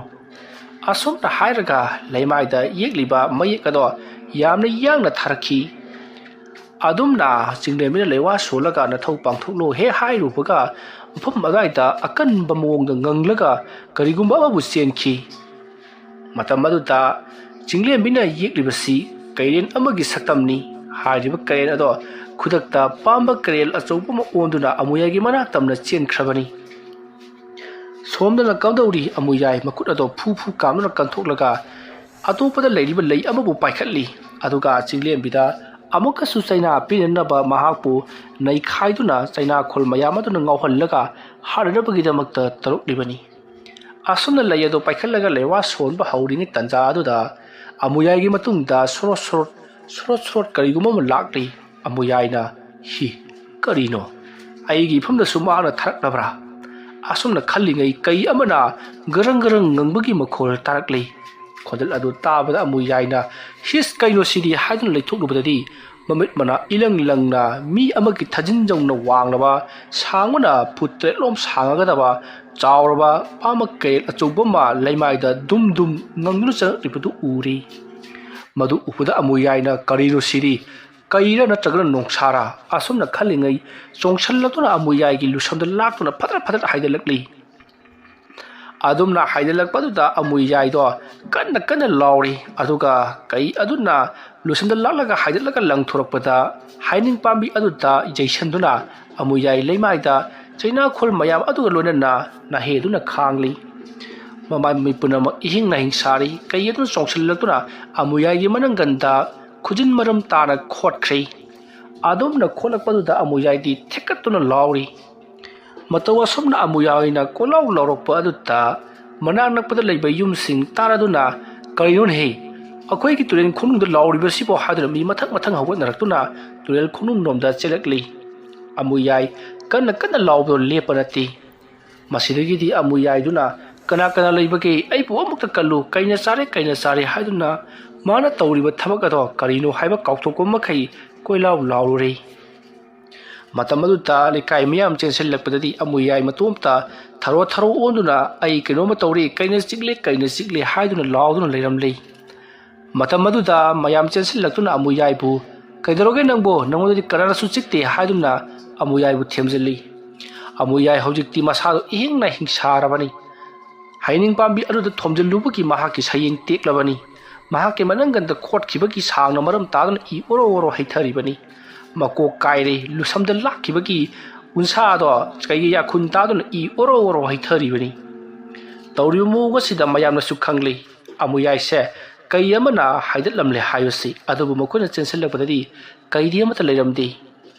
ꯃꯐꯝ ꯑꯗꯨꯋꯥꯏꯗ ꯀꯩ ꯂꯩꯔꯝꯂꯦ ꯀꯩ ꯂꯥꯛꯑꯝꯂꯦ ꯍꯥꯏꯕꯒꯤ ꯁꯍꯨꯝ ꯁꯈꯤꯅꯥꯁꯤꯡ ꯐꯪꯕ ꯑꯗꯨꯗꯗꯤ ꯃꯈꯣꯏ ꯃꯌꯥꯝ ꯀꯤꯅꯔꯗꯨꯅ ꯑꯃꯨꯌꯥꯏꯕꯨ ꯃꯥꯒꯤ ꯃꯌꯨꯝꯗ ꯄꯨꯔꯁꯤ ꯍꯥꯏꯗꯨꯅ ꯃꯌꯥꯝ ꯍꯧꯗꯨꯅ ꯑꯃꯨꯌꯥꯏꯕꯨ ꯌꯨꯝꯂꯣꯝꯗ ꯄꯨꯔꯛꯈꯤ ꯃꯇꯝ ꯑꯗꯨꯗ ꯑꯃꯨꯌꯥꯏꯅ ꯍꯩꯅꯤꯡ ꯃꯈꯣꯡ ꯑꯗꯨꯗ ꯂꯥꯋꯣ ꯀꯔꯤꯋꯣ ꯂꯩꯋꯣ ꯍꯩꯋꯣ ꯀꯦꯟꯗꯜ ꯃꯌꯥꯝ ꯑꯃ ꯇꯧꯔꯝꯂꯤꯕꯗꯨ ꯎꯕꯗ ꯃꯥꯒꯤ ꯆꯦꯟꯐꯝ ꯑꯁꯤꯗ ꯂꯥꯏ ꯁꯥꯔꯗꯨꯅ ꯀꯩ ꯀꯧꯊꯣꯛꯂꯨꯕꯗꯒꯤꯗꯤ ꯀꯩ ꯑꯗꯨꯕꯨ ꯃꯍꯥꯛꯅ ꯇꯥꯏꯅꯕ ꯉꯝꯗꯕꯗꯒꯤ ꯀꯩ ꯑꯗꯨꯅ ꯃꯍꯥꯛꯄꯨ ꯍꯥꯏꯗꯠꯂꯝꯕ ꯑꯣꯏꯔꯝꯒꯅꯤ ꯍꯥꯏꯗꯨꯅ ꯃꯌꯥꯝꯅ ꯑꯃꯨꯌꯥꯏꯕꯨ ꯌꯥꯝꯅ ꯆꯩꯈꯤ ꯅꯍꯩ ꯍꯩꯇꯅ ꯀꯔꯤꯒꯤꯗꯃꯛꯇ ꯀꯩ ꯀꯧꯊꯣꯛꯂꯨꯔꯤꯕꯅꯣ ꯍꯥꯏꯗꯨꯅ ꯑꯁꯨꯝꯅ ꯇꯧꯗꯨꯅ ꯍꯧꯖꯤꯛꯇꯤ ꯑꯃꯨꯌꯥꯏꯒꯤ ꯑꯁꯣꯛꯄꯁꯤꯡꯗꯣ ꯌꯨꯝꯗ ꯄꯨꯁꯜꯂꯕꯗꯤ ꯁꯣꯏꯗꯅ ꯁꯤꯕ ꯇꯥꯔꯦ ꯍꯥꯏꯗꯨꯅ ꯑꯃꯨꯌꯥꯏ ꯂꯥꯏꯌꯦꯡꯁꯪꯗ ꯄꯨꯈꯤ ꯁꯣꯝꯗꯅ ꯀꯝꯗꯧꯔꯤ ꯆꯤꯡꯂꯦꯝꯕꯤ ꯃꯍꯥꯛꯀꯤ ꯄꯥꯝꯕ ꯀꯔꯦꯜ ꯑꯗꯣ ꯍꯜꯂꯛꯂꯤ ꯑꯗꯨꯒ ꯀꯔꯦꯜ ꯑꯗꯨꯅ ꯍꯧꯖꯤꯛꯇꯤ ꯑꯃꯨꯌꯥꯏꯗꯣ ꯌꯥꯝꯅ ꯇꯝꯊꯤꯅ ꯁꯣꯛꯄꯗꯒꯤ ꯃꯌꯥꯝꯅ ꯃꯍꯥꯛꯄꯨ ꯂꯥꯌꯦꯡꯅꯕꯒꯤꯗꯃꯛ ꯄꯨꯈ꯭ꯔꯕꯅꯤ ꯍꯥꯏꯕ ꯄꯥꯎ ꯇꯝꯂꯤ ꯋꯥꯐꯝ ꯑꯗꯨ ꯇꯥꯕꯗ ꯆꯤꯡꯂꯦꯝꯕꯤꯗꯤ ꯌꯥꯝꯅ ꯍꯔꯥꯎꯈꯤ ꯃꯁꯤꯗꯒꯤꯗꯤ ꯃꯍꯥꯛꯅ ꯄꯥꯝꯕ ꯀꯔꯦꯜ ꯑꯗꯨꯗ ꯐꯖꯔꯕ ꯌꯦꯟ ꯑꯃꯕꯨ ꯄꯤꯖꯗꯨꯅ ꯃꯍꯥꯛꯀꯤ ꯃꯆꯤꯟꯖꯥꯛ ꯊꯥꯈꯤꯕꯗꯒꯤ ꯀꯩ ꯑꯗꯣ ꯃꯍꯥꯛꯀꯤ ꯃꯍꯟꯐꯝꯗ ꯍꯟꯖꯤꯟꯗꯨꯅ ꯃꯥꯡꯈ꯭ꯔꯦ ꯆꯤꯡꯂꯦꯝꯕꯤ ꯃꯍꯥꯛ ꯌꯥꯝꯅ ꯍꯔꯥꯎꯅ ꯏꯃꯨꯡꯗ ꯆꯪꯂꯛꯂꯤ ꯑꯁꯨꯝꯅ ꯃꯍꯥꯛꯅ ꯏꯃꯨꯡꯗ ꯆꯪꯂꯛꯂꯒ ꯃꯐꯤꯕꯔꯣ ꯍꯣꯡꯗꯣꯛꯄ ꯍꯦꯛ ꯂꯣꯏꯔꯛꯄꯒ ꯇꯥꯟ ꯆꯥꯟꯅꯅ ꯃꯄꯥꯕꯨꯡ ꯕꯨꯄꯣꯜꯗꯣ ꯀꯧꯔꯛꯈꯤ ꯃꯇꯝ ꯑꯗꯨꯗ ꯆꯤꯡꯂꯦꯝꯕꯤꯅ ꯕꯨꯄꯣꯜ ꯀꯧꯔꯛꯄꯗꯨꯗ ꯄꯔꯞ ꯊꯣꯛꯇꯨꯅ ꯊꯣꯡ ꯍꯥꯡꯗꯣꯛꯂꯨꯔꯤ ꯃꯇꯝ ꯑꯗꯨꯗ ꯃꯄꯥꯕꯨꯡꯅ ꯅꯇꯣꯝꯇ ꯂꯩꯕꯁꯤꯕꯨ ꯀꯤꯕ꯭ꯔꯣ ꯅꯪꯕꯨ ꯍꯥꯏꯗꯨꯅ ꯍꯪꯂꯛꯄꯗ ꯆꯤꯡꯂꯦꯝꯕꯤꯅ ꯀꯔꯤꯁꯨ ꯀꯤꯗꯦ ꯍꯥꯏꯗꯨꯅ ꯇꯝꯃꯤ ꯃꯇꯝ ꯑꯗꯨꯗ ꯕꯨꯄꯣꯜꯅ ꯌꯥꯝꯅ ꯍꯔꯥꯎꯅ ꯑꯃꯨꯌꯥꯏꯗꯨ ꯃꯍꯥꯛꯅ ꯀꯩ ꯀꯧꯊꯣꯛꯂꯒ ꯁꯥꯟꯅꯔꯨꯕꯗ ꯍꯩꯇꯕꯗꯒꯤ ꯀꯩꯅ ꯍꯥꯏꯗꯠꯂꯝꯕꯗꯒꯤ ꯃꯍꯥꯛ ꯁꯤꯅꯤꯡ ꯆꯤꯠꯇ ꯍꯤꯡꯗꯨꯅ ꯂꯥꯏꯌꯦꯡꯁꯪꯗ ꯄꯨꯈꯠꯈ꯭ꯔꯦ ꯍꯥꯏꯕ ꯄꯥꯎ ꯇꯥꯏ ꯃꯗꯨ ꯅꯪꯅ ꯇꯧꯍꯜꯂꯤꯕ꯭ꯔꯣ ꯑꯗꯨꯝꯅ ꯍꯥꯏꯔꯛꯄꯗ ꯆꯤꯡꯂꯦꯝꯕꯤꯅ ꯄꯥꯕꯨꯡ ꯃꯤ ꯇꯥꯅꯤ ꯇꯨꯃꯤꯟꯅ ꯂꯩꯌꯨ ꯍꯥꯏꯔꯒ ꯃꯄꯥ ꯃꯆꯥ ꯅꯣꯛꯃꯤꯟꯅꯈꯤ ꯑꯗꯨꯝꯅ ꯂꯩꯔꯤꯉꯩ ꯇꯥꯟꯖꯥ ꯑꯗꯨꯃꯛꯀꯗ ꯃꯈꯣꯏꯒꯤ ꯌꯨꯝꯒꯤ ꯊꯣꯡ ꯑꯗꯣ ꯀꯣꯛ ꯀꯣꯛ ꯂꯥꯎꯅ ꯊꯤꯜꯂꯛꯏ ꯃꯇꯝ ꯑꯗꯨꯗ ꯆꯤꯡꯂꯦꯝꯕꯤꯅ ꯀꯅꯥꯅꯣ ꯍꯥꯏꯗꯨꯅ ꯍꯪꯂꯨꯕꯗ ꯅꯨꯄꯤꯒ ꯅꯨꯄꯥꯒ ꯌꯥꯟꯁꯤꯟꯅꯕꯒꯤ ꯈꯣꯟꯖꯦꯜꯗ ꯊꯣꯡ ꯍꯥꯡꯉꯣ ꯍꯥꯏꯗꯨꯅ ꯍꯥꯏꯔꯛꯄꯗꯨꯗ ꯆꯤꯡꯂꯦꯝꯕꯤ ꯑꯃꯗꯤ ꯕꯨꯄꯣꯜ ꯈꯪꯄ꯭ꯔꯦꯛ ꯈꯪꯈꯤ꯫ ꯃꯇꯧ ꯑꯁꯨꯝꯅ ꯕꯨꯄꯣꯜ ꯑꯃꯗꯤ ꯆꯤꯡꯂꯦꯝꯕꯤꯅ ꯀꯤꯅ ꯀꯔꯝꯅꯣ ꯑꯁꯤꯗꯤ ꯏꯕꯦꯝꯃ ꯍꯥꯏꯗꯨꯅ ꯍꯪꯂꯛꯄꯗ ꯆꯤꯡꯂꯦꯝꯕꯤꯅ ꯄꯥꯕꯨꯡ ꯑꯆꯝꯕꯗꯤ ꯃꯥꯜꯂꯗ꯭ꯔꯦ ꯑꯩ ꯍꯥꯡꯇꯣꯛꯀꯦ ꯑꯁꯨꯝꯅ ꯍꯥꯏꯔꯛꯄꯗ ꯕꯨꯄꯣꯜꯅ ꯉꯥꯏꯈꯣ ꯏꯕꯦꯝꯃ ꯑꯩ ꯍꯥꯡꯒꯦ ꯑꯁꯨꯝꯅ ꯍꯥꯏꯔꯒ ꯊꯣꯡ ꯑꯗꯨꯒꯤ ꯃꯅꯥꯛꯇ ꯃꯄꯥ ꯃꯆꯥ ꯆꯪꯁꯤꯜꯂꯛꯏ ꯑꯗꯨꯒ ꯕꯨꯄꯣꯜꯅ ꯑꯍꯝ ꯍꯥꯏ ꯀꯅꯥꯅꯣ ꯊꯦꯡꯂꯕ ꯑꯍꯤꯡ ꯑꯁꯤꯗ ꯑꯁꯨꯝꯅ ꯀꯔꯦꯝ ꯀꯊꯥꯏꯅꯔꯤꯕꯁꯤꯕꯣ ꯑꯗꯨꯝꯅ ꯍꯪꯂꯨꯕꯗꯨꯗ ꯑꯁꯣꯝ ꯊꯪꯕ ꯋꯥꯡꯕꯗꯒꯤ ꯅꯨꯄꯤ ꯑꯃꯒꯤ ꯈꯣꯟꯖꯦꯜꯗ ꯊꯣꯡꯁꯦ ꯑꯃꯨꯛꯇ ꯍꯥꯡꯕꯤꯌꯨ ꯍꯥꯏꯔꯛꯂꯤ꯫ ꯃꯇꯝ ꯑꯗꯨꯗ ꯆꯤꯡꯂꯦꯝꯕꯤꯅ ꯄꯥꯕꯨꯡ ꯑꯩ ꯇꯧꯒꯦ ꯑꯁꯨꯝꯅ ꯍꯥꯏꯔꯒ ꯂꯩꯋꯥ ꯑꯃ ꯃꯈꯨꯠꯇ ꯁꯣꯜꯂꯤ ꯑꯗꯨꯒ ꯃꯁꯥꯗ ꯅꯥꯟꯊꯖꯔꯤ ꯑꯗꯨꯒ ꯕꯨꯄꯣꯜꯗꯁꯨ ꯅꯥꯟꯊꯔꯤ꯫ ꯃꯗꯨꯒꯤ ꯃꯇꯨꯡ ꯊꯣꯡ ꯑꯗꯨ ꯇꯞꯅ ꯍꯥꯡꯇꯣꯛꯂꯨꯕ ꯑꯗꯨꯗ ꯁꯨꯃꯥꯡ ꯃꯇꯣꯟ ꯑꯗꯨꯗ ꯀꯅꯥꯒꯨꯝꯕ ꯑꯃ ꯂꯦꯞꯂꯒ ꯂꯩꯔꯤꯕꯗꯨ ꯆꯤꯡꯂꯦꯝꯕꯤ ꯑꯃꯗꯤ ꯕꯨꯄꯣꯜꯅ ꯎꯔꯤ꯫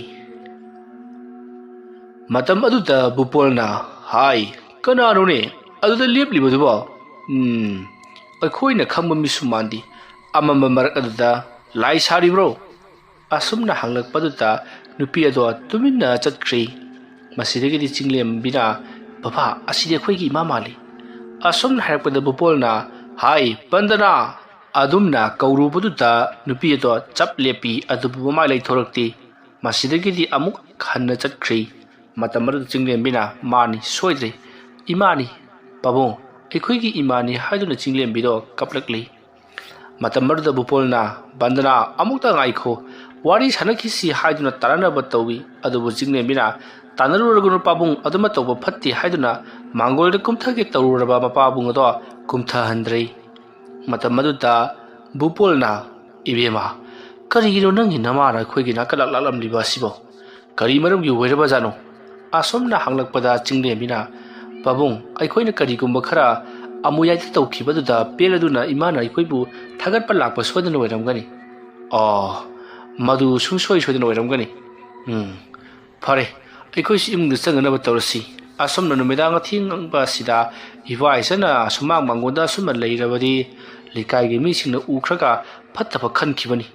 ꯃꯥꯒꯤ ꯑꯃꯨꯌꯥꯏꯗ ꯇꯧꯔꯤꯕ ꯊꯕꯛ ꯑꯗꯨ ꯑꯩꯈꯣꯏꯅ ꯇꯧꯍꯟꯕꯅꯤ ꯍꯥꯏꯕꯁꯤ ꯏꯂꯥꯏ ꯂꯥꯏꯅ ꯈꯪꯈꯤꯗꯧꯔꯤꯕꯅꯤ ꯑꯗꯨꯅ ꯑꯩꯈꯣꯏ ꯏꯃꯨꯡꯗ ꯆꯪꯉꯁꯤ ꯑꯁꯨꯝꯅ ꯍꯥꯏꯔꯒ ꯕꯨꯄꯣꯜ ꯑꯃꯗꯤ ꯆꯤꯡꯂꯦꯝꯕꯤ ꯏꯃꯨꯡꯗ ꯆꯪꯂꯛꯇꯨꯅ ꯊꯣꯡ ꯂꯣꯟꯁꯤꯟꯈ꯭ꯔꯦ꯫ ꯃꯁꯤꯒꯤ ꯃꯇꯨꯡ ꯃꯇꯝ ꯑꯗꯨ ꯍꯧꯈꯤꯗꯨꯅ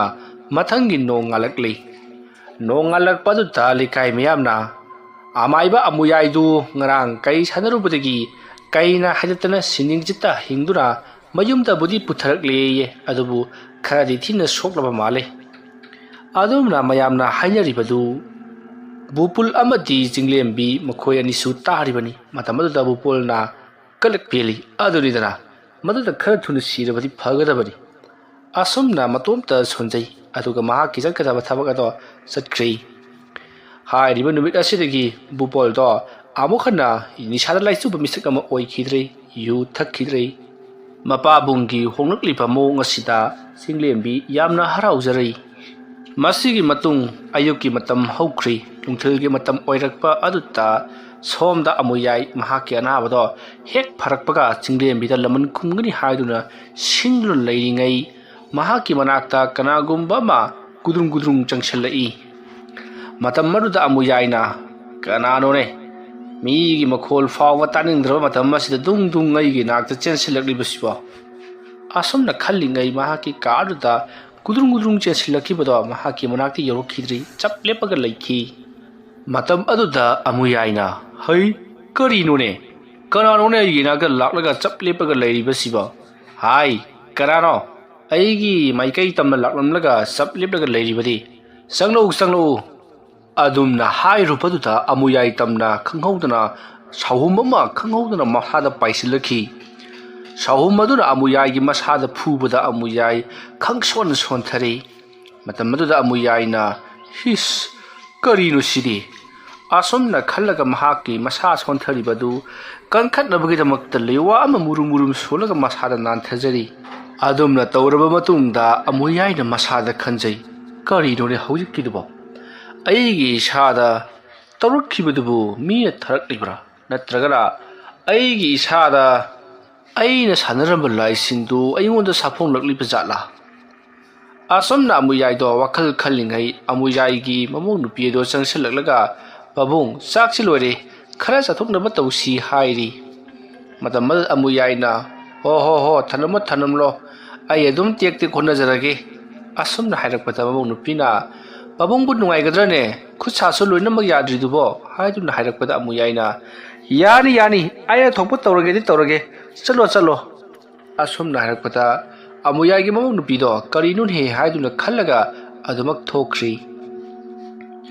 ꯃꯇꯝ ꯑꯗꯨꯗ ꯑꯃꯨꯌꯥꯏꯅ ꯃꯍꯥꯛꯀꯤ ꯃꯅꯥꯛꯇ ꯊꯝꯂꯤꯕ ꯆꯥꯛ ꯑꯗꯣ ꯃꯈꯨꯠꯅ ꯉꯝꯕꯣꯏ ꯉꯝꯗꯕꯣꯏ ꯈꯔ ꯄꯥꯏꯈꯠꯂꯤ ꯑꯗꯨꯗꯨꯒ ꯃꯥꯅ ꯁꯥꯟꯅꯔꯤꯕ ꯂꯥꯏꯁꯤꯡ ꯑꯗꯨꯒꯤ ꯆꯥꯛꯊꯥꯛ ꯇꯝꯂꯤꯕꯅꯤ ꯍꯥꯏꯗꯨꯅ ꯂꯩꯃꯥꯏꯗ ꯊꯥꯗꯔꯤ꯫ ꯇꯥꯟꯖꯥ ꯑꯗꯨꯗ ꯑꯃꯨꯌꯥꯏꯒꯤ ꯃꯆꯥꯅꯨꯄꯥ ꯑꯗꯣ ꯄꯔꯞ ꯆꯪꯉꯛꯂꯤ꯫ ꯃꯍꯥꯛꯀꯤ ꯅꯨꯄꯤꯅ ꯄꯥꯕꯨꯡꯗꯣ ꯑꯩꯅ ꯆꯥꯛ ꯏꯟꯒꯦ ꯍꯥꯏꯕꯕꯨ ꯌꯥꯗꯦ ꯃꯥ ꯊꯣꯛꯄ ꯇꯧꯔꯒꯦ ꯍꯥꯏꯍꯧꯏ ꯍꯥꯏꯗꯨꯅ ꯑꯃꯨꯌꯥꯏꯒꯤ ꯃꯆꯥꯅꯨꯄꯥ ꯑꯗꯨꯗ ꯇꯝꯂꯨꯕꯗꯒꯤ ꯑꯃꯨꯌꯥꯏꯒꯤ ꯃꯆꯥꯅꯨꯄꯥ ꯑꯗꯣ ꯂꯥꯛꯂꯤꯕꯅꯤ꯫ ꯇꯧꯔꯤꯕꯗꯨ ꯎꯕꯗ ꯑꯃꯨꯌꯥꯏꯒꯤ ꯃꯆꯥꯅꯨꯄꯥ ꯑꯗꯨꯅ ꯅꯠꯇꯦꯅꯦ ꯄꯥꯕꯨꯡꯒ ꯇꯧꯔꯤꯕꯗꯨꯕꯨ ꯀꯔꯤꯅꯣ?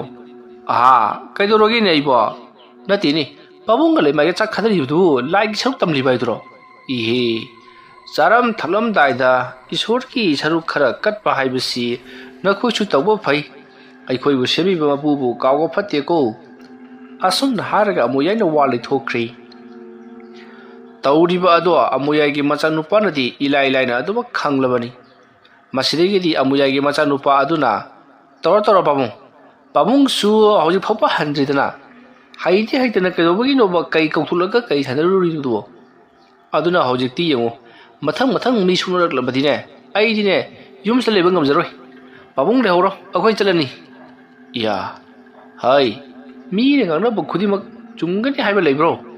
ꯑꯩꯒꯤ ꯏꯁꯥꯗ ꯁꯣꯛꯂꯤꯕꯁꯤ ꯀꯩ ꯁꯥꯟꯅꯕꯗꯒꯤ ꯀꯩꯅ ꯈꯣꯠꯂꯝꯕꯅꯦ ꯍꯥꯏꯕꯗꯤ ꯀꯅꯥꯅ ꯍꯥꯏꯔꯤꯕ? ꯑꯗꯨꯒꯨꯝꯕ ꯃꯊꯣꯡ ꯃꯔꯝ ꯈꯪꯗꯕ ꯋꯥꯗꯣ ꯁ꯭ꯋꯥꯏꯗ ꯄꯨꯁꯤꯜꯂꯛꯀꯅꯨꯀꯣ꯫ ꯐꯔꯦ ꯄꯥꯕꯨꯡ ꯑꯗꯨꯗꯤꯅꯦ ꯄꯥꯕꯨꯡꯒ ꯊꯣꯛꯄ ꯌꯨꯝꯁꯦ ꯄꯥꯜꯍꯧꯔꯣ ꯑꯩꯈꯣꯏꯁꯨꯅꯦ ꯆꯠꯅꯕ ꯇꯧꯖꯔꯒꯦ ꯑꯁꯨꯝꯅ ꯍꯥꯏꯔꯝꯂꯒ ꯑꯃꯨꯌꯥꯏꯒꯤ ꯃꯆꯥꯅꯨꯄꯥ ꯑꯗꯣ ꯌꯥꯝꯅ ꯁꯥꯎꯅ ꯊꯣꯛꯈꯤ꯫ ꯃꯇꯝ ꯑꯗꯨꯗ ꯑꯃꯨꯌꯥꯏꯅ ꯃꯥꯒꯤ ꯆꯤꯡꯂꯦꯝꯕꯤ ꯍꯥꯏꯕꯁꯤꯅ ꯑꯩꯕꯨ ꯀꯌꯥ ꯊꯤꯅ ꯏꯀꯥꯏꯕ ꯄꯤꯔꯤꯕ ꯂꯥꯛꯅꯔꯤꯕ ꯌꯨꯝ ꯑꯁꯤꯒꯤ ꯑꯉꯥꯡ ꯅꯨꯄꯤ ꯄꯨꯝꯅꯃꯛ ꯂꯣꯏꯅꯃꯛ ꯗꯣꯜꯃꯣꯜ ꯍꯥꯏꯗꯅ ꯑꯩ ꯐꯥꯎꯕ ꯅꯨꯡꯁꯤꯍꯟꯗ꯭ꯔꯗꯅ ꯃꯥꯅ ꯐꯩ ꯇꯧꯁꯅꯨ ꯅꯥꯕꯁꯤꯗ ꯐꯈꯤꯁꯅꯨ ꯃꯥꯕꯨ ꯑꯣꯏꯅ ꯂꯦꯝꯃ ꯊꯥꯕꯒꯤ ꯋꯥꯗꯤ ꯂꯩꯇ꯭ꯔꯕꯅꯤ ꯍꯦꯛ ꯉꯝꯕ ꯃꯈꯩ ꯍꯣꯠꯅꯗꯨꯅ ꯃꯍꯥꯛꯄꯨ ꯑꯣꯏꯅ ꯁꯨꯡꯁꯣꯏ ꯁꯣꯏꯗꯅ ꯍꯥꯠꯇꯣꯛꯀꯗꯧꯔꯤꯕꯅꯤ꯫ ꯃꯥꯒꯤ ꯃꯄꯥ ꯌꯨꯉꯥꯎꯕ ꯑꯗꯨꯒ ꯂꯣꯏꯅꯅ ꯂꯣꯏꯁꯤꯜꯂꯕꯗꯤ ꯑꯩꯒꯤ ꯌꯦꯛꯅꯕ ꯈꯨꯔꯧ ꯊꯥꯡꯕꯤꯅꯕ ꯀꯅꯥꯁꯨ ꯂꯩꯇ꯭ꯔꯦ꯫ ꯂꯩꯀꯥꯏ ꯑꯁꯤꯗ ꯈ꯭ꯋꯥꯏꯗꯒꯤ ꯍꯩꯊꯣꯏ ꯁꯤꯡꯊꯣꯏꯕ ꯂꯩꯋꯥ ꯃꯟꯇ꯭ꯔ ꯈꯪꯕꯗꯤ ꯑꯩ ꯏꯇꯣꯝꯇꯅꯤ ꯀꯩꯗꯧꯖꯔꯨꯅꯦꯒꯦ? ꯑꯁꯨꯝꯅ ꯈꯜꯂꯒ ꯑꯃꯨꯌꯥꯏ ꯃꯍꯥꯛꯀꯤ ꯑꯅꯥꯕꯁꯤꯡꯗꯣ ꯐꯔꯛꯄ ꯌꯥꯝꯅ ꯋꯥꯅ ꯉꯥꯏꯈꯤ꯫ ꯅꯨꯃꯤꯠ ꯍꯨꯝꯅꯤꯒꯤ ꯃꯇꯨꯡꯅꯤ ꯑꯃꯨꯌꯥꯏꯅ ꯏꯃꯨꯡꯗ ꯑꯗꯨꯝꯅ ꯀꯧꯁꯤꯟꯗꯨꯅ ꯂꯥꯏ ꯇꯤꯟ ꯃꯥꯡꯅ ꯁꯥꯟꯅꯈꯤꯕꯁꯤꯡ ꯑꯗꯨꯒꯤ ꯆꯥꯛꯊꯥꯛ ꯇꯝꯂꯤꯕꯅꯤ ꯍꯥꯏꯗꯨꯅ ꯇꯝꯂꯤꯕ ꯑꯗꯨꯗ ꯅꯣꯡꯃꯗꯤ ꯑꯃꯨꯌꯥꯏꯒꯤ ꯃꯆꯥꯅꯨꯄꯥꯗꯣ ꯈꯪꯁꯥꯎ ꯁꯥꯎꯒꯠꯂꯛꯂꯤ꯫ ꯃꯗꯨꯗꯤ ꯑꯃꯨꯌꯥꯏꯒꯤ ꯃꯆꯥꯅꯨꯄꯥ ꯑꯗꯨꯅ ꯑꯃꯨꯌꯥꯏꯗ ꯍꯥꯏꯔꯤ ꯄꯥꯕꯨꯡꯅ ꯇꯧꯕꯤꯔꯤꯕꯁꯤꯕꯨ ꯀꯔꯤꯅꯣ? ꯅꯠꯇꯦ ꯉꯔꯥꯡ ꯅꯍꯥꯟꯗꯁꯨ ꯀꯩ ꯁꯥꯟꯅꯔꯨꯕꯗꯒꯤ ꯀꯩ ꯊꯣꯛꯂꯒ ꯆꯤꯈꯥꯏꯕꯗꯒꯤ ꯄꯥꯕꯨꯡ ꯁꯤꯅꯤꯡꯆꯤꯠꯇ ꯍꯤꯡꯗꯅ ꯍꯧꯖꯤꯛ ꯂꯩꯔꯤꯕ ꯅꯠꯇ꯭ꯔꯣ? ꯑꯗꯨꯒ ꯃꯈꯥ ꯇꯥꯅ ꯑꯃꯨꯛ ꯇꯧꯔꯝꯂꯤꯕꯁꯤꯅ ꯀꯔꯤꯅꯣ ꯍꯥꯏꯕꯅꯤꯗ? ꯅꯪꯅ ꯀꯔꯤ ꯈꯪꯒꯦ? ꯑꯩꯒꯤ ꯊꯃꯣꯏꯅꯨꯡꯗ ꯆꯥꯛꯂꯤꯕ ꯃꯩꯆꯥꯛ ꯑꯁꯤ ꯅꯪꯅ ꯀꯔꯤ ꯈꯪꯒꯦ ꯍꯥꯏꯕꯅꯤꯗ? ꯑꯁ ꯄꯥꯕꯨꯡ ꯑꯉꯥꯡ ꯃꯆꯥ ꯌꯥꯝ ꯃꯥꯜꯂꯤꯗ ꯀꯥꯟꯅꯗꯕꯗ ꯂꯃꯟ ꯈꯨꯝꯅꯕꯒ ꯀꯥꯏꯗꯅ ꯑꯣꯏꯔ ꯄꯥꯔꯣꯏꯗꯕ ꯂꯃꯟ ꯈꯨꯝꯂꯤꯕꯗꯤ ꯃꯣꯏꯅꯤꯅꯦ ꯃꯣꯏꯅ ꯇꯧꯔꯛꯄ ꯊꯕꯛꯇꯨ ꯑꯩꯅ ꯉꯥꯛꯊꯣꯛꯆꯅꯅꯕ ꯍꯣꯠꯅꯖꯕ ꯈꯛꯇꯅꯤ ꯃꯗꯨ ꯐꯥꯎꯕ ꯀꯥꯟꯅꯗ꯭ꯔꯕꯗꯤ ꯑꯩꯅ ꯑꯃꯥꯏꯕ ꯑꯃ ꯑꯣꯏꯕꯒꯤ ꯀꯔꯤ ꯀꯥꯟꯅꯔꯤ? ꯄꯥꯕꯨꯡ ꯀꯅꯥꯅꯣ ꯄꯥꯕꯨꯡꯅ ꯃꯈꯣꯏ ꯍꯥꯏꯔꯤꯁꯤꯕꯨ ꯀꯅꯥꯅꯣ? ꯀꯅꯥ ꯑꯣꯏꯅꯤꯒꯦꯅꯦ? ꯃꯥꯒꯤ ꯕꯟꯗꯅꯥ ꯍꯥꯏꯕ ꯑꯗꯨꯒꯤ ꯃꯆꯥꯅꯨꯄꯤ ꯆꯤꯡꯂꯦꯝꯕꯤ ꯍꯥꯏꯕꯗꯨꯅꯤꯅꯦ ꯃꯥꯅ ꯅꯪꯒꯤ ꯄꯥꯕꯨꯡꯗ ꯂꯩꯋꯥ ꯃꯟꯇ꯭ꯔ ꯇꯧꯗꯨꯅ ꯕꯨꯠ ꯄ꯭ꯔꯦꯠ ꯊꯥꯖꯤꯜꯂꯛꯄꯗꯒꯤ ꯃꯗꯨ ꯉꯥꯛꯊꯣꯛꯅꯕꯒꯤꯗꯃꯛꯇ ꯍꯣꯠꯅꯔꯤꯕꯅꯤ꯫ ꯃꯥꯅ ꯉꯝꯂꯤꯕꯕꯨ ꯃꯥꯅ ꯀꯩ ꯀꯧꯊꯣꯛꯂꯒ ꯑꯩꯉꯣꯟꯗ ꯊꯥꯖꯤꯜꯂꯛꯄꯗꯒꯤ ꯀꯩ ꯑꯗꯨꯅ ꯑꯩꯕꯨ ꯁꯔꯥꯛ ꯇꯝꯈ꯭ꯔꯦꯗꯅ ꯑꯗꯨꯒ ꯂꯩꯀꯥꯏ ꯃꯤꯌꯥꯝꯒꯤ ꯃꯃꯥꯡꯗꯅ ꯑꯩꯅ ꯀꯩ ꯁꯥꯟꯅꯔꯒ ꯍꯩꯇꯕꯗꯒꯤ ꯀꯩꯅ ꯈꯣꯠꯄꯅꯤꯒ ꯀꯥꯏꯗꯅ ꯃꯈꯣꯏꯅ ꯀꯔꯤ ꯈꯪꯗꯅ ꯉꯥꯡꯒ ꯁꯥꯔꯤꯕꯅꯣ? ꯑꯗꯨꯝꯅ ꯍꯥꯏꯔꯛꯄꯗ ꯑꯃꯨꯌꯥꯏꯒꯤ ꯃꯆꯥꯅꯨꯄꯥ ꯑꯗꯨꯅ ꯄꯥꯕꯨꯡꯅ ꯍꯥꯏꯔꯤꯕꯁꯤ ꯑꯁꯦꯡꯕꯒꯤꯔꯥ? Ihi, nangonda boina phagi amuk tawrukidro. Ai. Adugane, magi singlebi haibiduki mayumda gati chalu launu ko. Liwa mantra kaya kapsandana nang ngaucha chakrabadi mangjadoi sei nang katana teko imung asta leriba khoi su mangjagedoribani. Hoi chumi babung adubu yade haiba mati khangan pati phai. Phare babung aisa le. Asomna haram laka amuyai gi macha nupa do phat thoki. Matamadu da amuyai na as lewa mantra tawraga lusinnaga da thapaka sibu mana upa sadana amu chakhren tawrisi. Karibu tholaga ba. Asumna khallaga amuyai do lehore. Masigi matung somda amuyai gi macha nupa do parap jinglem bagi mayumda lakli. Matam maduta jinglem bi sumangda pi suduna leirami. Sumangi masi amada pi suraga leiribi jinglem bigi manakta amuyai parap sangsilakli. Araduga jinglem bi ati nangi du kedoriba. Adumna hanglakpada jinglem bina aigi se pi surini kari haigi asomna hanglubada amuyai gi machanupa adu tapna jinglem bigi manakta phamthari. Araduga nangna aikhoi gi pabungda tawribasi karino ha nati ahal ama oina leijariba akhoi gi pabungguta nahana aduk lukraba lewa mantra kyandu kapsilibadubu natine madu pharibra haibane nangna aikhoi gi pabungda kainoi taba leige haiba adumna hanglakpaduta jinglem bina mahaki manakta phamliba amuyai gi machanupa aduta karino haribudubo aina nangi pabungda kari tawkrabage adumna hanglakpaduta amuyai gi machanupa aduna kari nangi pabungda kari tawkrabage gaina hai nangna lai thajambadagi akhoi pahungdu hauji ana loidana phamungda yataraga leiribadu nang karibda tadabro adumna hanglakpada jinglem bina karino haribidubo madugi sakhi sabon madugi praman puthokpa ngambra haibanida adumana kadine git namakano adudi akhoi ki imana siribasusu nokhoi ki pabungna hatpo oitarene adumna hairakpaduda amuyagi machanupa do kumpham khangdri masidegi amuyagi machanupa aduna fai nangna khoi ki pabungda singaribado karimata kanaba phangloi nathwai ado mangnaga tokani tawto kraislaitaba nupi macha nanggumana aikhoi ki pabungda singnabaga saradana nathwai do mangani khangu nathwai do mangani khangu asumna amuyai ki macha nupa do yamna sauna hawgalaga nathwai ado mangani khangu haiduna lor duna chakki thongalda bupolga amuyai ki macha nupa aduga tokhek thengnari matamadu da bupolna hai bungo aiko kariyo nang na thoi mangre lawga chali budu kari kino kana kari hare adumna hanglakpadu da amuyai ki machanupa aduna babu ngone to biri basibu karino natini nachanupi laisana bisiga manaraga aikhoi ki babung da torli basibu karino haibani da aduroi bungo madubu kawi butpet thajanba hikap tekap thajanba posem thajanba harna bato baido nangi napara aigi nupi jinglem bigi mama adubsu hato khredana mi bu halurabadi madugi karma mongalaban khumlakani haibadu nangi napa bongdi khangamgani aduna napa bongdo oina hanguko kari maram gino makhoina torliba haibado madi ilai na khangamgani chalo swaida koilaw lawgunu apai puna tharaktana nangsu napa gumna kullaga leigani ko adumna hairakpaduta amuyagi machanupa ado bupolda jamna sawno mitkhana yingamlaga parap chatkri masigi matung amuyai gi machanupa ado parap laklaga amuyai gi kada changsilai matam aduda amuyai tumdru leiringi matamni amuyai gi machanupa aduna changsilaklaga amuyai gi phamung aduda phamtharak paduda amuyai masada sahum mama kanagumba na lengakpagi sahum phangbaduda mikap thorakli matam aduda amuyai na kari tawre ha nang bu iping na jinglem bi da chairuni haida chakhibadaine hoi babung ai chairure ngang ba ya ba sunga ngame kari gumba khrasu khangduna halaklabani ha kari khanglaba babung na tasingna maki jinglem bagi mama bandana haibadubu hatkibro hoi madugi wado kana hairibno ai di kedobagi magi jinglem bi haibadugi mama bandana adu kari da makta hatkidoriba ha babung jinglem bigi mapaga jinglem biga na hairakpani thabaka sida pabungna ꯃꯥꯒꯤ ꯃꯃꯥꯗꯨ ꯍꯥꯠꯄꯅꯤ ꯍꯥꯏꯗꯨꯅ ꯆꯤꯡꯂꯦꯝꯕꯤꯅ ꯍꯥꯏꯔꯛꯏ ꯑꯗꯨꯒ ꯕꯨꯄꯣꯜꯅꯁꯨ ꯍꯥꯏꯔꯛꯄꯅꯤ ꯑꯗꯨꯕꯨ ꯋꯥꯐꯝ ꯑꯁꯤꯗ ꯀꯗꯥꯏ ꯐꯥꯎꯕ ꯆꯨꯝꯕꯅꯣ ꯍꯥꯏꯕꯗꯨꯗꯤ ꯑꯩ ꯈꯪꯗꯦ ꯑꯗꯨꯅ ꯄꯥꯕꯨꯡꯅ ꯑꯃꯨꯛꯇ ꯁꯦꯡꯅ ꯍꯥꯏꯕꯤꯌꯨ ꯃꯥꯒꯤ ꯃꯃꯥ ꯕꯟꯗꯅꯥ ꯍꯥꯏꯗꯨꯕꯨ ꯄꯥꯕꯨꯡꯅ ꯍꯥꯠꯈꯤꯕ꯭ꯔꯣ ꯍꯥꯏ ꯃꯗꯨꯕꯨ ꯍꯦꯛꯇꯃꯛ ꯋꯥ ꯋꯥ ꯂꯥꯎꯄ ꯌꯥꯕ ꯋꯥꯐꯝꯗꯣ ꯃꯤ ꯑꯃ ꯍꯥꯠꯄ ꯍꯥꯏꯕꯁꯤ ꯃꯔꯝ ꯂꯩꯇꯅ ꯍꯦꯛꯇꯃꯛ ꯍꯥꯠꯄ ꯌꯥꯕ ꯅꯠꯇꯦ ꯑꯩꯅ ꯀꯩꯗꯧꯕꯒꯤ ꯃꯈꯣꯏꯒꯤ ꯅꯨꯄꯤ ꯕꯟꯗꯅꯥ ꯍꯥꯏꯕꯗꯨꯕꯨ ꯀꯔꯤꯒꯤꯗꯃꯛꯇ ꯍꯥꯠꯀꯗꯧꯔꯤꯕꯅꯣ ꯃꯤꯅ ꯉꯥꯡꯕꯗꯅꯦ ꯄꯪꯊꯥ ꯊꯥꯖꯔꯨꯅꯨꯀꯣ ꯑꯄꯪꯕꯒꯤ ꯍꯧꯅꯕ ꯐꯔꯦ ꯄꯥꯕꯨꯡ ꯑꯗꯨ ꯑꯣꯏꯔꯒꯅ ꯅꯈꯣꯏꯅ ꯊꯣꯛꯄ ꯊꯦꯡꯅꯖꯔꯣ ꯑꯩꯈꯣꯏꯒꯤꯗꯤ ꯁꯤꯔꯛꯄ ꯃꯤꯗꯨꯒꯤ ꯄꯣꯠꯂꯣꯏꯕ ꯌꯥꯎꯕ ꯍꯥꯏꯕꯗꯨꯅꯤ ꯕꯟꯗꯅꯥꯒꯤ ꯃꯆꯥꯅꯨꯄꯤ ꯆꯤꯡꯂꯦꯝꯕꯤ ꯁꯤꯔꯒꯅ ꯑꯩꯈꯣꯏꯁꯨ ꯆꯤꯡꯂꯦꯝꯕꯤꯒꯤ ꯄꯣꯠꯂꯣꯏꯕ ꯌꯥꯎꯔꯒꯅꯤ ꯑꯗꯨꯒ ꯄꯥꯕꯨꯡ ꯂꯩꯇ꯭ꯔꯒꯅ ꯄꯥꯕꯨꯡꯒꯤ ꯄꯣꯠꯂꯣꯏꯕ ꯌꯥꯎꯔꯅꯤ ꯈꯪꯗꯕ ꯑꯩꯈꯣꯏꯗꯤ ꯇꯨꯃꯤꯟꯅ ꯑꯗꯨꯃꯛ ꯂꯩꯔꯒ ꯁꯤꯔꯛꯄ ꯃꯤꯗꯨꯒꯤ ꯄꯣꯠꯂꯣꯏꯕ ꯌꯥꯎꯕ ꯍꯥꯏꯕꯗꯨꯅꯤ ꯑꯁꯣꯝꯅ ꯍꯥꯏꯔꯝꯂꯒ ꯑꯃꯨꯌꯥꯏꯒꯤ ꯃꯆꯥꯅꯨꯄꯥ ꯑꯗꯣ ꯊꯣꯛꯈ꯭ꯔꯦ ꯃꯇꯝ ꯑꯗꯨꯗ ꯑꯃꯨꯌꯥꯏꯅ ꯌꯦꯡꯉꯨꯅꯦꯁꯤ ꯃꯥꯒꯤ ꯆꯤꯡꯂꯦꯝꯕꯤ ꯍꯥꯏꯕꯁꯤꯅ ꯇꯨꯃꯤꯟꯅ ꯂꯩꯁꯟꯕ ꯌꯥꯈ꯭ꯔꯕ ꯋꯥꯐꯝ ꯑꯁꯤ ꯃꯊꯤ ꯐꯣꯡꯂꯛꯂꯤꯕꯅꯤ ꯐꯩ ꯇꯧꯁꯅꯨ ꯈꯪꯒꯅꯤ ꯑꯩꯒꯤ ꯑꯅꯥꯕꯁꯤ ꯈꯔ ꯊꯨꯅ ꯐꯍꯟꯅꯤꯡꯉꯦꯗꯀꯣ ꯃꯁꯤꯅ ꯍꯦꯛ ꯐꯕꯒ ꯃꯥꯒꯨꯝꯕ ꯀꯔꯤꯁꯨ ꯂꯩꯇꯕ ꯅꯨꯄꯤ ꯃꯆꯥ ꯑꯃꯅ ꯑꯁꯨꯛ ꯊꯤꯅ ꯏꯀꯥꯏꯕ ꯅꯪꯍꯟꯕꯒꯤꯗꯃꯛ ꯃꯗꯨꯒꯤ ꯀꯔꯤ ꯆꯩꯔꯥꯛ ꯐꯪꯒꯅꯤ ꯍꯥꯏꯕꯗꯤ ꯃꯥꯅ ꯈꯪꯈꯤꯗꯕ ꯁꯥꯔꯤ ꯃꯥꯅ ꯀꯔꯤꯁꯨ ꯂꯩꯇꯕ ꯊꯕꯛ ꯈꯔ ꯇꯧꯔꯒ ꯑꯩꯕꯨ ꯀꯤꯍꯟꯕꯒꯁꯨ ꯁꯥꯔꯤ ꯐꯩ ꯈꯪꯒꯅꯤ ꯍꯟꯇꯃꯨꯛꯇꯤ ꯂꯨꯔꯕ ꯃꯍꯩ ꯀꯌꯥ ꯊꯥꯖꯤꯟꯗꯨꯅ ꯃꯥꯕꯨ ꯁꯣꯏꯅ ꯃꯇꯤꯛ ꯊꯣꯛꯄ ꯂꯛꯅꯒꯗꯧꯔꯤꯕꯅꯤ ꯑꯗꯨꯝꯅ ꯈꯜꯂꯒ ꯑꯃꯨꯌꯥꯏ ꯌꯥꯝꯅ ꯁꯥꯎꯅ ꯃꯁꯥꯗꯣ ꯂꯩꯔꯤꯕꯅꯤ ꯃꯁꯤꯒꯤ ꯃꯇꯨꯡ ꯃꯇꯝ ꯈꯔ ꯍꯧꯈ꯭ꯔꯤ ꯆꯤꯡꯂꯦꯝꯕꯤꯁꯨ ꯑꯃꯨꯌꯥꯏꯗ ꯀꯔꯤꯃꯇ ꯇꯧꯗꯅ ꯃꯍꯥꯛꯀꯤ ꯍꯩꯒꯗꯕ ꯃꯍꯩ ꯀꯌꯥ ꯃꯊꯪ ꯇꯝꯁꯤꯜꯂꯤ ꯑꯗꯨꯒ ꯃꯍꯥꯛꯅ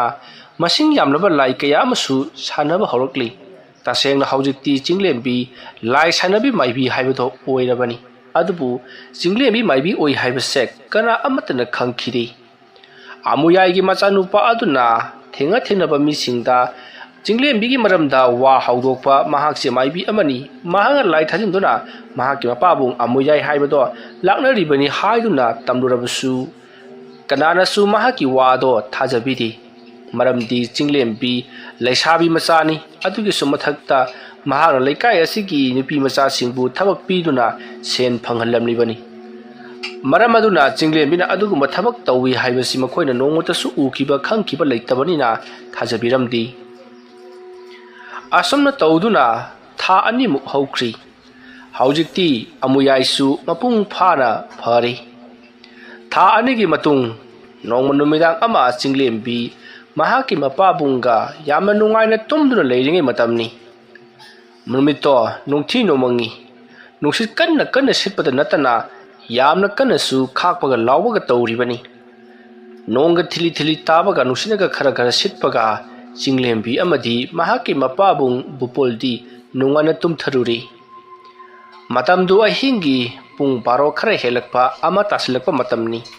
ꯑꯃꯨꯌꯥꯏꯗꯤ ꯇꯨꯝꯊꯕꯒꯤ ꯌꯥꯕ ꯅꯠꯇꯦ ꯉꯁꯥꯏꯗꯒꯤ ꯃꯍꯥꯛꯅ ꯑꯃꯨꯕ ꯃꯩꯇꯥꯟ ꯑꯃꯗ ꯑꯉꯥꯡꯕ ꯂꯪ ꯑꯃꯅ ꯌꯥꯝꯅ ꯀꯟꯅ ꯌꯦꯠꯂꯤꯕꯅꯤ ꯃꯁꯤꯡ ꯊꯤꯗꯨꯅ ꯃꯁꯤꯡ ꯑꯗꯣ ꯍꯦꯛꯇꯃꯛ ꯀꯥꯎꯕꯗꯒꯤ ꯑꯃꯨꯛꯁꯨ ꯌꯦꯠꯂꯤ ꯑꯃꯨꯛꯁꯨ ꯀꯥꯎꯏ ꯑꯃꯨꯛꯁꯨ ꯌꯦꯠꯂꯤ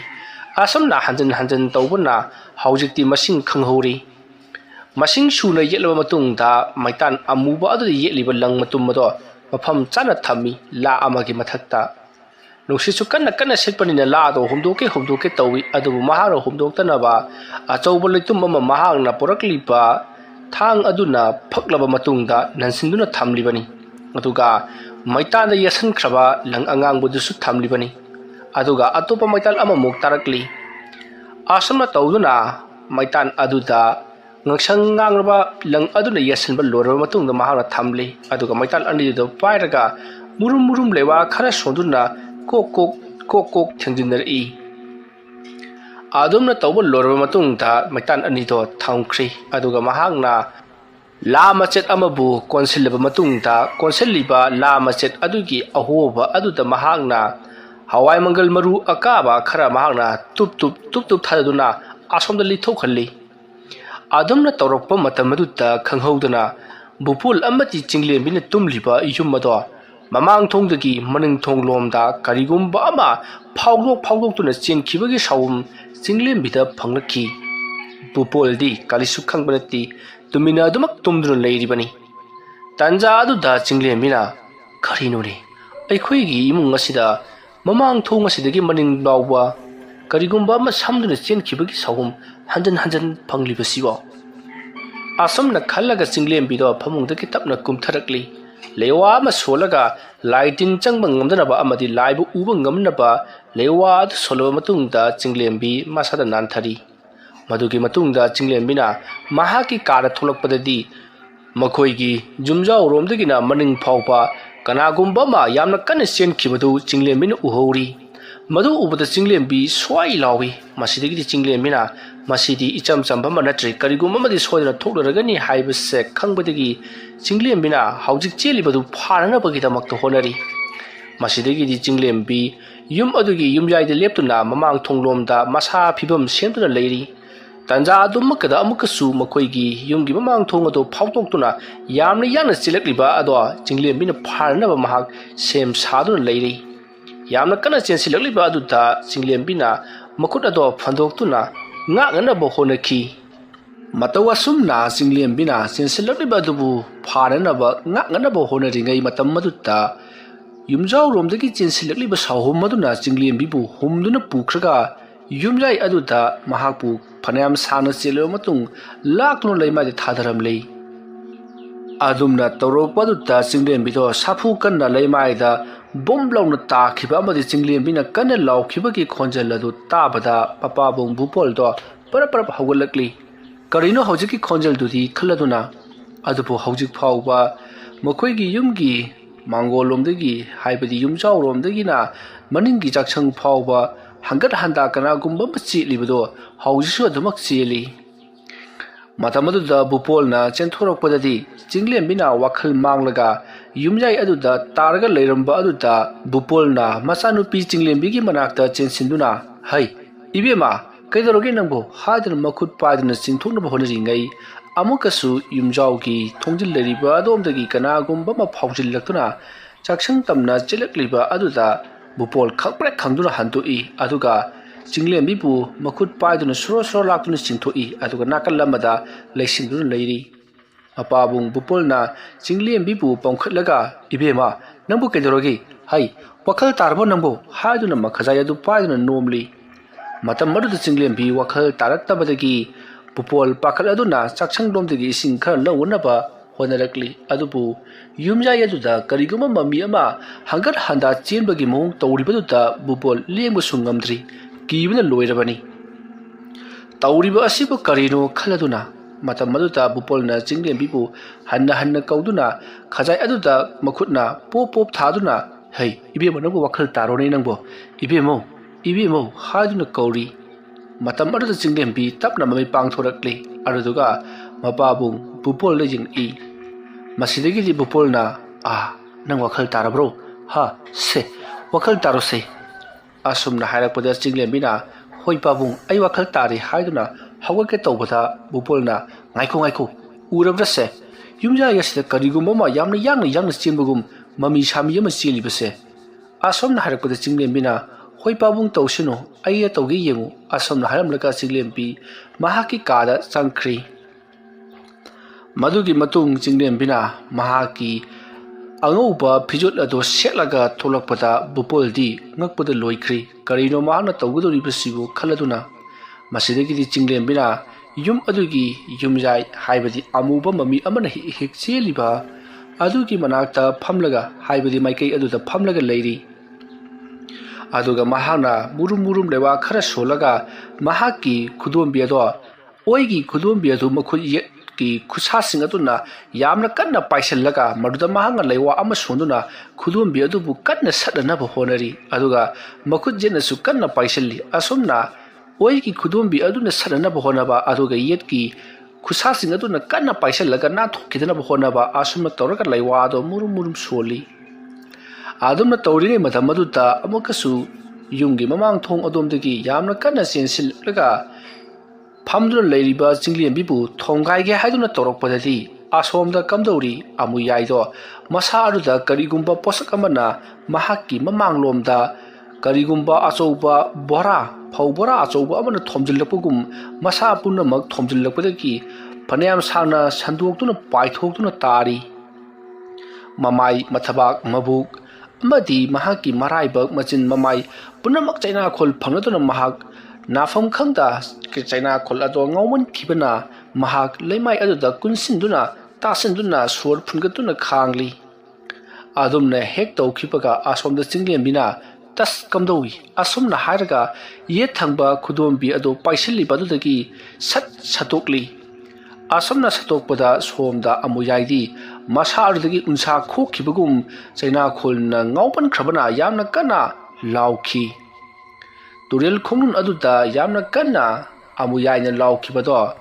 turel khongnun aduga tainana leiriba haibadi anapada leiriba yumsingna taki adupu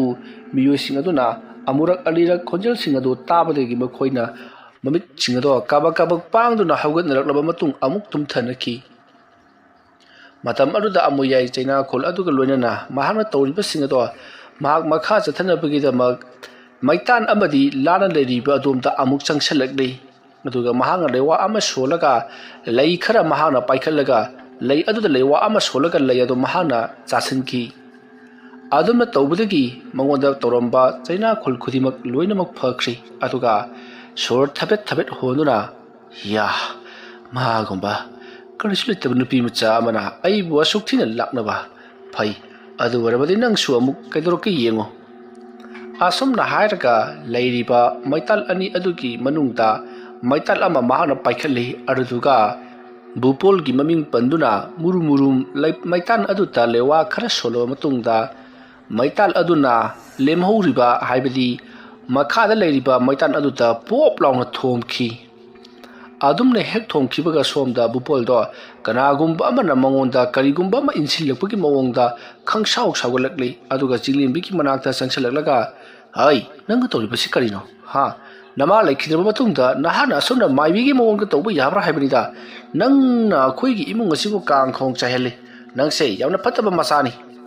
asomna hairaga chaiba thangba haurakpada chinglembi mapabung bupolda phat jengthurai matam maruda bupolna mamit managasi aingolaga yengjabaga su sariye hairamlaga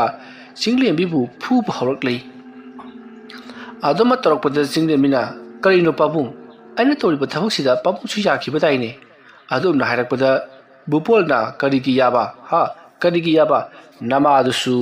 maibi oibadagi ngantana mathwai mangle sikhre nangsu maibi oiraga ngantana sige haibro tawriba thabak singa sida namana tana tawriba si karino aibu khara pangi khara chammi haiduna noina aibu hektamak sanaba yabro aigi imangda aduguma thabak tawba nangumba phattaba macha sidi sikhibana hena phai haiduna bupolna chinglembi bu chaiba thangba phuba haurakle chinglembi su mapabungi kutakta oirakliba mawong asida karino tawriba sibu haiduna aktang khanjani masidagi bupolna phai na ha khangani leramu hairamlaga chaksang lomda chensinkhri aduduga mahana thangjau ama paiduna nang hatoklagadabani nangna maram moiraga namado hatkhibani nangna maram moiraga namado hatkhibani haiduna lauraga chinglembi po harana chensilakli tawriba matau aduta chinglembi pakhaladuna mahagi karomda chensinduna thongnon silaga laikhri matam adudana somduna kamdauri amuyai hauna nokli amubu maital ani adugi manungta bupolgi maital oiriba adubuna magi machanupi chinglembi maital oiriba aduda tanaribadu mahang uri madu ubada amuyaina tanone thugayune changkhayune karigirone nangna halibudubo hai changelu asopna amuyai do lewa mantra kaya hanjin sonjalakli adumna torokpada somduna bupol do mahana pariba thangjau aduna machanupina lotliba ka adugi thong adupu job yang khairakli aduma yalakba aduta somda chinglembi kari tawgadabano haiba tawpham khangdrei masidagi chinglembi na khangle o asomdagi karigumba khari sojan toroklamlagani aigi pabungna asomna khak torokadaba natte haiba khanglakpadagi chinglembi na phai khangani aigi ipada lai thajalaga igi ipabunga honba khangani nangsu asomna hairamlaga chinglembi na mahaki kada leiriba laitingi oiba polom cheram singado khudakta mahakna tosin tinsinnaduna amadi lewa mantra kaya sonduna sem bhawraklei sindur angangba maitan amuba amadi atai una akangba tarelgi mana akangba aduga langthreigi mana akangba singado kupna sugairi asomna takhairi ngai haujikti bupol na thong ado kan kaurokpa kan phakai ba torokpa thangna hanjin chalakpadagi phakai gadabagi khajita ngai salakli tanja aduta chinglem bina man selwe podasu makum tana phadna takhaira mutung khuba ma paiduna changchilakpa ngaijun leiri tanja aduda bupol na thong ado kaukhaiduna thong adugi pona ado phakai duna imnga changlakpada chinglem bina mapa chanana mahana semkhiba makum ado mapabung bupol da saisin khi adom na hek saisin khibuga bupol makuta pairam bathang ado laimai da kodrok launa thadakhi aduga bupol laimai da wakhal manguna phadi ajot pa tarakpagum budrok launa tasankhi chinglem bina mapabung ke manakta chinsinduna asuka panjawra haini yengli karisu yaudaba adudagi ti chinglem bina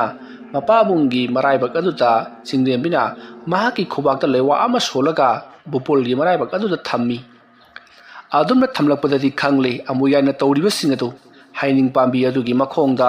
mahangna harauduna jagoi saruna leiribadu uri madu ubada chinglem bina phai khangkani nahak aina kari tawang ngambagi haibadu yengu asomna hairaga mahangna hadagi hauna thorang tawduna thamliba yum kupada sijinaba I akangba do mahangna chapul ama thamlibadudagi I ama satokli asomna kap animuk sangba I ama mahangna satoklaba matungda I aduda mahangna lewa mantra khara soli aduga mahangna I aduda hairi aduduga nangna mahaki masa adubu mafut phawnga thinatuna chaina khol pi gadabani chalo aina nangbu na thau panglu haiduna ngasidagi thadok pirabani thabak thorang punamak loiraga aigi na ka tan hala uko asomna hairaga thongna wado launa hangdoktuna thongna odudagi mahangna haujik lewa mantra sonkraba I adubu langthoki adumna hek langthokibaga somda amuyai lewa mantra sonduna hauji masi lengkhidraba maitan adubu amuk masi lengana bahonarakli adumna tawringi matamaduta mahaki manakta karino khangdaba posak amana thuna yangna ngangna parpaki khonjel ama tarabada mahana matung otokna jenglubadati machin tumba una ama parakbadu uri ilanglangna machin tumna parakbadu ubada amuyai karino asiri khulai tharakledana karamna ngakani eibo haiduna khanjanari ngai khanghauti mahaki thabak phauna somda chinglemmina tharakhiba I machin tumba I akangba aduna yungkhri yungliba do mathabak phawna lengjarabasu lakliba dudi una adunati chumnagi mahaki leiwa khulai adubuni thabak phawna lengkhiba phawokhiba dugi chaina khona amuyai mayadagi I haithaduna leimai da onduna khangli mardunatana pukchep narum khauri amati thajin mafut phawna lengakli dakpham diamada tabarati chaina kholtani phangba adumna utna neina honarakpaduta amuyai khangba ngamdraduna mahakari tawsige haiduna leiri masidagidi mahak laiji ironungda chongthaduna lutlagi khaladuna laiji ironung adu chongthanabagi damak manak adaya taba leitum amada lewa sonduna laiji ironung adu langthakri asam leitum aduna hek takhibaga mahaksu laiji ironungda chongthaki turel adu de hek chongthakibagadi mahaki masada tawramba singado saplepkhri chaina kholdi haujiksu phanglibani mayadagi haitharakpa ikheng mayamna turelgi ima yaduma haujikti ina pungang leiribani masigi matung amuyai mahak isingdagi kakatana tumina adumak leiri haujigi tamatamna mahaksu chaina kholato hantharakli matammarda chinglemmina khanglabra karsu lektaba maiba masanang gumanasu ingondo chittaba saradana nangbu nang leithektuna hayengi nimita sodana ina hatkadawribani asomna hairingai somda bupol do tapna wakhal lakli machanupina I chabul ama pairaga murum sondun leramlibadu ubada bupolna ai ibema karino tawribaduna natini ai yumjaida nanga puna leminar madaine matau karamna ai nangi kagi thong asina kanana yang khairiba thangjo uma soleramli karino ibema tawribasibo adom na hairakpadu ta chinglembina thokhribasing ado loinamak tamli aduga amuyaina mahaki mapabungda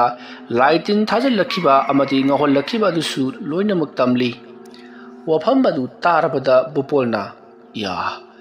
kayada mi usitkidriba ma gumana adom ne hek toba phai khang loidra do ꯃꯥꯅ ꯉꯝꯂꯒꯅ ꯑꯩꯈꯣꯏ ꯏꯄꯥ ꯏꯆꯥꯕꯨ ꯃꯥꯡꯍꯟꯁꯅꯨ ꯑꯗꯨꯒ ꯑꯩꯈꯣꯏꯅ ꯉꯝꯂꯒꯅ ꯃꯥꯕꯨ ꯍꯤꯡꯊꯠꯀꯗꯧꯔꯤꯕꯅꯤ ꯑꯩ ꯃꯈꯥ ꯇꯥꯅ ꯃꯥꯕꯨ ꯂꯥꯛꯅꯕꯒꯤ ꯃꯊꯧ ꯇꯥꯗꯦ ꯂꯣꯏꯁꯤꯟꯈ꯭ꯔꯣꯅꯦ ꯏꯕꯦꯝꯃ ꯄꯥꯕꯨꯡ ꯑꯩꯁꯨ ꯃꯥꯕꯨ ꯂꯣꯏꯁꯤꯟꯅꯕ ꯀꯟꯅ ꯍꯣꯠꯅꯔꯤꯕꯅꯤ ꯑꯗꯨꯕꯨ ꯃꯍꯥꯛꯅꯁꯨ ꯉꯥꯛꯂꯛꯂꯤ ꯉꯥꯛꯁꯅꯨ ꯀꯌꯥꯝ ꯀꯨꯏꯅ ꯃꯍꯥꯛ ꯉꯥꯛꯄ ꯉꯝꯕꯒꯦ ꯌꯦꯡꯒꯤ ꯂꯥꯏꯖꯤ ꯏꯔꯣꯟꯅꯨꯡꯗꯒ ꯆꯣꯡꯊꯔꯒ ꯂꯣꯠꯂꯤ ꯀꯌꯥꯝ ꯀꯨꯏꯅ ꯂꯣꯠꯄ ꯉꯝꯕꯒꯦ ꯌꯦꯡꯒꯤ ꯑꯁꯨꯝꯅ ꯍꯥꯏꯔꯝꯂꯒ ꯆꯤꯡꯂꯦꯝꯕꯤꯗꯣ ꯃꯍꯥꯛ ꯅꯣꯛꯂꯤ ꯃꯗꯨꯒꯤ ꯃꯇꯨꯡ ꯅꯣꯡꯁꯨ ꯇꯞꯅ ꯇꯞꯅ ꯉꯥꯟꯊꯣꯔꯛꯀꯗꯧꯔꯤ ꯃꯁꯤꯗꯒꯤꯗꯤ ꯑꯃꯨꯌꯥꯏꯗꯣ ꯅꯣꯡ ꯉꯥꯜꯂꯛꯂꯒꯗꯕꯅꯤꯅ ꯀꯔꯤꯁꯨ ꯇꯧꯕ ꯌꯥꯔꯔꯣꯏ ꯑꯗꯨꯅ ꯑꯩꯁꯨ ꯌꯨꯝꯗ ꯍꯜꯂꯒꯦ ꯈꯜꯂꯗꯨꯅ ꯃꯍꯥꯛ ꯏꯁꯤꯡꯗꯒꯤ ꯀꯥꯈꯠꯂꯛꯂꯤ ꯏꯁꯤꯡꯗꯒꯤ ꯃꯍꯥꯛꯅ ꯀꯥꯈꯠꯂꯛꯂꯕ ꯃꯇꯨꯡꯗ ꯍꯩꯅꯤꯡ ꯍꯧꯔꯤꯕ ꯑꯗꯨꯒꯤ ꯃꯅꯥꯛꯇ ꯂꯥꯛꯂꯒ ꯃꯍꯥꯛꯅ ꯁꯤꯖꯤꯟꯅꯔꯤꯕ ꯂꯥ ꯑꯃꯗꯤ ꯃꯩꯇꯥꯟꯁꯤꯡꯗꯣ ꯂꯣꯏꯅꯃꯛ ꯃꯆꯦꯠ ꯃꯆꯦꯠ ꯁꯦꯒꯥꯏꯔꯤ ꯑꯗꯨꯒ ꯃꯩꯇꯥꯟ ꯑꯗꯨꯁꯨ ꯁꯨꯔꯨ ꯁꯨꯔꯨ ꯅꯣꯏꯈꯥꯏꯗꯨꯅ ꯇꯨꯔꯦꯜ ꯃꯅꯨꯡ ꯑꯗꯨꯗ ꯂꯪꯊꯔꯝꯂꯤ ꯑꯗꯨꯒ ꯃꯍꯥꯛ ꯌꯨꯝ ꯂꯣꯝꯗ ꯂꯥꯛꯂꯤ ꯃꯁꯤꯒꯤ ꯃꯇꯨꯡ ꯍꯧꯖꯤꯛꯇꯤ ꯑꯃꯨꯌꯥꯏ ꯌꯨꯝ ꯌꯧꯔꯗꯨꯅ ꯃꯍꯥꯛ ꯀꯅꯥꯈꯪ ꯎꯗ꯭ꯔꯤꯉꯩꯗ ꯐꯃꯨꯡꯗ ꯆꯪꯗꯨꯅ ꯇꯨꯃꯤꯟꯅ ꯄꯣꯊꯥꯈ꯭ꯔꯤ ꯆꯣꯠꯂꯤꯕ ꯃꯐꯤ ꯃꯔꯣꯟꯁꯤꯡ ꯑꯗꯣ ꯑꯃꯠꯇꯒ ꯍꯣꯡꯕ ꯅꯠꯇꯦ ꯄꯨꯔꯥ ꯋꯥꯈꯜ ꯑꯃꯗ ꯂꯩꯈ꯭ꯔꯕꯅꯤ ꯃꯍꯥꯛꯁꯤ ꯃꯁꯤꯒꯤ ꯃꯇꯨꯡ ꯁꯣꯡꯗꯨꯅ ꯆꯤꯡꯂꯦꯝꯕꯤꯗꯣ ꯍꯧꯖꯤꯛꯇꯤ ꯀꯩꯁꯨ ꯊꯣꯏꯗꯣꯛꯄ ꯇꯧꯔꯔꯣꯏ ꯅꯣꯡꯁꯨ ꯉꯜꯂꯛꯂꯕꯅꯤꯅ ꯃꯍꯥꯛꯅꯁꯨ ꯇꯧꯔꯛꯂꯔꯣꯏ ꯑꯗꯨꯅ ꯅꯨꯃꯤꯗꯥꯡ ꯑꯃꯨꯛ ꯑꯣꯏꯔꯛꯄ ꯉꯥꯏꯔꯁꯤ ꯄꯥꯕꯨꯡ ꯍꯥꯏꯗꯨꯅ ꯕꯨꯄꯣꯜꯗ ꯍꯥꯏꯔꯤ ꯃꯇꯝ ꯑꯗꯨꯗ ꯕꯨꯄꯣꯜꯁꯨ ꯐꯔꯦ ꯐꯔꯦ ꯍꯥꯏꯗꯨꯅ ꯃꯍꯥꯛꯀꯤ ꯀꯥꯔꯣꯝꯗ ꯆꯠꯈ꯭ꯔꯤ ꯑꯗꯨꯒ ꯆꯤꯡꯂꯦꯝꯕꯤꯒꯤ ꯐꯛꯀꯥꯏꯔꯤꯕ ꯊꯣꯡ ꯑꯗꯨꯁꯨ ꯃꯍꯥꯛꯅ ꯅꯣꯡ ꯍꯦꯛ ꯉꯥꯟꯕꯒ ꯁꯦꯝꯖꯤꯟꯕꯤꯔꯒꯦ ꯍꯥꯏꯗꯨꯅ ꯃꯄꯥꯕꯨꯡꯅ ꯍꯥꯏꯔꯤ ꯃꯁꯤꯒꯤ ꯃꯇꯨꯡ ꯆꯤꯡꯂꯦꯝꯕꯤꯁꯨ ꯃꯍꯥꯛꯅ ꯍꯧꯖꯤꯛ ꯁꯦꯠꯂꯤ ꯆꯥꯔꯤꯕꯁꯤꯡ ꯑꯗꯨ ꯍꯣꯡꯗꯣꯛꯂꯒ ꯃꯍꯥꯛ ꯐꯃꯨꯡꯗ ꯅꯤꯡꯉꯥꯏꯗꯅ ꯉꯥꯏꯍꯥꯛꯇꯪꯗ ꯑꯣꯏꯔꯕꯁꯨ ꯄꯣꯊꯥꯍꯧꯒꯦ ꯈꯜꯂꯗꯨꯅ ꯍꯤꯞꯂꯤ ꯃꯁꯤꯒꯤ ꯃꯇꯨꯡ ꯃꯊꯪꯒꯤ ꯅꯣꯡ ꯉꯥꯜꯂꯛꯂꯤ ꯍꯥꯏꯕꯗꯤ ꯊꯧꯗꯣꯛ ꯑꯗꯨꯒꯤ ꯃꯇꯨꯡ ꯅꯣꯡ ꯄꯨꯡꯉꯥꯟ ꯉꯥꯜꯂꯛꯂꯤ ꯅꯣꯡ ꯉꯥꯜꯂꯛꯄꯗꯨꯗ ꯕꯨꯄꯣꯜ ꯃꯆꯥꯅꯨꯄꯤꯒꯤ ꯀꯥꯒꯤ ꯊꯣꯡ ꯑꯗꯣ ꯌꯥꯝꯅ ꯀꯟꯅ ꯁꯦꯝꯅꯅꯕ ꯍꯣꯠꯅꯔꯤ ꯆꯤꯡꯂꯦꯝꯕꯤꯁꯨ ꯀꯔꯤ ꯀꯔꯤꯅꯣ ꯊꯕꯛ ꯏꯪꯈꯥꯡ ꯈꯔ ꯇꯧꯗꯨꯅ ꯌꯦꯅꯈꯥ ꯌꯦꯡꯒꯨꯟ ꯋꯥꯏ ꯀꯟꯅ ꯇꯩꯊꯣꯛꯂꯤ ꯋꯥꯏ ꯇꯩꯅ ꯇꯩꯅ ꯃꯍꯥꯛꯅ ꯋꯥꯈꯜ ꯑꯁꯨꯝ ꯈꯜꯂꯤ ꯑꯃꯥꯏꯕ ꯑꯃꯨꯌꯥꯏꯁꯤ ꯍꯩꯕꯗꯤ ꯐꯖꯅ ꯍꯩꯕꯖꯥꯠꯅꯤ ꯑꯗꯨꯕꯨ ꯃꯇꯧ ꯀꯔꯝꯅ ꯃꯍꯥꯛꯄꯨ ꯃꯥꯏꯊꯤꯕ ꯄꯤꯗꯨꯅ ꯀꯔꯝꯅ ꯃꯍꯥꯛꯄꯨ ꯂꯣꯏꯁꯤꯟꯁꯤꯒꯦ ꯍꯥꯏꯗꯨꯅ ꯋꯥꯈꯜ ꯈꯜꯂꯤ ꯃꯍꯥꯛꯅ ꯊꯥꯈꯤꯕ ꯃꯍꯥꯛꯄꯨ ꯍꯥꯠꯄ ꯌꯥꯕ ꯈꯨꯠꯁꯨ ꯈꯨꯠꯂꯥꯏ ꯄꯨꯝꯅꯃꯛ ꯃꯍꯥꯛꯅ ꯉꯥꯛꯊꯣꯛꯂꯛꯂꯤ ꯑꯗꯨꯅ ꯀꯔꯤ ꯈꯨꯠꯂꯥꯏ ꯊꯥꯔꯒ ꯀꯔꯝꯕ ꯂꯥꯂꯣꯡ ꯁꯤꯖꯤꯟꯅꯔꯒ ꯃꯍꯥꯛꯄꯨ ꯂꯣꯏꯁꯤꯟꯕ ꯉꯝꯒꯅꯤ ꯍꯥꯏꯗꯨꯅ ꯋꯥꯈꯜ ꯈꯜꯂꯤ ꯑꯁꯨꯝꯅ ꯋꯥꯈꯜ ꯈꯟꯕ ꯌꯥꯕ ꯈꯜꯂꯕꯒꯤ ꯇꯨꯡꯗ ꯃꯍꯥꯛꯅ ꯋꯥꯈꯜ ꯑꯃ ꯂꯥꯛꯂꯤ ꯃꯁꯤꯗꯒꯤꯗꯤ ꯆꯤꯡꯂꯦꯝꯕꯤꯅ ꯃꯍꯥꯛꯅ ꯍꯧꯖꯤꯛ ꯈꯜꯂꯤꯕ ꯊꯕꯛ ꯑꯗꯨꯃꯛ ꯊꯕꯛ ꯑꯣꯏꯅ ꯄꯥꯡꯊꯣꯛꯂꯒꯦ ꯈꯜꯂꯗꯨꯅ ꯆꯤꯡꯂꯦꯝꯕꯤ ꯋꯥꯏ ꯇꯩꯔꯤꯕꯗꯣ ꯁꯠ ꯁꯠ ꯂꯣꯏꯁꯤꯜꯂꯒ ꯃꯍꯥꯛ ꯄꯨꯂꯝ ꯆꯩꯔꯝ ꯈꯔ ꯊꯤꯕ ꯍꯧꯔꯛꯈꯤ ꯁꯣꯝꯗꯅ ꯀꯝꯗꯧꯔꯤ ꯑꯃꯨꯌꯥꯏ ꯃꯇꯝ ꯊꯦꯡꯂꯕꯗꯨ ꯐꯥꯎꯕꯗ ꯃꯍꯥꯛ ꯍꯧꯒꯠꯄꯒ ꯖꯥꯠ ꯅꯠꯇꯦ ꯑꯉꯥꯡꯁꯤꯡꯅ ꯌꯦꯅꯈꯥ ꯌꯦꯡꯒꯨꯟꯗ ꯂꯥꯎꯅ ꯈꯣꯡꯅꯕ ꯃꯥꯔꯕꯜ ꯁꯥꯟꯅꯕꯒꯤ ꯂꯥꯎꯅꯕꯒꯤ ꯈꯣꯟꯖꯦꯜ ꯇꯥꯕꯗꯒꯤ ꯑꯃꯨꯌꯥꯏ ꯃꯍꯥꯛ ꯃꯤꯀꯞ ꯈꯪꯊꯣꯛ ꯊꯣꯔꯛꯂꯤ ꯑꯃꯨꯌꯥꯏꯅ ꯃꯤꯀꯞ ꯊꯣꯔꯛꯂꯕꯗ ꯅꯣꯡꯁꯤꯗꯤ ꯄꯨꯡꯉꯥꯟ ꯉꯥꯜꯂꯕꯖꯥꯠꯅꯤꯗꯅ ꯑꯩꯗꯤ ꯉꯔꯥꯡ ꯇꯨꯔꯦꯟꯗ ꯂꯨꯞꯄꯨꯕꯒꯤ ꯑꯆꯣꯠꯄ ꯐꯤꯔꯣꯟ ꯉꯥꯕꯁꯤ ꯑꯃꯠꯇ ꯍꯣꯡꯗꯣꯛꯇ꯭ꯔꯕꯖꯥꯠꯅꯤ ꯀꯔꯤꯅꯣ ꯑꯩꯅ ꯍꯟꯗꯛ ꯇꯧꯔꯛꯂꯤꯕꯁꯤꯕꯨ ꯃꯃꯥꯡꯊꯛꯇ ꯑꯁꯨꯝꯅ ꯈꯛ ꯇꯧꯈꯤꯕ ꯂꯩꯇꯦ ꯐꯔꯦ ꯐꯔꯦ ꯑꯩ ꯑꯃꯨꯛꯇꯪ ꯂꯣꯏꯁꯤꯟꯈꯤꯒꯦ ꯐꯤꯔꯣꯟꯒꯥꯁꯦ ꯍꯣꯡꯗꯣꯛꯂꯒ ꯑꯃꯨꯛꯇꯪ ꯐꯧꯗꯣꯛꯂꯨꯗꯗꯤ ꯌꯥꯔꯔꯣꯏ ꯑꯁꯨꯝꯅ ꯈꯜꯂꯒ ꯑꯃꯨꯌꯥꯏ ꯃꯐꯤ ꯃꯔꯣꯟꯗꯣ ꯍꯣꯡꯗꯣꯛꯂꯒ ꯄꯣꯂꯥꯡꯈꯣꯛꯇ ꯐꯧꯗꯣꯛꯂꯤ ꯃꯇꯝ ꯑꯗꯨꯗ ꯑꯃꯨꯌꯥꯏꯒꯤ ꯃꯆꯥꯅꯨꯄꯥ ꯑꯗꯨꯅ ꯄꯥꯕꯨꯡꯗꯤ ꯍꯧꯖꯤꯛꯇ ꯏꯔꯨꯖꯗ ꯉꯥꯏꯔꯤꯕ꯭ꯔꯣ ꯍꯣꯏ ꯏꯕꯨꯡꯉꯣ ꯑꯩꯁꯤ ꯏꯔꯨꯖꯗ ꯉꯥꯏꯔꯤ ꯀꯩꯗꯧꯔꯦ ꯂꯥꯏ ꯑꯃ ꯈꯣꯏꯔꯝꯁꯦꯗꯅ ꯅꯆꯥꯅ ꯉꯔꯥꯡ ꯍꯥꯏꯖꯈꯤꯕꯗꯨꯕꯨ ꯅꯪꯕꯨ ꯑꯩꯉꯣꯟꯗ ꯂꯥꯏ ꯈꯣꯏꯔꯝꯁꯦ ꯍꯥꯏꯕ꯭ꯔꯅꯦ ꯀꯔꯤꯅꯣꯗ ꯄꯥꯕꯨꯡ ꯌꯨꯝꯁꯤ ꯗꯨꯡꯗꯥꯡ ꯌꯥꯝꯅ ꯇꯧꯔꯦ ꯑꯗꯨꯅ ꯃꯗꯨ ꯇꯧꯗꯅꯕ ꯂꯥꯏ ꯑꯃꯨꯛꯇꯪ ꯈꯣꯏꯔꯝ ꯊꯣꯛꯁꯦꯅ ꯑꯩꯅ ꯄꯥꯕꯨꯡꯗ ꯍꯥꯏꯖꯈꯤꯕꯗꯨꯗꯤ ꯑꯩꯗꯤ ꯃꯗꯨ ꯄꯨꯡꯀꯥꯎ ꯀꯥꯎꯔꯨꯔꯦꯗꯅ ꯍꯣꯏ ꯈꯣꯏꯔꯝꯁꯤ ꯅꯈꯣꯏ ꯂꯥꯏ ꯈꯣꯏꯔꯝꯕꯗ ꯆꯪꯒꯗꯕ ꯄꯣꯠꯂꯝ ꯆꯩꯔꯝ ꯂꯣꯏꯅꯃꯛ ꯁꯤꯟ ꯂꯥꯡꯕ ꯂꯣꯏꯔꯕ꯭ꯔꯣ ꯍꯣꯏ ꯄꯥꯕꯨꯡ ꯂꯣꯏꯔꯕꯅꯤ ꯄꯥꯕꯨꯡꯅ ꯉꯥꯏꯅꯔꯤꯁꯤ ꯉꯁꯥꯏꯗꯒꯤ ꯄꯥꯕꯨꯡꯒ ꯇꯨꯝꯃꯒ ꯂꯩ ꯍꯧꯗꯣꯛꯄꯒ ꯑꯃꯠꯇ ꯇꯥꯗꯦ ꯍꯣꯏ ꯇꯧꯔꯁꯤ ꯑꯁꯨꯝꯅ ꯍꯥꯏꯅꯔꯕ ꯃꯇꯨꯡꯗ ꯑꯃꯨꯌꯥꯏꯒꯤ ꯃꯆꯥꯅꯨꯄꯥꯗꯣ ꯄꯔꯞ ꯏꯃꯨꯡ ꯂꯣꯝꯗ ꯆꯪꯈ꯭ꯔꯤ ꯄꯣꯠ ꯈꯔꯁꯨ ꯈꯥꯎ ꯑꯃꯗ ꯌꯣꯝꯗꯨꯅ ꯄꯨꯁꯤꯟꯈꯤ ꯂꯥꯏ ꯈꯨꯔꯨꯝꯅꯅꯕꯒꯤ ꯄꯣꯠꯂꯝ ꯆꯩꯔꯝ ꯃꯥꯜꯂꯤ ꯃꯇꯝ ꯑꯗꯨꯗ ꯑꯃꯨꯌꯥꯏꯅ ꯀꯔꯤꯅꯣꯅꯦ ꯑꯩꯕꯨ ꯃꯉꯣꯟꯗ ꯉꯔꯥꯡ ꯂꯥꯏ ꯈꯨꯔꯨꯝꯁꯤ ꯍꯥꯏꯈꯤꯕ꯭ꯔꯅꯦ? ꯇꯔꯪ ꯃꯂꯪ ꯑꯃ ꯇꯧꯔꯦ ꯏꯁꯥꯁꯤ꯫ ꯃꯁꯤꯒꯤ ꯆꯤꯡꯂꯦꯝꯕꯤ ꯍꯥꯏꯕ ꯅꯨꯄꯤ ꯃꯆꯥꯗꯨ ꯌꯥꯝꯅ ꯊꯨꯅ ꯂꯣꯏꯁꯤꯟꯗꯕ ꯌꯥꯔꯔꯣꯏ꯫ ꯃꯥꯅ ꯉꯝꯂꯤꯕꯕꯨ ꯉꯔꯥꯡ ꯑꯩꯕꯨ ꯇꯨꯔꯦꯜ ꯃꯅꯨꯡꯗ ꯂꯣꯠꯍꯟꯈꯤꯕꯅꯤꯗꯅ꯫ ꯐꯩ, ꯉꯁꯤꯒꯤ ꯅꯨꯃꯤꯠꯇꯅ ꯃꯍꯥꯛꯄꯨ ꯀꯔꯥꯏꯗꯅ ꯂꯣꯠꯍꯟꯒꯦ, ꯃꯄꯥ ꯃꯆꯥ ꯌꯦꯡꯊꯤꯅꯍꯟꯒꯦ, ꯃꯄꯥꯅ ꯃꯆꯥ ꯍꯥꯠꯂꯦ ꯍꯥꯏꯕꯗꯨ ꯊꯣꯛꯍꯟꯒꯦ ꯈꯪꯒꯅꯤ꯫ ꯃꯗꯨꯒꯤ ꯃꯩꯆꯥꯛꯅ ꯕꯨꯄꯣꯜꯁꯨ ꯃꯁꯥ ꯃꯇꯣꯝꯇ ꯃꯔꯥꯏꯅ ꯁꯤꯖꯔꯅꯤ꯫ ꯀꯔꯤꯗꯧꯕꯒꯤ ꯑꯩꯅ ꯋꯥꯖꯔꯨꯅꯦꯒꯤꯅꯤ? ꯐꯩ, ꯈꯪꯒꯅꯤꯗꯅ꯫ ꯀꯔꯤꯅꯣ ꯑꯗꯨꯒ ꯑꯩꯒꯤ ꯏꯆꯥꯅꯨꯄꯥꯅ ꯂꯥꯏ ꯈꯨꯔꯨꯝꯅꯕꯒꯤ ꯍꯥꯏꯔꯤꯁꯤꯕꯨ? ꯑꯩꯕꯨ ꯉꯔꯥꯡ ꯀꯔꯤ ꯂꯥꯏ ꯈꯨꯔꯨꯝꯒꯦꯅ ꯍꯥꯏꯈꯤꯒꯦꯅꯦ? ꯃꯪꯒꯨꯝꯕ ꯉꯥꯛꯇ꯫ ꯑꯁꯨꯝꯅ ꯈꯜꯂꯒ ꯑꯃꯨꯌꯥꯏ ꯃꯆꯥꯅꯨꯄꯥꯅ ꯂꯥꯏ ꯈꯨꯔꯨꯝꯅꯅꯕꯒꯤ ꯁꯤꯜꯂꯤꯕ ꯑꯗꯨꯒꯤ ꯃꯅꯥꯛꯇ ꯆꯪꯁꯤꯟꯈꯤ꯫ ꯃꯁꯤꯒꯤ ꯃꯇꯨꯡ ꯃꯇꯝꯗꯤ ꯑꯁꯨꯝ ꯍꯧꯈ꯭ꯔꯤ꯫ ꯅꯨꯡꯊꯤꯜ ꯅꯨꯃꯤꯗꯥꯡ ꯋꯥꯏꯔꯝ ꯑꯗꯨꯗ ꯑꯃꯨꯌꯥꯏꯅ ꯂꯐꯨ ꯃꯇꯨꯞ ꯑꯃꯕꯨ ꯀꯛꯈꯠꯇꯨꯅ ꯃꯍꯥꯛꯅ ꯂꯐꯨ ꯑꯗꯨꯒꯤ ꯇꯨꯡꯒꯥ ꯑꯃꯕꯨ ꯁꯦꯝꯈ꯭ꯔꯤ꯫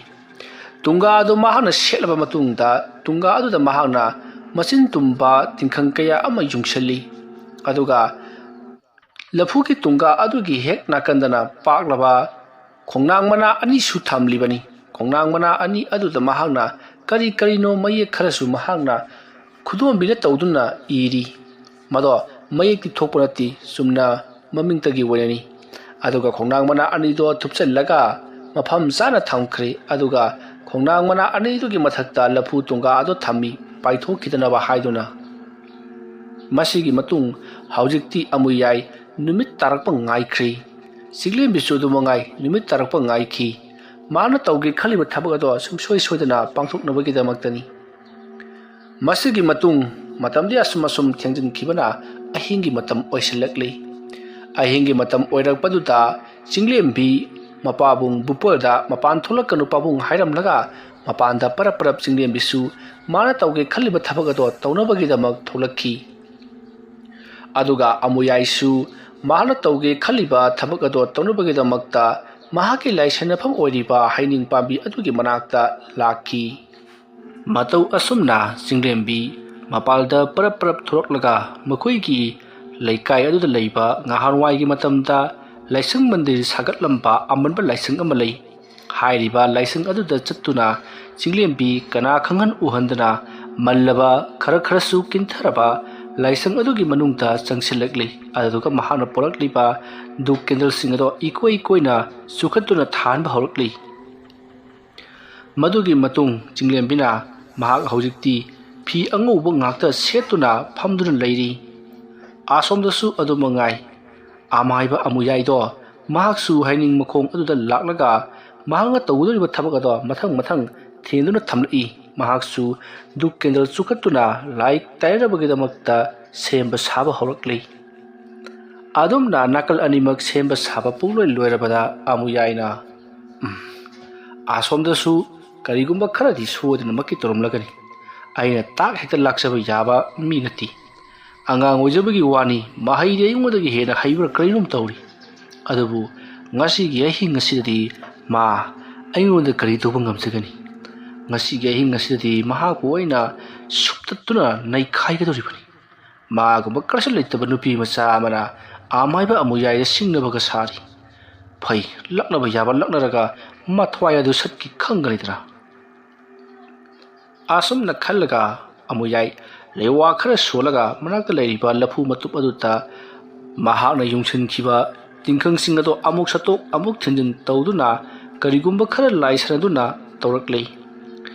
ꯑꯗꯨꯝꯅ ꯇꯧꯕ ꯑꯗꯨꯗꯗꯤ ꯈꯪꯍꯧꯗꯅ ꯂꯐꯨ ꯑꯗꯣ ꯃꯁꯥ ꯃꯇꯣꯝꯇ ꯌꯥꯝꯅ ꯀꯟꯅ ꯇꯪꯈꯥꯏ ꯇꯥꯅ ꯖꯔꯦꯠ ꯂꯥꯎꯅ ꯁꯦꯒꯥꯏꯔꯛꯂꯤ꯫ ꯂꯐꯨ ꯃꯇꯨꯞ ꯑꯗꯨꯝꯅ ꯖꯔꯦꯠ ꯂꯥꯎꯅ ꯁꯦꯒꯥꯏꯔꯛꯄꯗꯨꯗ ꯑꯃꯨꯌꯥꯏ ꯈꯪꯄ꯭ꯔꯦꯛ ꯈꯪꯗꯨꯅ ꯃꯍꯥꯛ ꯆꯣꯡꯊꯣꯛꯏ꯫ ꯑꯗꯨꯒ ꯏꯌꯥ, ꯆꯪꯕꯒ ꯉꯝꯗꯦꯅꯦ ꯃꯁꯦ! ꯍꯦ, ꯑꯗꯨ ꯑꯣꯏꯔꯒꯅ ꯈꯪꯒꯅꯤꯗꯅ ꯅꯪ꯫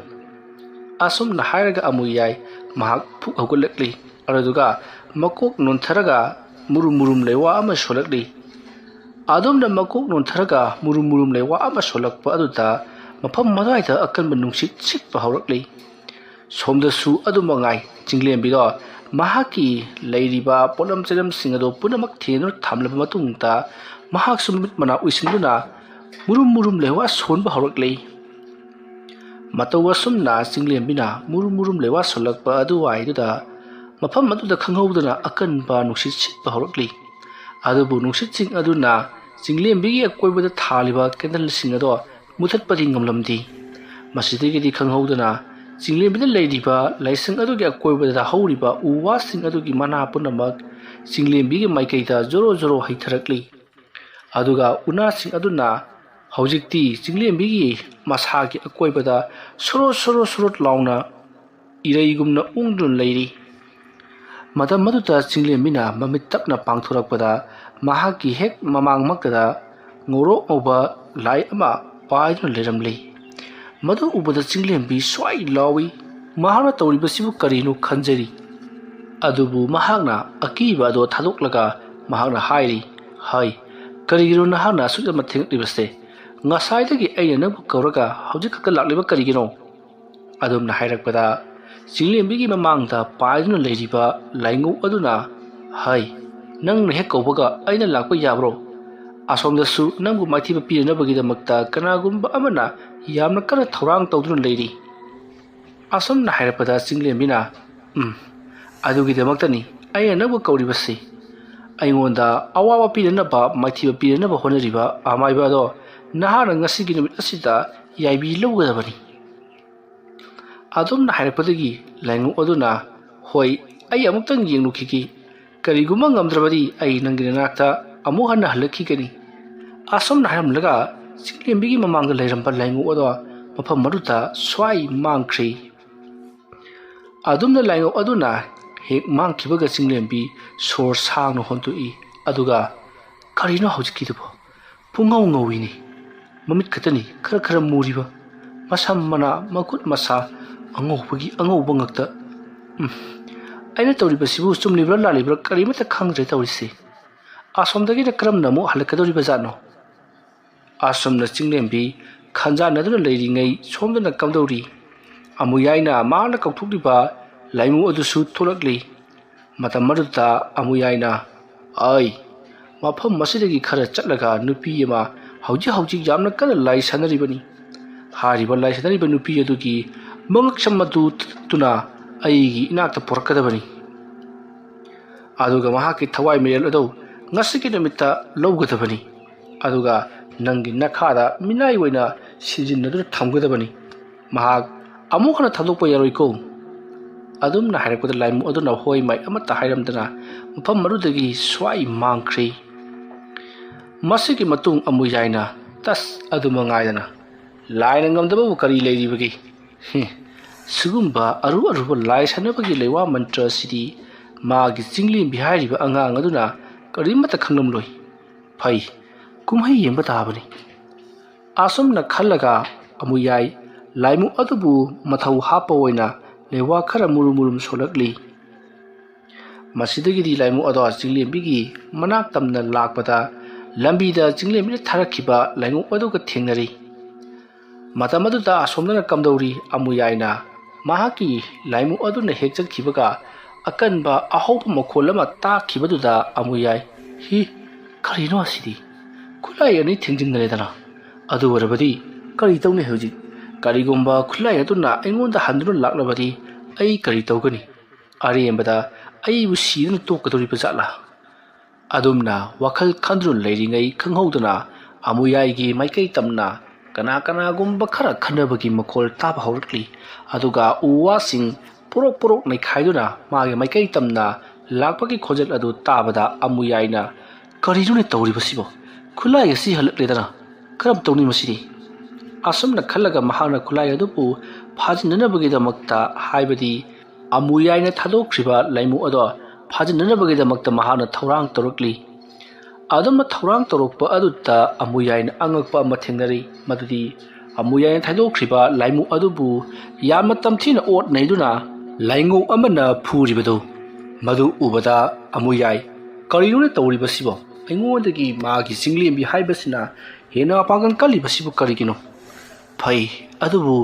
mana ngamhanbadi yadi karigumba mana ngamkhrabadi ngasi yahi ngasida ai sungsoi soidana thawai mangadoribani aduna ai kari tawba yabagi asomna amuyai wakhan khanba yaba khallabagi matungta amuyaina ꯃꯍꯥꯛꯀꯤ ꯃꯅꯥꯛꯇ ꯇꯥꯔꯤꯕ ꯇꯪꯈꯥꯏ ꯇꯥꯅ ꯁꯦꯒꯥꯏꯈ꯭ꯔꯕ ꯂꯐꯨ ꯑꯗꯨꯒꯤ ꯃꯁꯥꯗ ꯌꯨꯡꯂꯤꯕ ꯇꯤꯡꯈꯪꯁꯤꯡ ꯑꯗꯣ ꯃꯍꯥꯛꯅ ꯇꯤꯡꯈꯪ ꯃꯔꯛ ꯑꯗꯨꯗꯒꯤ ꯇꯤꯡꯈꯪ ꯑꯃ ꯂꯧꯊꯣꯔꯛꯂꯤ ꯑꯗꯨꯒ ꯃꯍꯥꯛꯀꯤ ꯃꯈꯨꯠ ꯈꯨꯗꯣꯝꯕꯤ ꯑꯗꯨꯗ ꯊꯤꯟꯗꯠꯆꯗꯨꯅ ꯏ ꯊꯣꯛꯍꯜꯂꯤ ꯃꯗꯨꯒꯤ ꯃꯇꯨꯡꯗ ꯃꯍꯥꯛꯅ ꯂꯩꯃꯥꯏ ꯑꯗꯨꯗ ꯏ ꯑꯗꯨ ꯊꯥꯗꯔꯒ ꯂꯩꯋꯥ ꯈꯔ ꯁꯣꯟꯗꯨꯅ ꯃꯍꯥꯛꯅ ꯄꯣꯔꯛꯄ ꯂꯩꯁꯤꯡ ꯑꯗꯨꯕꯨ ꯁꯨꯔꯨ ꯁꯨꯔꯨ ꯅꯩꯈꯥꯏꯗꯨꯅ ꯃꯊꯛꯇ ꯆꯥꯏꯊꯔꯤ ꯑꯗꯨꯃ ꯇꯧꯔꯛꯄꯗꯒꯤꯗꯤ ꯁꯣꯝꯗ ꯆꯤꯡꯂꯦꯝꯕꯤꯅ ꯊꯥꯔꯛꯄ ꯂꯥꯏꯉꯧ ꯑꯗꯨꯅ ꯇꯝꯊꯤꯅ ꯐꯨꯔꯤꯕ ꯑꯃꯨꯌꯥꯏꯒꯤ ꯂꯥꯏꯃꯨ ꯑꯗꯨꯕꯨ ꯍꯧꯖꯤꯛꯇꯤ ꯃꯄꯥꯡꯒꯜ ꯈꯪꯀꯜ ꯀꯪꯈꯠꯂꯛꯇꯨꯅ ꯑꯃꯨꯌꯥꯏꯒꯤ ꯂꯥꯏꯃꯨ ꯑꯗꯨꯅ ꯆꯤꯡꯂꯦꯝꯕꯤꯅ ꯊꯥꯔꯛꯄ ꯂꯥꯏꯉꯧ ꯑꯗꯨꯕꯨ ꯇꯞ ꯇꯞ ꯃꯈꯩ ꯃꯈꯣꯡ ꯁꯣꯔ ꯁꯣꯔ ꯂꯥꯛꯇꯨꯅ ꯆꯤꯡꯗꯨꯅ ꯐꯧꯕꯤ ꯍꯥꯏꯕꯒꯨꯝ ꯍꯥꯗꯨꯅ ꯐꯨꯔꯛꯂꯤ ꯑꯗꯨꯃ ꯇꯧꯔꯛꯄ ꯑꯗꯨꯗ ꯆꯤꯡꯂꯦꯝꯕꯤꯒꯤ ꯂꯥꯏꯉꯧ ꯑꯗꯣ ꯃꯃꯥꯏ ꯂꯩꯗꯨꯅ ꯆꯦꯟꯅꯅꯕ ꯍꯣꯠꯅꯔꯛꯂꯤ ꯇꯧꯔꯤꯕ ꯑꯁꯤꯗ ꯆꯤꯡꯂꯦꯝꯕꯤꯁꯨ ꯈꯪꯂꯤꯕꯅꯤ ꯃꯁꯤꯗꯒꯤꯗꯤ ꯆꯤꯡꯂꯦꯝꯕꯤꯅ ꯑꯆꯠꯆꯥ ꯀꯔꯤꯁꯨ ꯂꯩꯇꯕ ꯑꯃꯥꯏꯕ ꯍꯟꯅꯨꯕ ꯅꯍꯥꯛꯅ ꯑꯩꯒꯤ ꯂꯥꯏꯉꯧꯕꯨ ꯂꯛꯅꯕꯒ ꯁꯥꯔꯤ ꯐꯩ ꯈꯪꯒꯅꯤꯗꯅ ꯅꯍꯥꯛ ꯑꯁꯨꯝꯅ ꯍꯥꯏꯔꯝꯂꯒ ꯆꯤꯡꯂꯦꯝꯕꯤꯗꯣ ꯂꯩꯋꯥ ꯃꯟꯇ꯭ꯔ ꯈꯔ ꯁꯣꯟꯗꯨꯅ ꯃꯍꯥꯛ ꯇꯞꯅ ꯍꯤꯞꯊꯈ꯭ꯔꯤ ꯃꯗꯨꯒꯤ ꯃꯇꯨꯡ ꯆꯤꯡꯂꯦꯝꯕꯤꯒꯤ ꯃꯁꯥꯗꯒꯤ ꯃꯍꯥꯛꯀ ꯆꯞ ꯃꯥꯟꯅꯕ ꯅꯨꯄꯤ ꯑꯃ ꯍꯧꯒꯠꯂꯛꯈꯤ ꯑꯗꯨꯒꯤ ꯃꯇꯨꯡ ꯆꯤꯡꯂꯦꯝꯕꯤꯗꯤ ꯍꯤꯞꯇꯨꯅ ꯑꯗꯨꯃꯛ ꯂꯩꯍꯧꯔꯤ ꯆꯤꯡꯂꯦꯝꯕꯤꯒꯤ ꯃꯁꯥꯗꯒꯤ ꯍꯧꯒꯠꯂꯛꯂꯤꯕ ꯃꯍꯥꯛꯀ ꯆꯞ ꯃꯥꯟꯅꯕ ꯁꯛꯇꯝ ꯑꯗꯨꯅ ꯑꯃꯨꯌꯥꯏꯅ ꯂꯩꯔꯤꯕ ꯑꯗꯣꯝꯗ ꯁ꯭ꯋꯥꯏ ꯃꯥꯡꯈꯤꯗꯨꯅ ꯑꯃꯨꯌꯥꯏꯒꯤ ꯃꯅꯥꯛ ꯇꯝꯅ ꯂꯥꯛꯂꯤ ꯃꯁꯤꯗꯒꯤꯗꯤ ꯆꯤꯡꯂꯦꯝꯕꯤꯅ ꯂꯥꯛꯂꯤꯕ ꯃꯑꯣꯡ ꯑꯗꯨ ꯎꯕꯗ ꯑꯃꯨꯌꯥꯏꯗꯤ ꯃꯃꯤꯠ ꯃꯅꯥ ꯊꯛꯀꯠꯇꯨꯅ ꯀꯔꯤꯅꯣ ꯍꯥꯏꯗꯨꯅ ꯌꯦꯡꯗꯨꯅ ꯂꯩꯔꯤ ꯆꯤꯡꯂꯦꯝꯕꯤꯅ ꯃꯤꯁꯤꯡꯕꯨ ꯁꯨꯝꯍꯠꯄ ꯉꯝꯕ ꯂꯩꯋꯥ ꯑꯗꯨ ꯁꯤꯖꯤꯟꯅꯗꯨꯅ ꯑꯃꯨꯌꯥꯏꯕꯨ ꯉꯥꯎꯍꯟꯗꯨꯅ ꯁꯨꯝꯍꯠꯂꯒꯦ ꯃꯇꯥꯒꯨꯝ ꯂꯥꯛꯂꯤꯕꯅꯤ ꯆꯤꯡꯂꯦꯝꯕꯤꯒꯤ ꯐꯖꯔꯕ ꯁꯑꯣꯡ ꯁꯥꯗꯥ ꯃꯥꯏꯊꯣꯡ ꯑꯗꯨ ꯎꯔꯨꯕꯗ ꯑꯃꯥꯏꯕ ꯑꯃꯨꯌꯥꯏꯗꯤ ꯃꯍꯥꯛ ꯑꯁꯦ ꯑꯃꯥꯏꯕꯅꯤ ꯃꯍꯥꯛꯅ ꯂꯥꯛꯂꯤꯕꯁꯤꯅ ꯃꯌꯥꯅꯤ ꯍꯥꯏꯕ ꯐꯥꯎꯕ ꯃꯍꯥꯛ ꯇꯁꯦꯡꯅ ꯀꯥꯎꯈꯤꯗꯨꯅ ꯐꯝꯂꯝꯕꯗꯒꯤ ꯇꯞꯅ ꯍꯧꯒꯠꯂꯛꯇꯨꯅ ꯆꯤꯡꯂꯦꯝꯕꯤꯅ ꯂꯥꯛꯂꯤꯕ ꯑꯗꯣꯝꯗ ꯌꯦꯡꯗꯨꯅ ꯂꯩꯔꯤ ꯃꯇꯝ ꯑꯗꯨꯗ ꯆꯤꯡꯂꯦꯝꯕꯤ ꯑꯃꯨꯌꯥꯏꯒꯤ ꯃꯅꯥꯛꯇ ꯆꯪꯁꯤꯜꯂꯛꯂꯤ ꯃꯇꯝ ꯑꯗꯨꯗ ꯑꯃꯨꯌꯥꯏꯅ ꯀꯔꯤꯒꯤꯅꯣ ꯅꯍꯥꯛꯅ ꯑꯩꯒꯤ ꯏꯅꯥꯛꯇ ꯂꯥꯛꯂꯤꯕꯗꯤ ꯅꯍꯥꯛ ꯅꯁꯥꯅ ꯌꯥꯅ ꯑꯩꯒꯤꯉꯣꯟꯗ ꯆꯪꯖꯔꯛꯂꯕ꯭ꯔꯣ ꯑꯗꯣꯝꯅ ꯍꯥꯏꯔꯛꯄꯗꯨꯗ ꯆꯤꯡꯂꯦꯝꯕꯤ ꯅꯣꯛꯃꯤ ꯇꯧꯗꯨꯅ ꯑꯃꯨꯌꯥꯏꯒꯤ ꯃꯅꯥꯛꯇ ꯆꯪꯁꯤꯜꯂꯛꯇꯨꯅ ꯑꯃꯨꯌꯥꯏꯒꯤ ꯃꯃꯥꯏꯗ ꯅꯥꯜꯂꯔꯤ ꯇꯧꯔꯤꯕ ꯑꯁꯤꯗ ꯑꯃꯨꯌꯥꯏꯗꯤ ꯄꯨꯡꯄꯪ ꯄꯪꯊꯈ꯭ꯔꯕꯅꯤ ꯃꯇꯝ ꯑꯗꯨꯗ ꯑꯃꯨꯌꯥꯏꯅ ꯏ ꯃꯔꯤ ꯈꯔ ꯂꯩꯃꯥꯏꯗ ꯊꯥꯗꯔꯒ ꯂꯩ ꯆꯥꯏꯊꯗꯨꯅ ꯂꯩꯋꯥ ꯃꯟꯇ꯭ꯔ ꯀꯌꯥ ꯁꯣꯜꯂꯝꯕ ꯑꯗꯨ ꯂꯦꯞꯈ꯭ꯔꯕꯅꯤꯅ ꯁꯣꯝꯗꯅ ꯀꯝꯗꯧꯔꯤ ꯑꯃꯨꯌꯥꯏꯒꯤ ꯂꯥꯏꯃꯨ ꯑꯗꯣ ꯆꯤꯡꯂꯦꯝꯕꯤꯒꯤ ꯂꯥꯏꯉꯧ ꯑꯗꯨꯅ ꯑꯃꯨꯛ ꯃꯈꯣꯡ ꯑꯗꯨ ꯄꯥꯏꯗꯨꯅ ꯂꯩꯔꯝꯕ ꯎ ꯋꯥ ꯄꯨꯝꯅꯃꯛꯇ ꯄꯣꯗ꯭ꯔꯣꯞ ꯊꯣꯝꯖꯤꯟꯗꯨꯅ ꯐꯧꯕꯤ ꯍꯥꯏꯕꯒꯨꯝ ꯃꯈꯣꯡ ꯑꯗꯨ ꯄꯥꯏꯗꯨꯅ ꯐꯗꯠ ꯍꯥꯏꯔꯛꯄꯗꯒꯤꯗꯤ ꯈꯥꯡꯕ ꯂꯥꯛꯄ ꯉꯝꯗ꯭ꯔꯤ ꯑꯗꯨꯕꯨ ꯁꯣꯝꯗ ꯑꯃꯨꯌꯥꯏꯗꯤ ꯇꯔꯪ ꯃꯂꯪ ꯑꯃꯗ ꯂꯩꯈ꯭ꯔꯕꯅꯤ ꯇꯧꯔꯤꯕ ꯃꯑꯣꯡ ꯑꯁꯤꯗ ꯂꯥꯏꯃꯨ ꯑꯗꯨꯁꯨ ꯈꯪꯂꯤꯕꯅꯤ ꯁꯥꯎꯕꯅ ꯃꯩ ꯍꯧꯔꯤ ꯃꯁꯤꯗꯒꯤꯗꯤ ꯂꯥꯏꯃꯨ ꯑꯗꯨꯅ ꯑꯃꯨꯌꯥꯏ ꯇꯝꯅ ꯆꯣꯡꯁꯤꯜꯂꯛꯂꯤ ꯂꯥꯏꯉꯧ ꯑꯗꯨꯁꯨ ꯑꯃꯨꯌꯥꯏꯅ ꯊꯥꯗꯣꯔꯛꯂꯤꯕ ꯂꯥꯏꯃꯨ ꯑꯗꯨꯕꯨ ꯇꯥꯟꯅꯔꯛꯂꯤꯕꯅꯤ ꯃꯇꯧ ꯑꯁꯨꯝꯅ ꯑꯃꯨꯌꯥꯏꯅ ꯊꯥꯗꯣꯔꯛꯂꯤꯕ ꯂꯥꯏꯃꯨ ꯑꯗꯨꯅ ꯑꯃꯨꯌꯥꯏꯒꯤ ꯊꯥꯖꯤꯟꯗ ꯌꯥꯝꯅ ꯀꯟꯅ ꯄꯥꯏꯁꯤꯜꯂꯛꯇꯨꯅ ꯊꯣꯝꯖꯤꯜꯂꯤ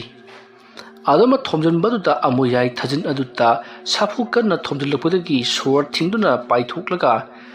ꯂꯩꯔꯤꯕ ꯍꯩꯅꯤꯡ ꯄꯥꯝꯕꯤ ꯑꯗꯨꯗ ꯊꯣꯝꯖꯤꯜꯂꯒ ꯎꯞꯁꯟꯗꯨꯅ ꯇꯥꯏ ꯑꯗꯨꯝꯅ ꯍꯦꯛ ꯇꯧꯈꯤꯕꯒ ꯑꯃꯨꯌꯥꯏ ꯋꯥꯈꯜ ꯂꯥꯛꯇꯨꯅ ꯃꯥꯅ ꯅꯣꯡꯈꯠꯂꯛꯄꯗꯗꯤ ꯃꯥꯒꯤ ꯃꯅꯥꯛꯇ ꯆꯤꯡꯂꯦꯝꯕꯤ ꯂꯩꯔꯝꯗ꯭ꯔꯤ ꯇꯧꯔꯤꯕ ꯑꯗꯣ ꯆꯤꯡꯂꯦꯝꯕꯤꯅ ꯃꯍꯥꯛꯄꯨ ꯁꯨꯝꯍꯠꯅꯅꯕꯒꯤꯗꯃꯛꯇ ꯉꯥꯎꯍꯟꯅꯕꯒꯤꯗꯃꯛꯇ ꯊꯥꯔꯛꯂꯤꯕꯅꯤ ꯍꯥꯏꯕꯁꯤ ꯃꯍꯥꯛꯅ ꯈꯪꯂꯤ ꯇꯥꯟꯖꯥ ꯑꯗꯨꯃꯛꯀꯗ ꯆꯤꯡꯂꯦꯝꯕꯤꯅ ꯊꯥꯔꯛꯄ ꯂꯥꯏꯉꯧ ꯑꯗꯨꯅ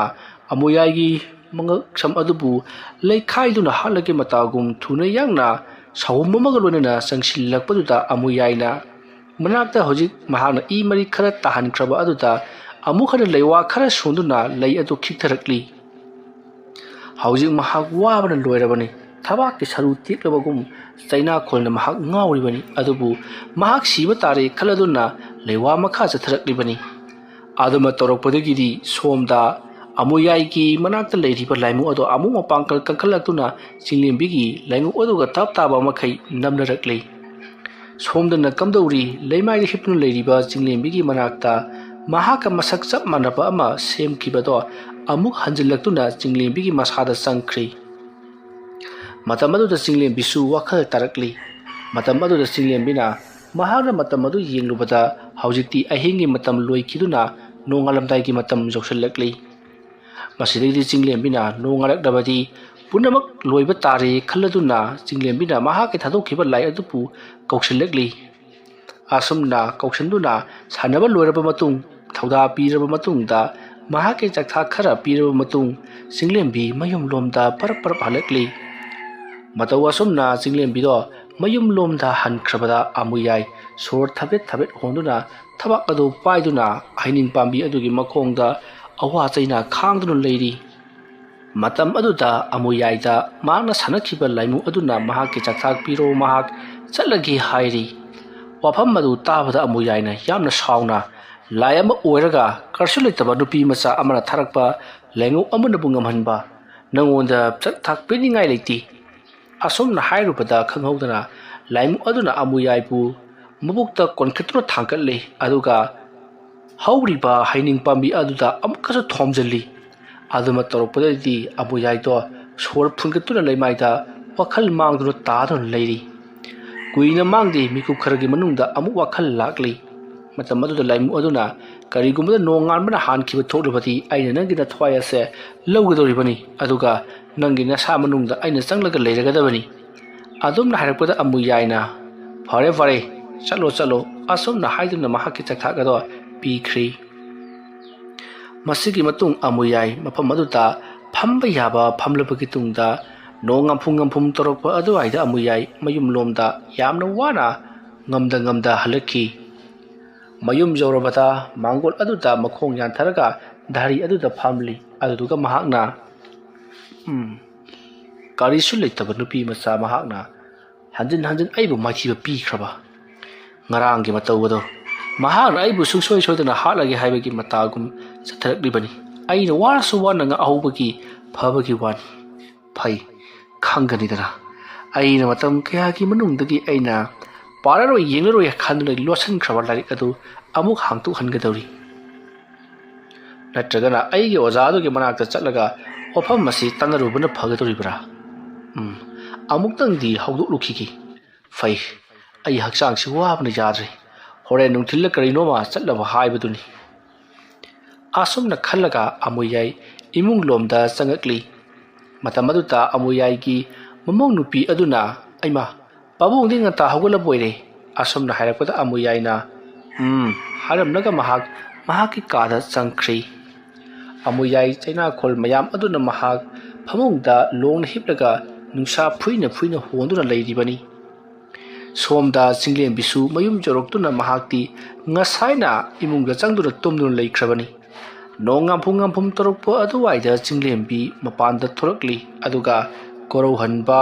ꯅꯨꯃꯤꯠꯄꯨ ꯈꯨꯔꯨꯝꯖꯔꯕ ꯃꯇꯨꯡꯗ ꯃꯍꯥꯛꯀꯤ ꯇꯧꯒꯗꯕ ꯊꯕꯛ ꯇꯧꯈ꯭ꯔꯤ꯫ ꯕꯨꯄꯣꯜꯁꯨ ꯑꯗꯨꯃꯉꯥꯏ ꯆꯤꯡꯂꯦꯝꯕꯤꯅ ꯃꯍꯥꯛꯅ ꯆꯠꯊꯈꯤꯕ ꯊꯕꯛ ꯑꯗꯣ ꯌꯥꯝꯅ ꯍꯔꯥꯎꯏ꯫ ꯑꯗꯨꯒ ꯃꯍꯥꯛꯁꯨ ꯃꯥꯒꯤ ꯊꯕꯛ ꯆꯠꯅꯕꯒꯤꯗꯃꯛꯇ ꯂꯣꯏꯁꯤꯟ ꯈꯣꯠꯆꯤꯟꯕ ꯇꯧꯗꯨꯅ ꯆꯠꯈ꯭ꯔꯤ꯫ ꯁꯣꯝꯗꯅ ꯀꯝꯗꯧꯔꯤ? ꯑꯌꯨꯛꯀꯤ ꯃꯇꯝꯗꯣ ꯐꯅ ꯌꯥꯝꯅ ꯊꯦꯡꯖꯤꯜꯂꯛꯂꯤ꯫ ꯄꯨꯡ 10 ꯇꯥꯁꯤꯜꯂꯛꯂꯤ꯫ ꯃꯇꯝ ꯑꯗꯨꯗ ꯑꯃꯨꯌꯥꯏ ꯃꯍꯥꯛ ꯃꯐꯤ ꯃꯔꯣꯜ ꯂꯣꯏꯁꯤꯟꯗꯨꯅ ꯍꯛꯆꯥꯡꯁꯨ ꯈꯔ ꯅꯨꯡꯉꯥꯏꯔꯦ ꯈꯜꯂꯗꯨꯅ ꯃꯍꯥꯛꯀꯤ ꯑꯣꯖꯥ ꯑꯃꯥꯏꯕ ꯑꯗꯨꯒꯤ ꯃꯅꯥꯛꯇ ꯂꯥꯛꯂꯤ꯫ ꯃꯇꯝ ꯑꯗꯨꯗ ꯃꯍꯥꯛꯀꯤ ꯑꯣꯖꯥ ꯑꯃꯥꯏꯕꯗꯣ ꯃꯁꯥ ꯉꯝꯗꯦ ꯍꯥꯏꯗꯨꯅ ꯂꯩꯔꯝꯂꯤ꯫ ꯑꯃꯨꯌꯥꯏ ꯆꯪꯁꯤꯟꯗꯨꯅ ꯈꯨꯔꯨꯝꯖꯔꯤ ꯑꯗꯨꯗꯨꯒ ꯃꯉꯣꯟꯗ ꯊꯣꯛꯂꯤꯕ ꯊꯧꯗꯣꯛꯁꯤꯡ ꯑꯗꯣ ꯂꯣꯏꯅꯃꯛ ꯇꯝꯂꯤ꯫ ꯑꯗꯨꯒ ꯃꯈꯣꯏꯅ ꯂꯧꯅꯝ ꯇꯧꯗꯨꯅ ꯍꯥꯠꯈ꯭ꯔꯕ ꯕꯟꯗꯅꯥꯒꯤ ꯃꯆꯥꯅꯨꯄꯤ ꯆꯤꯡꯂꯦꯝꯕꯤ ꯍꯥꯏꯕꯗꯨꯅ ꯃꯉꯣꯟꯗ ꯂꯥꯛꯅꯕꯤꯔꯤ꯫ ꯑꯩꯅ ꯃꯉꯣꯟꯗ ꯂꯨꯔꯕ ꯃꯍꯩ ꯀꯌꯥ ꯊꯥꯔꯤꯕꯅꯤ ꯑꯗꯨꯕꯨ ꯀꯔꯤꯁꯨ ꯀꯥꯟꯅꯕ ꯐꯪꯗ꯭ꯔꯤ꯫ ꯃꯥꯅ ꯑꯣꯏꯅ ꯑꯣꯟꯈꯠꯇꯨꯅ ꯆꯥꯔꯛꯏ ꯍꯥꯏꯗꯨꯅ ꯇꯝꯂꯤ꯫ ꯑꯃꯨꯌꯥꯏꯒꯤ ꯋꯥꯐꯝ ꯑꯗꯨ ꯇꯥꯔꯕꯗ ꯑꯃꯨꯌꯥꯏꯒꯤ ꯃꯊꯛꯇ ꯂꯩꯔꯤꯕ ꯑꯣꯖꯥ ꯑꯗꯨꯅ ꯑꯉꯥꯡ ꯅꯨꯄꯤ ꯃꯆꯥ ꯑꯣꯏꯖꯔꯕꯁꯨ ꯃꯗꯨ ꯈꯔ ꯃꯈꯩꯗꯤ ꯍꯩꯊꯣꯏ ꯁꯤꯡꯊꯣꯏꯔꯕ ꯑꯉꯥꯡꯅꯤ꯫ ꯄꯪꯂꯥꯏ ꯂꯥꯏꯅ ꯈꯜꯂꯨꯕ ꯌꯥꯔꯔꯣꯏ꯫ ꯐꯔꯦ ꯑꯗꯨꯕꯨ ꯊꯣꯏꯅ ꯍꯦꯟꯅ ꯈꯜꯂꯨꯒꯅꯨ꯫ ꯊꯕꯛ ꯑꯁꯤꯗ ꯑꯩꯅ ꯁꯨꯡꯁꯣꯏ ꯁꯣꯏꯗꯅ ꯉꯝꯅꯕ ꯍꯣꯠꯅꯒꯅꯤ꯫ ꯑꯗꯨꯕꯨ ꯅꯍꯥꯛ ꯑꯩꯅ ꯍꯥꯏꯒꯗꯧꯔꯤꯕ ꯋꯥꯐꯝ ꯑꯁꯦ ꯌꯥꯕ ꯇꯥꯕꯅꯤ꯫ ꯅꯪꯅ ꯄꯥꯝꯂꯤꯕꯁꯤꯅ ꯀꯔꯤꯅꯣ ꯑꯗꯨꯒ ꯅꯪꯅ ꯄꯥꯝꯂꯤꯕ ꯊꯕꯛ ꯑꯗꯨꯒꯤ ꯃꯇꯨꯡꯏꯟꯅ ꯀꯔꯤ ꯇꯧꯕ ꯄꯥꯝꯕꯒꯦ ꯍꯥꯏꯕꯗꯨ ꯑꯩꯉꯣꯟꯗ ꯍꯥꯏꯔꯣ꯫ ꯑꯗꯨꯝꯅ ꯑꯃꯨꯌꯥꯏꯒꯤ ꯑꯣꯖꯥ ꯑꯗꯨꯅ ꯍꯥꯏꯔꯛꯄꯗ ꯑꯃꯨꯌꯥꯏꯅ ꯑꯣꯖꯥ ꯕꯟꯗꯅꯥ ꯂꯣꯏꯁꯤꯟꯈꯤꯕꯒꯨꯝ ꯆꯤꯡꯂꯦꯝꯕꯤ ꯍꯥꯏꯔꯤꯕ ꯕꯟꯗꯅꯥꯒꯤ ꯃꯆꯥꯅꯨꯄꯤ ꯑꯗꯨꯁꯨ ꯂꯣꯏꯁꯤꯟꯈꯤꯕ ꯄꯥꯝꯃꯤ꯫ ꯃꯍꯥꯛꯅ ꯑꯩꯉꯣꯟꯗ ꯑꯁꯨꯝ ꯑꯣꯠꯇꯨꯅ ꯂꯩꯔꯕꯗꯤ ꯑꯩ ꯈꯥꯡꯕ ꯉꯝꯃꯔꯣꯏ꯫ ꯃꯍꯥꯛꯄꯨ ꯁꯨꯡꯁꯣꯏ ꯁꯣꯏꯗꯅ ngasi gi numit asida hat kadabani adumna hairakpada amuyai gi oza aduna hai hat patupagi wafamdu amukta kona thamko jinglem bi hariba nupi machado isam chamba miyoi amadi oyaroi hena ngaklibadi aduk yamna lukraba mahi singdu kadamna kadaidagi tamluribano haibasini mama maibi aduna mangondaga tamlamba jala adubu maibi adu maithiba piba ngamkribanina machanupi sungam thoi adubu amaibi bandanana tawkhidaba mahi kaya magi machanupi aduna taruklibani na karigumba khadi sodan leramlagani aduna nahaksu ahenba mahi khara tamsandaba yararoi adumna hairakpada amuyaina oza ai mahi tambagi matam laiti ozana tawraga magi jinglem bi haibedo amukta lotion biu phare adu weba taragati ai nungoda wafam ma hairagi hairiba thabak asi natana upay amata laiti oza kari thabak no aina soidana ngamjagani tawgadoriba thabak ase atai amata natti nahak ki thawai mirel na samak chatlaga jinglem bi haiba nupi adubu nahakna haninga mongda otlaga hat kadabani nahak ki na thawai adu chatpa natana upay amata laiti aduga karigumada jinglem bi haiba nupi aduna nahak ki thawai mirel asibu phajan khiba tarabadi nahak ki haksang somda lehoriba ase nongan bana han khrabadi sigadoribani madu khangna nahak thabak ado pangthokadabani oza madu nataba atopa pambai di adu nataba atopa pambai hairagana nahak na samak chatuna magi jinglem bi haiba adutta phu chaiduna natragana thana yanduna thinduna halodo bongaire lewa mantana sijinaraga mahako hatpa hairagadi nahaki na thwaya du chatlaga mabu halodo bongaire ani asinatana upay amata laitiko phare ama boire aina mataw soidna tawragani adubo oza thabak adu ngasimak tawbu yagadro karigi yadani ngasimak hektamak tawrasi nahakna bu yarabadi karisu kaiba laiti adudi nahak aigi sida ahing lektuna leiro adubu luribadi aigi haksang ngamtabase horen henjalakadra haibasini adubu laibak jengnasi ai nongonda polam jeram khara haigi masi thirunaba taw asomna hairaga amuyai gi oza aduna amuyaida la apakpa ama atei polam kaya ama haiduna thirunabagidamakta thadokhi somdana jinglem bi ngasidi suksoi amuyaina mahapu haranabagi atopa lalong ama silaklagani haibase mahaksu khanglibani maramaduna madubu matau kamna ngaksigi amadi ngarang maithiba nangkhraba amuyai ngarang hatpan ngamhaudrabasu ngasidi suksoi halagani aduna kari karam tawraka mahakpu hachigi kari thawrang paikhatsigi haiduna jinglem bisu khanba makhai hallaga mahak pukhi romda kariguma thabak ama tawnabagida lakli matawa sumna jinglem bido pukhi romda parap lakli aduga pukhi gi leirai mapan adudagi leikhom khara peklaga mahakna nipa amagi saktambu sari matawa sumna leibak aduna migi mitam ama sabu pongloi loilaklabada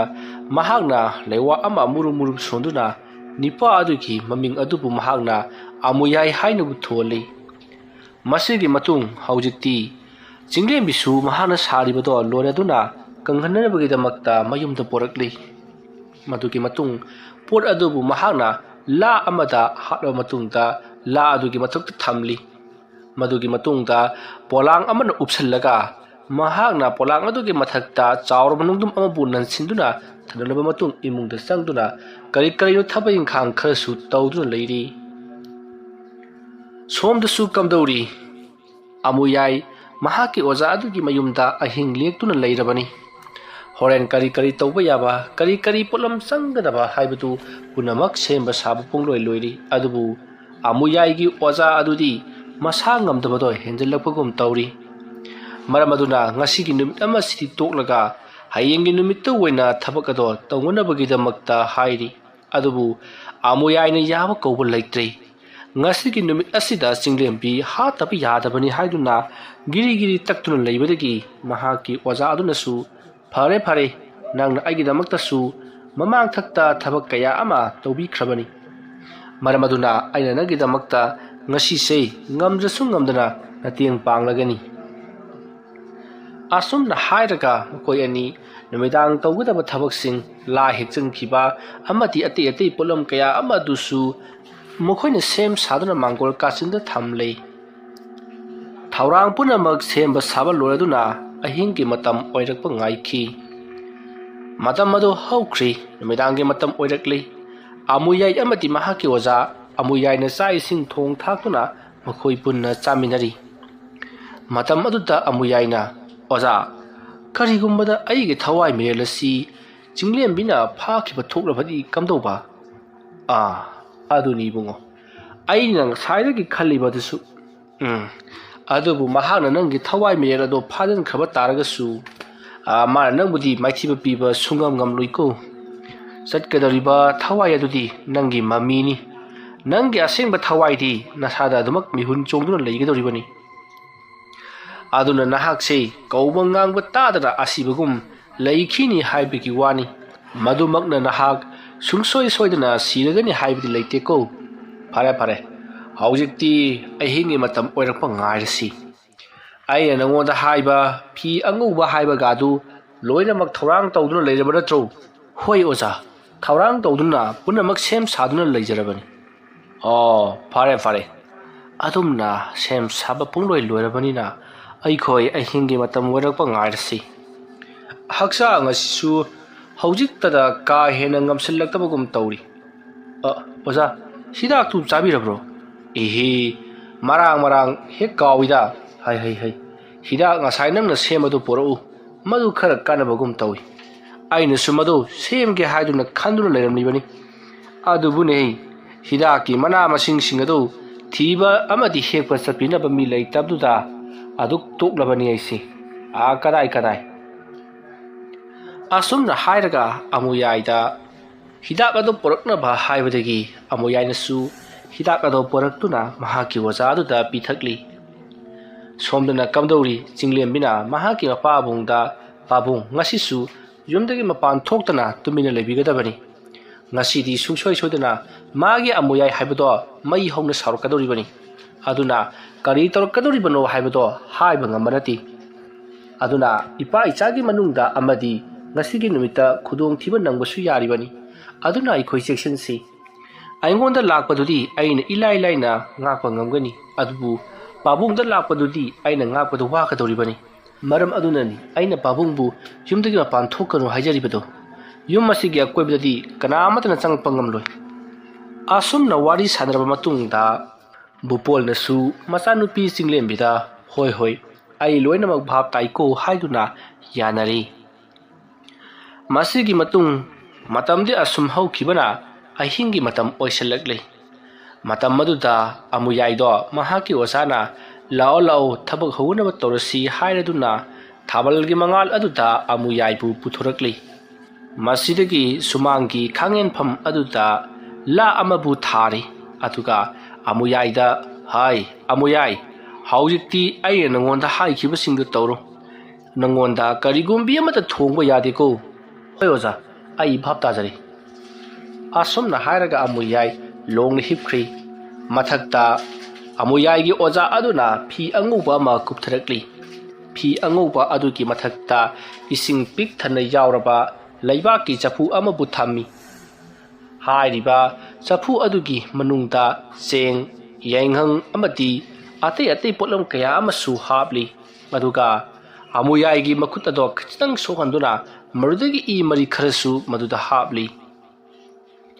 matawasumna thorang tobo loirabada amuyai gi oza aduna hairi ibungo nabit jajet usilagare lairo ai sumfam swada lining bahoragi aina lai tainaba he haukibadagi nahak ase sungsoi soidana hawlaglakadabani aduga nahakna parap nanga yeknaba ohiba misakadugi manakta chattuna nahakna tawningba thabaksing tawrubu yaragani ko aduga haigida wafam amadi nahak nongadringada lakadabani nonganbana hankrabadi nahaki thawai meret ase matam kaya sangna mapanda adumak leigadoribani aduga nahaki nasa asina asibagum phadrak taduna leigadoribani hai nahaknaga adumna nangi thawai hanjamba ngamdaba thoklabadi nahaki seba kaka aina tawba ngambagi waliti hei yumda pau piraga kauraga tawhallo to ngaire ꯍꯣꯏ ꯑꯣꯖꯥ ꯑꯩ ꯃꯥꯒꯤ ꯃꯈꯨꯠꯇ ꯃꯥꯏꯊꯤꯔꯣꯏ ꯅꯣꯡꯉꯥꯟꯗ꯭ꯔꯤ ꯐꯥꯎꯕꯒꯤ ꯃꯅꯨꯡꯗ ꯑꯩ ꯁꯣꯏꯗꯅ ꯍꯟꯖꯔꯛꯀꯅꯤ ꯍꯣ ꯑꯗꯨꯅꯤꯗꯅ ꯐꯔꯦ ꯑꯗꯨꯗꯤ ꯅꯍꯥꯛ ꯇꯨꯃꯤꯟꯅ ꯍꯤꯞꯂꯣꯀꯣ ꯑꯁꯨꯝꯅ ꯍꯥꯏꯔꯝꯂꯒ ꯑꯃꯨꯌꯥꯏꯒꯤ ꯑꯣꯖꯥꯗꯣ ꯈꯣꯡꯒ꯭ꯔꯥꯏ ꯆꯟꯗꯨꯅ ꯐꯝꯈ꯭ꯔꯤ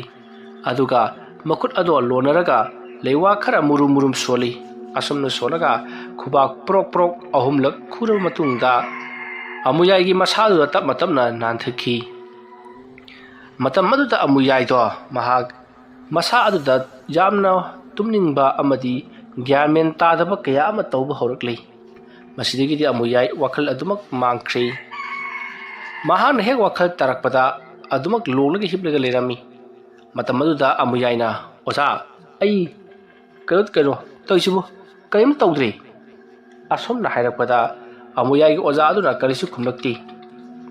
ꯃꯁꯤꯗꯒꯤꯗꯤ ꯑꯃꯨꯌꯥꯏꯅ ꯀꯔꯤꯅꯣꯅꯤ ꯇꯧꯔꯤꯕꯁꯤꯕꯣ ꯑꯣꯖꯥ ꯍꯥꯏꯗꯨꯅ ꯃꯍꯥꯛꯀꯤ ꯐꯤ ꯑꯗꯣ ꯍꯥꯏꯗꯣꯛꯇꯨꯅ ꯑꯣꯖꯥ ꯑꯗꯨꯗ ꯌꯦꯡꯉꯛꯏ ꯃꯇꯝ ꯑꯗꯨꯗ ꯑꯃꯨꯌꯥꯏꯒꯤ ꯑꯣꯖꯥ ꯑꯗꯨꯗꯤ ꯅꯤꯡꯊꯤꯅ ꯐꯝꯂꯒ ꯂꯩꯋꯥ ꯃꯨꯔꯨꯝ ꯁꯣꯟꯗꯨꯅ ꯂꯩꯔꯝꯂꯤ ꯑꯃꯨꯌꯥꯏꯅ ꯍꯟꯅ ꯀꯧꯔꯕꯁꯨ ꯇꯥꯃꯜꯂꯛꯇꯕꯗꯨꯗ ꯑꯃꯨꯌꯥꯏꯅ ꯃꯍꯥꯛꯀꯤ ꯃꯊꯛꯇ ꯂꯩꯔꯤꯕ ꯆꯐꯨ ꯑꯗꯣ ꯂꯩꯃꯥꯏꯗ ꯊꯥꯡꯗꯅꯕꯒꯤꯗꯃꯛꯇ ꯇꯧꯔꯛꯂꯤ ꯑꯗꯨꯕꯨ ꯃꯍꯥꯛꯀꯤ ꯃꯈꯨꯠ ꯃꯁꯥꯅ ꯁꯣꯛꯄꯗꯗꯤ ꯀꯔꯤꯁꯨ ꯉꯝꯂꯝꯗꯦ ꯃꯗꯨꯒꯤ ꯃꯇꯨꯡ ꯑꯃꯨꯌꯥꯏ ꯀꯔꯤꯅꯣ ꯇꯧꯔꯤꯕꯁꯤꯕꯣ ꯑꯩꯁꯤꯕꯨ ꯍꯛꯆꯥꯡꯗꯒꯤ ꯊꯣꯛꯂꯛꯂꯕ ꯊꯋꯥꯏ ꯍꯥꯏꯕꯗꯨꯔꯅꯦ ꯑꯗꯨꯝꯅ ꯈꯜꯂꯒ ꯂꯩꯔꯤꯉꯩ ꯑꯃꯨꯌꯥꯏꯒꯤ ꯑꯣꯖꯥ ꯑꯗꯣ ꯍꯧꯖꯤꯛꯇꯤ ꯃꯍꯥꯛꯀꯤ ꯃꯅꯥꯛꯇ ꯆꯪꯁꯤꯜꯂꯛꯂꯤ ꯑꯗꯨꯒ ꯍꯥꯏ ꯅꯍꯥꯛ ꯍꯧꯖꯤꯛ ꯅꯁꯥꯒ ꯊꯋꯥꯏꯒ ꯇꯣꯉꯥꯟ ꯇꯥꯗꯨꯅ ꯂꯩꯔꯕꯅꯤ ꯑꯗꯨꯅ ꯅꯍꯥꯛꯅ ꯄꯥꯡꯊꯣꯛꯅꯤꯡꯂꯤꯕ ꯊꯕꯛ ꯑꯗꯣ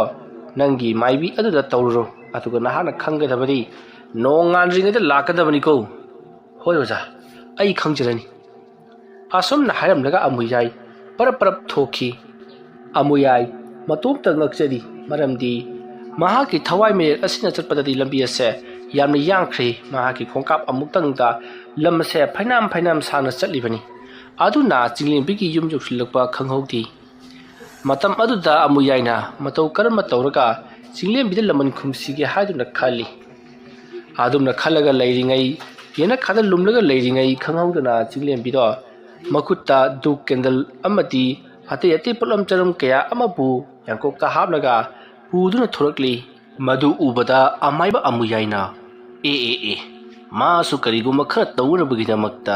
ꯊꯣꯔꯛꯂꯤꯗꯅꯁꯦ ꯐꯩ ꯈꯪꯒꯅꯤꯗꯅ ꯅꯪ ꯑꯁꯨꯝꯅ ꯍꯥꯏꯔꯒ ꯑꯃꯨꯌꯥꯏ ꯄꯔꯞ ꯆꯪꯁꯤꯜꯂꯤ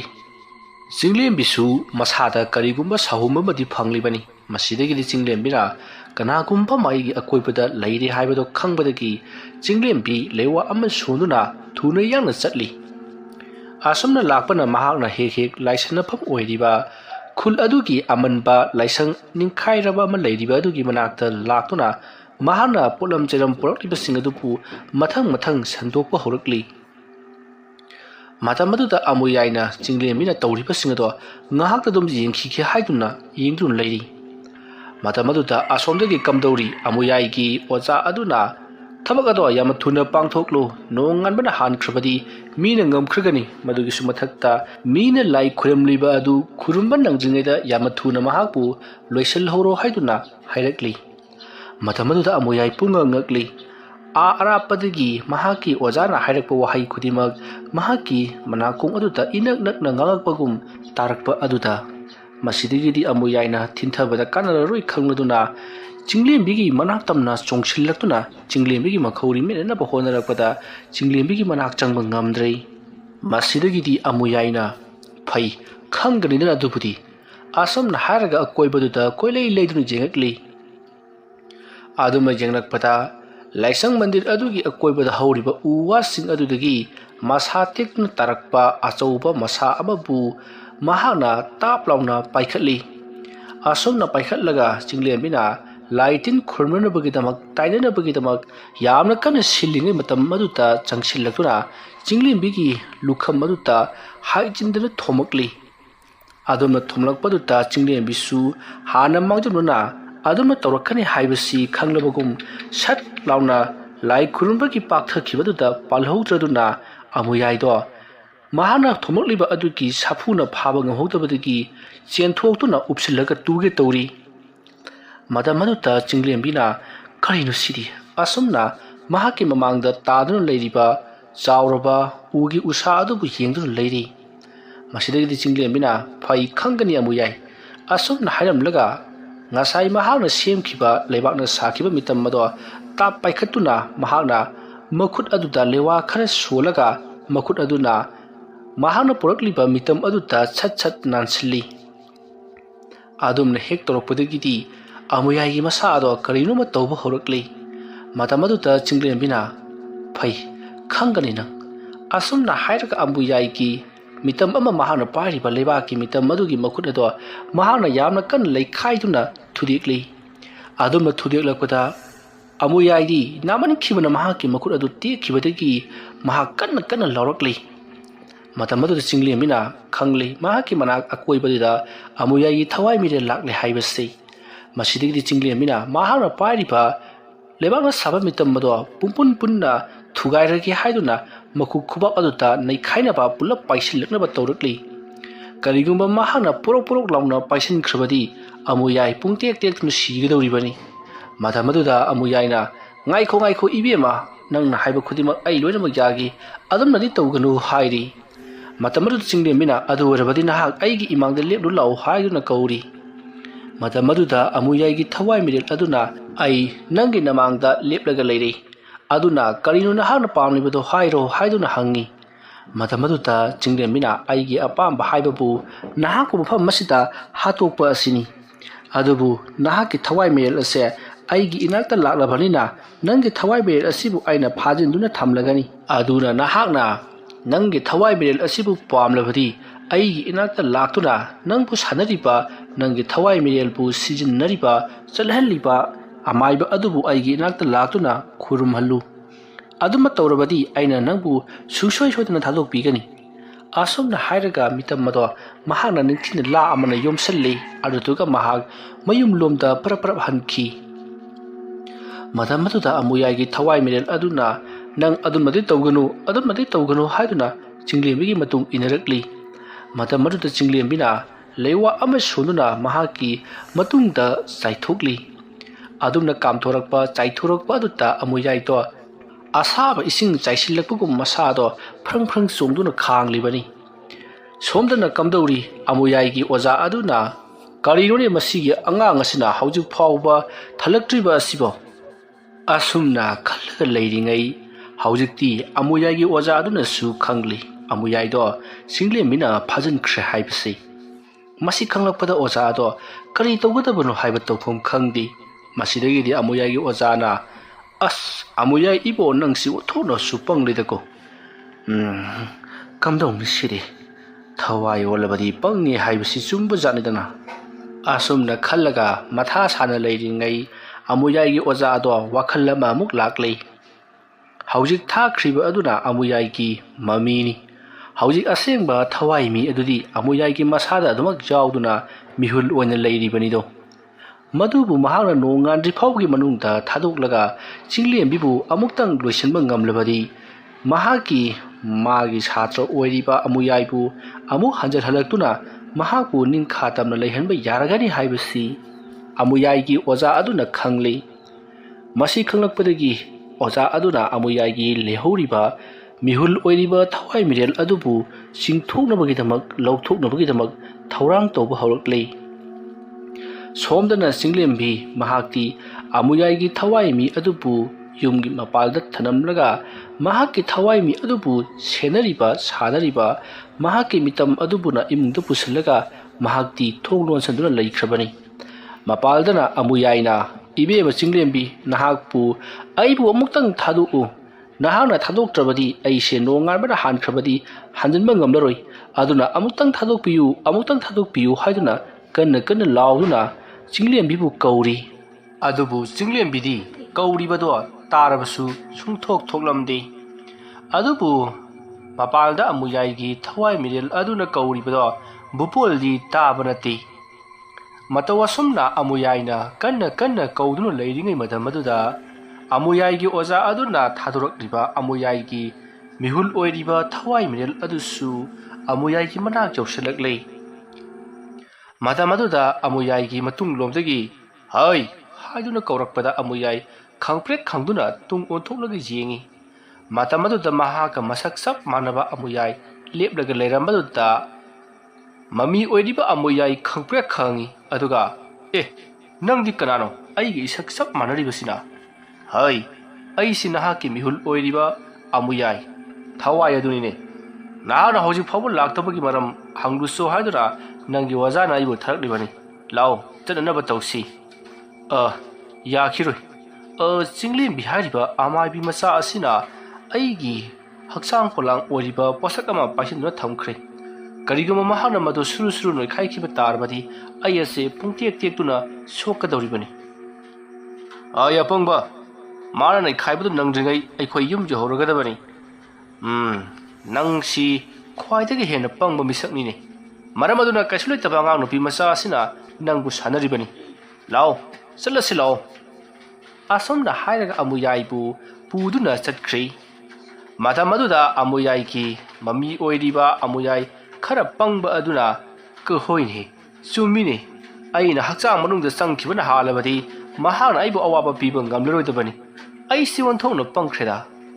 asomna khalaga amuyai mahaki mihul oiriba thawai mi aduga thuna yana laglei matamse nongalam daigi yenkhong ahan ba khong ba hawraklabani madamaduda amuyai gi thawai mirel ani ado parap laktuna amuyai gi oza adugi mamangda leplari matamaduda oza aduna hai matam lectrabani thuna yana thabagasi loisinaba tausi asomna hairaga amuyai gi thawai mirel ani ado amuyai gi masa manungda changhandura haujikti mapung phara lehenkhri ngai haki matung amuyai gi masa adusu tapna gyan lakli matam aduta amuyai gi oza aduna amuyai da hai amuyai nangi thabagasi bo ai matung tobo ngamlaroi he oza karigino haibu karino nangna karsulai tabanupi macha adubu makhauri mekhaiduna aduma harpa yaraba potubu karigina hana matam manghanduna leiribano oza ai madugi angangdo aina haranaba utup paiduna thomnaba honajabani adubu palhautabadagi ai phagi taba adugumba thabak nangasi amaibani haibasi kaurabro mana tawriba thabak adu uraba matungda mana si tarokadori haibadu khanglabadi madubu ngapthanabagidamka tawba yadabro hoine chumini oza mahana aigi mitam mama pairaga sanaribadu mahaki mitam maduda yauriba aigi thawai mirel changhallibadu aina singthoklaba mitam madu aina mekhaiduna thudekduna manghallamlabadi aimonda karimata sokloiko ai swaida khangba sarga ngangano chalo imungda sango hayeng nong he ngarbaga na hak nayumda hankigadabani nanga leminaba ai ngamoi nanga som leminarabadi ai thawai mangadori hakchang ngamdabane chalo asomna hairaga amuyai imungda pusankhre matam maduda amuyai mathwai inung nungaitana phamungda phamlaga leiri mahaki ozana matam se thenglabani nongalakadorabani ngahak to manaba tau asomna hairapkada amuyai tumthaba yadre mahak haujimak adumak yimda chatlagi aduga magi yeknabadi mana thokpa thengajaragi hairakli matam maduda oza aduna ai sagut khiganu angang do khara hena sathiba haithoi singthoiba angang ama oire maramaduna nangna panabaradi oiraroi aina thokpa taukragi mamada thakiba khulai adumak mangoda tharaki ado nang hata muktengoda kari piba ngamgadori oza hayune aigi yumda leijariba sanmapi machadu pithokjaragi ai fare nang wafam madu yarabanina hayengi numita chinglembi aina sungsoi sodina manghallagani ko aduga changadaba polam cheram khudimak aina loinamak sen langna puthokladabani ai aduga nangi sanmapi macha haibadu kaunuko hoi oza potharo adudi asomna hairaga amuyai potha hankhri somdana chinglembi do haujikta mahapu tattana kaurambadu kadai chakhrabagi haiduna mapana tholakpadadi leiramdri masidagi di chinglembi na soidana mag halamlagani haiba khangbadagi mahaki manakta leiriba mitamado suru noi khairi adubu karisu kanaba leikidrei masidagi di chinglembi nuklaga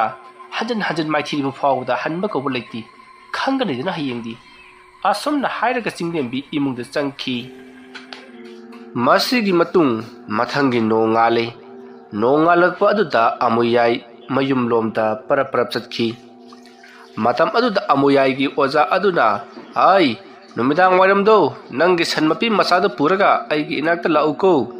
asumna hairakpada amuyai hoi oja hairamlaka mayum lomda chatki somdana kamdauri chinglembi ayuk nganta aduda hogatlaga mahak ngasi di sungsoi soidana magi amuyai haibado loisellagi khaladuna thorang punamak sinbalang bhaurakli adumna chinglembi na torokpa aduda mapa bupolna ibema kariginore nangna sumang wasi aduda kum ama tawribudubo adumna hanglakpada chinglembina pabung hore numidangti magi amuyai haibudu loisillagi kaidaloni asum chayet na dan lairaga ai ma bu lakpatik thokpa lakna gatabani lakna ba yaba lakna matungda ma bu loisingedabani adumna hairakpada chinglembina ngarang ahing mahanga tawkhibasing ado loina mak mapabungda tamli matam madutta mapabung bupolna kari magi thawai mire laklamme haiba is ma so hairi wakhak hairaba jani ai sekshelu araiba maibanati mapura sekshilba makhai huran mana singi hainaba lebani nangna adumna tawriba makhai ma so asomta kamdauraga maithiba piba ngamgadagi haidana lura mahi kaya sijandaramgadoribani fare fare ai nangi komdu ba itobi gese asomna hairakpata chinglembina siri atopra tawba yadi thabak adu pangthokko pamliba miyoi aduna tawgadabani hairaduna chinglembina tahori masidagi di bupol do fare fare adu dai su thabak chalukhigi hairamlaga bupol satki madawasomna sumang wasi aduta ko macha ama torba matungda chinglembi mahak imung lomda paraprap changakli madugi matung chinglembina ising khara puthoraktuna kom aduta lewa khara solaga tabatam haithari madugi matung mahakna makut ado khara sokhanduna I khara thadari madugi matungda mahakna lei angangba cheng amuba amati maitan amubuna singba mathang hapsilli madugi matungda la amana ko madugi pumai turba matungda chawraba thumuk amada kupsinduna thamkhri mathakta mahakna sanaibi wa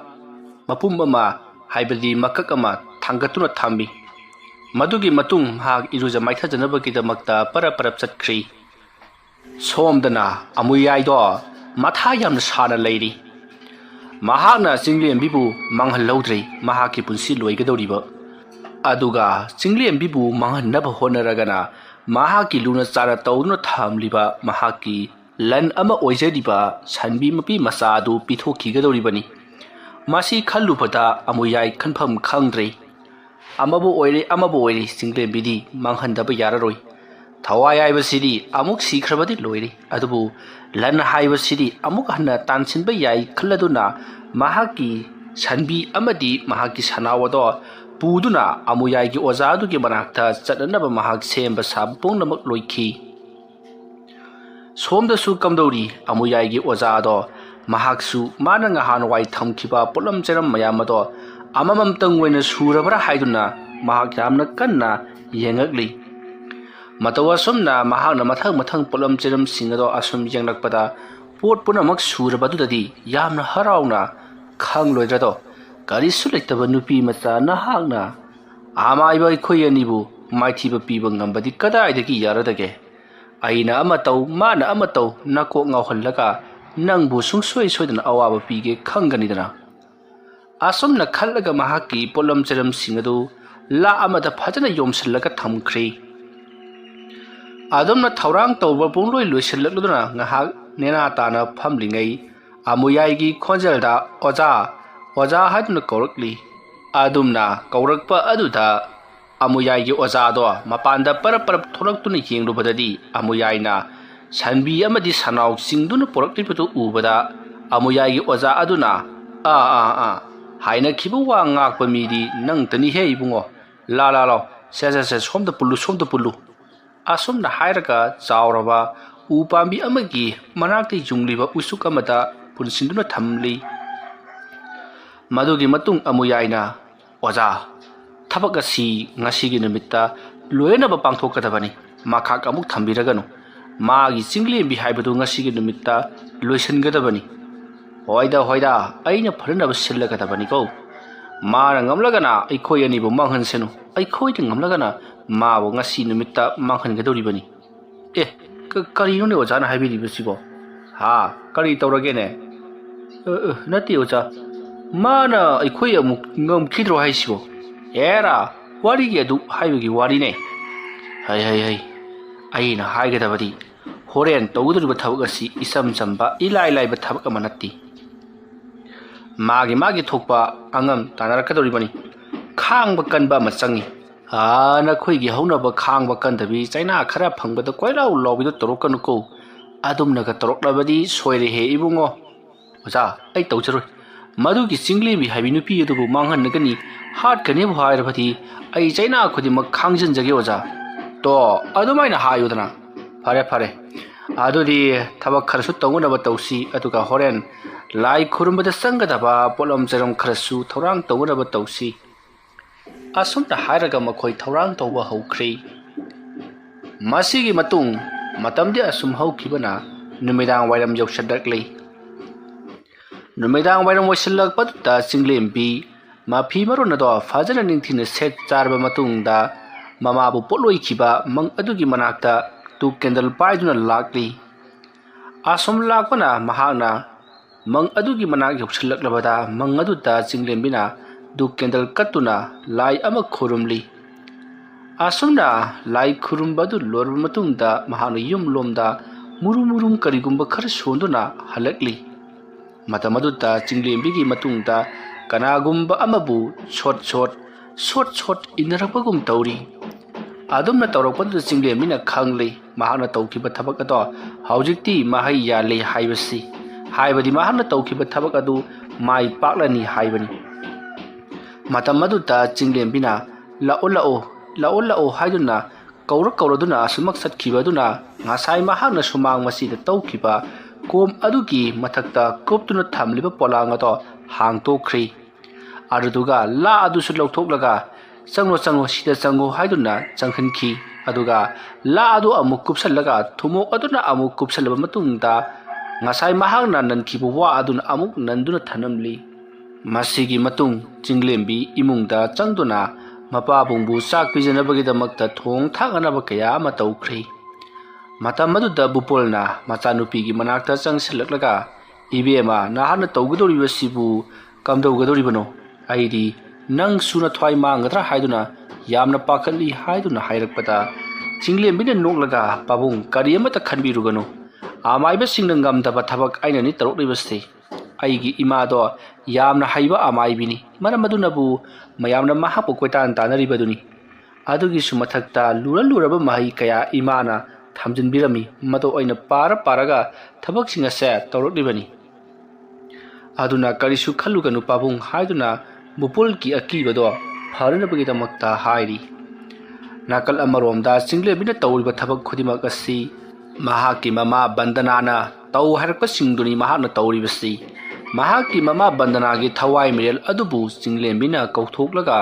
ꯃꯍꯥꯛꯅ ꯀꯔꯤ ꯇꯧꯒꯗꯕꯅꯣ ꯍꯥꯏꯕꯗꯣ ꯍꯪꯗꯨꯅ ꯊꯕꯛ ꯑꯗꯨ ꯄꯥꯏꯈꯠꯂꯛꯄꯅ ꯍꯧꯖꯤꯛꯇꯤ ꯆꯤꯡꯂꯦꯝꯕꯤꯅ ꯍꯤꯔꯝ ꯈꯨꯗꯤꯡꯃꯛꯇ ꯃꯥꯏ ꯄꯥꯛꯂꯤꯕꯅꯤ. ꯉꯁꯤꯁꯨ ꯃꯃꯥ ꯕꯟꯗꯅꯥꯒꯤ ꯊꯋꯥꯏ ꯃꯤꯔꯦꯜ ꯑꯗꯨ ꯀꯧꯗꯨꯅ ꯁꯨꯃꯥꯡ ꯃꯁꯤ ꯑꯗꯨꯗ ꯊꯝꯈ꯭ꯔꯕꯅꯤ. ꯃꯁꯤꯒꯤ ꯃꯇꯨꯡ ꯍꯧꯖꯤꯛꯇꯤ ꯆꯥꯕ ꯊꯛꯄ ꯄꯨꯝꯅꯃꯛ ꯂꯣꯏꯔꯗꯨꯅ ꯑꯍꯤꯡꯒꯤ ꯃꯇꯝ ꯑꯣꯏꯔꯛꯄ ꯉꯥꯏꯗꯨꯅ ꯂꯩꯈ꯭ꯔꯤ.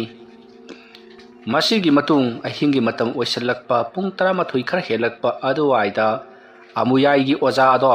ꯃꯄꯥꯟꯗ ꯄꯔꯞ ꯊꯣꯔꯛꯂꯤ. ꯑꯗꯨꯒ ꯑꯃꯨꯌꯥꯏꯁꯨ ꯃꯇꯨꯡ ꯏꯟꯅꯔꯛꯂꯤ.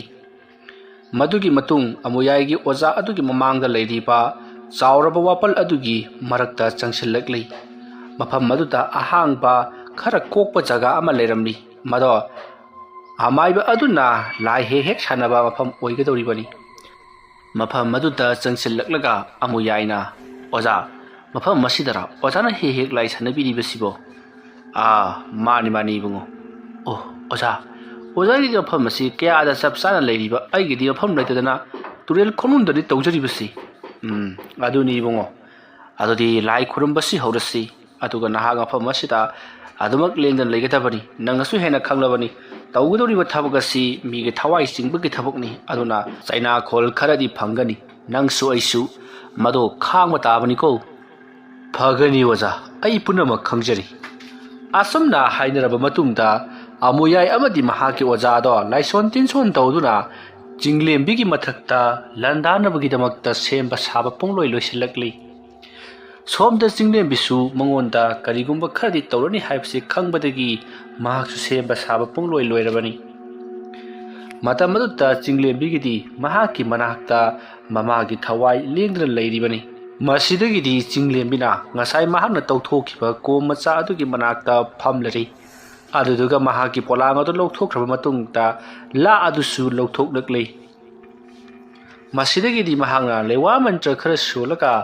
ꯃꯍꯥꯛꯅ ꯇꯧꯊꯣꯛꯈꯤꯕ ꯀꯣꯝ ꯑꯗꯨꯗ ꯃꯍꯥꯛꯅ ꯁꯤꯟꯗꯨꯔ ꯑꯉꯥꯡꯕ ꯈꯔ ꯆꯥꯏꯁꯤꯟꯈꯤ꯫ ꯑꯗꯨꯝꯅ ꯍꯦꯛ ꯆꯥꯏꯁꯤꯟꯈꯤꯕꯒ ꯃꯅꯨꯡꯗꯒꯤ ꯑꯝꯕꯨ ꯃꯩꯈꯨ ꯃꯌꯥꯝ ꯑꯃ ꯕꯪ ꯕꯪ ꯀꯥꯔꯛꯂꯤ꯫ ꯃꯩꯈꯨ ꯃꯌꯥꯝꯁꯤꯡ ꯑꯗꯨꯅ ꯂꯥꯏꯃꯨ ꯑꯃꯒꯤ ꯁꯛꯇꯝ ꯑꯣꯟꯗꯨꯅ ꯍꯥꯏꯔꯛꯏ, "ꯀꯔꯤꯅꯣ ꯅꯍꯥꯛꯅ ꯑꯩꯕꯨ ꯑꯁꯨꯛ ꯇꯣꯏꯅ ꯀꯧꯔꯤꯕꯁꯤꯕꯣ? ꯉꯁꯤꯅ ꯀꯔꯤꯒꯤꯗꯃꯛꯇ ꯑꯩꯕꯨ ꯀꯧꯔꯛꯂꯤꯕꯅꯣ? ꯀꯅꯥꯕꯨ ꯂꯣꯏꯁꯤꯜꯂꯨ ꯍꯥꯏꯕꯅꯣ?" ꯑꯗꯨꯝꯅ ꯍꯥꯏꯔꯛꯄꯗ ꯆꯤꯡꯂꯦꯝꯕꯤꯅ ꯑꯃꯨꯌꯥꯏꯕꯨ ꯂꯣꯏꯁꯤꯟꯅꯅꯕꯒꯤꯗꯃꯛꯇ ꯍꯥꯏꯔꯤ꯫ ꯑꯃꯨꯌꯥꯏꯕꯨ ꯂꯣꯏꯁꯤꯜꯂꯨ ꯍꯦꯛ ꯍꯥꯏꯈꯤꯕꯒ ꯆꯤꯡꯂꯦꯝꯕꯤꯒꯤ ꯃꯅꯥꯛꯇ ꯂꯩꯔꯝꯕ ꯑꯃꯨꯕ ꯃꯩꯈꯨ ꯆꯕꯨꯜ ꯆꯕꯨꯜꯗꯒꯤ ꯑꯣꯟꯈꯤꯕ ꯂꯥꯏꯃꯨ ꯑꯗꯨ ꯃꯐꯝ ꯈꯪꯗꯅ ꯃꯥꯡꯈ꯭ꯔꯦ꯫ ꯃꯁꯤꯒꯤ ꯃꯇꯨꯡ ꯑꯃꯨꯌꯥꯏꯗꯣ ꯁꯣꯝꯗ ꯂꯥꯏ ꯇꯤꯟ ꯈꯨꯔꯨꯝꯗꯨꯅ ꯃꯍꯥꯛꯀꯤ ꯑꯣꯖꯥꯒ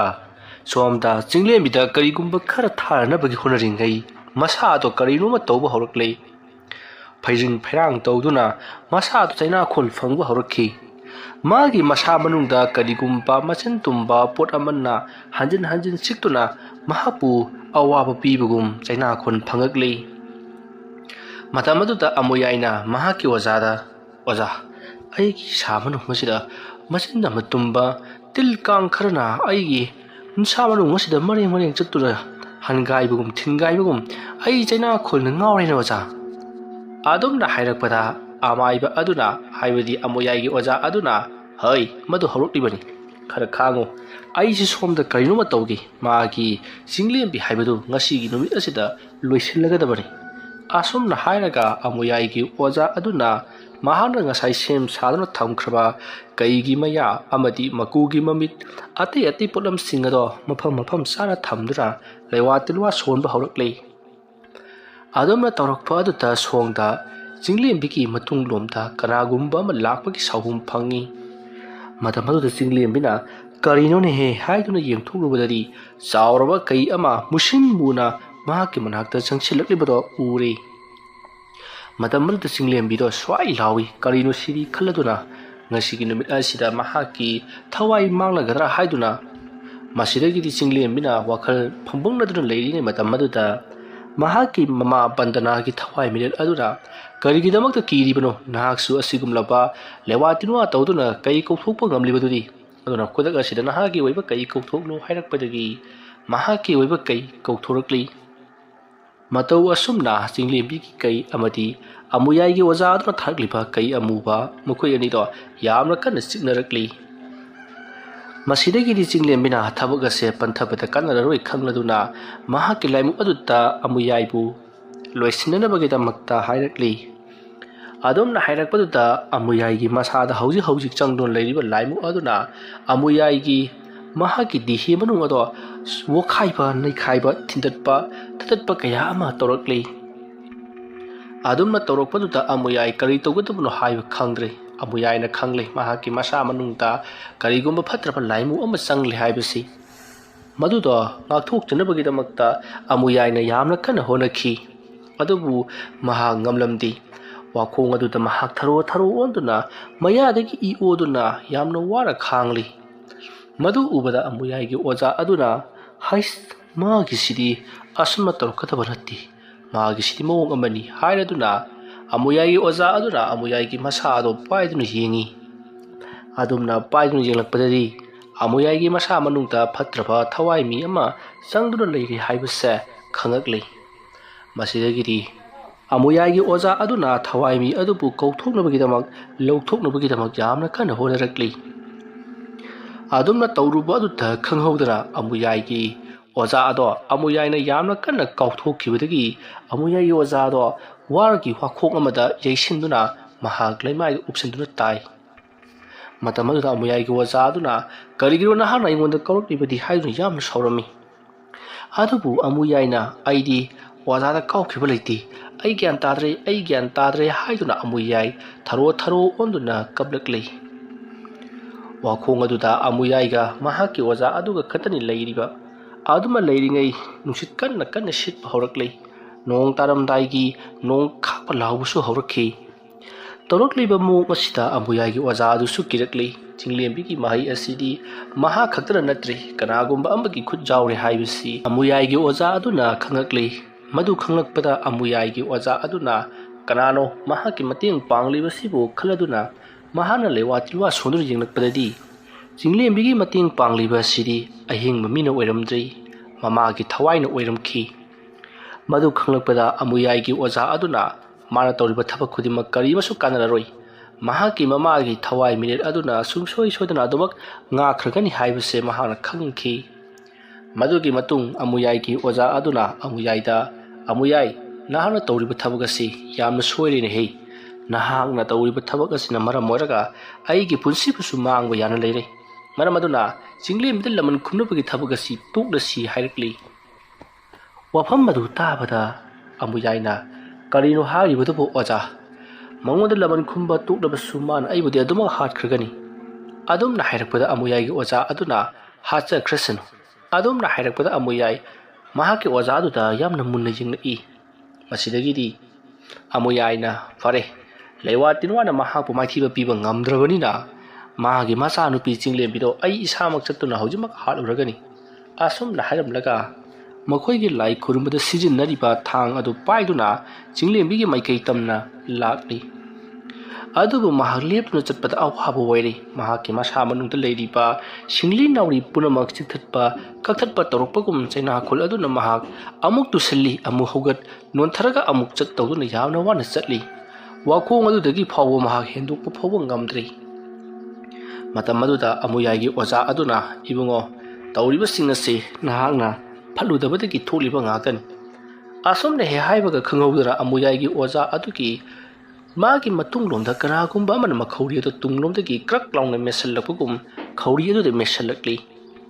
amuyai gi oza aduna adumna wangalambadagi chaplipkhiba makok makut phiring kawrokpa aduda amuyaina kari tawraba jano haiduna laithoktuna yenglakpadadi amuyai gi oza aduki matungda bandana leplaga leirambadu urubada amuyai di karinu he haiduna mahakti swai laukri matam aduda amuyaina khangakli mahakna hatkraba bandana mahaki thawai mirena machanupi da insinduna machanupina asuk yamna haibani haibasi mahakna khangakli masidagidi amuyai upai leitraduna mafam adudagi chenthokkhina honarakpada magi mabukado khangna narakhi mahaki mabuk aduna yamna kanna khangna narakpa aduta amuyai chenba ngamdraduna leimaida upsallaga turi matam aduda mahaki masa manungdagi lepa leitana mayada haidorakli matau asumna tawduna amuyai mafam aduta tharo onduna khangli aduga ai lale haduna su lauri masigi matung amuyai gi oza adusu swar phunkalakuna mahaki masado kanjanabagi dama krai tano koi kau duna honari adubu karisu upai leramdi masidagidi amuyai gi oza ado mafam aduta phrang kau bu yaba kawlo matung adumak leimaida tuthakri madugi matung amuyai gi oza adugi mamitto mu ngangsil masapuna makna musallakli tawriba mong asita amuyai khangli mahaki oza se soidana hawgalaklaga mangonda soidana chaibi chaitheng piraklagani haibase mahaksu amaiba ama oribanina khara makhai khanglibani aduna lewatinwa khara machinda sonduna mahak sinanaba honarakli adubu khanghaudi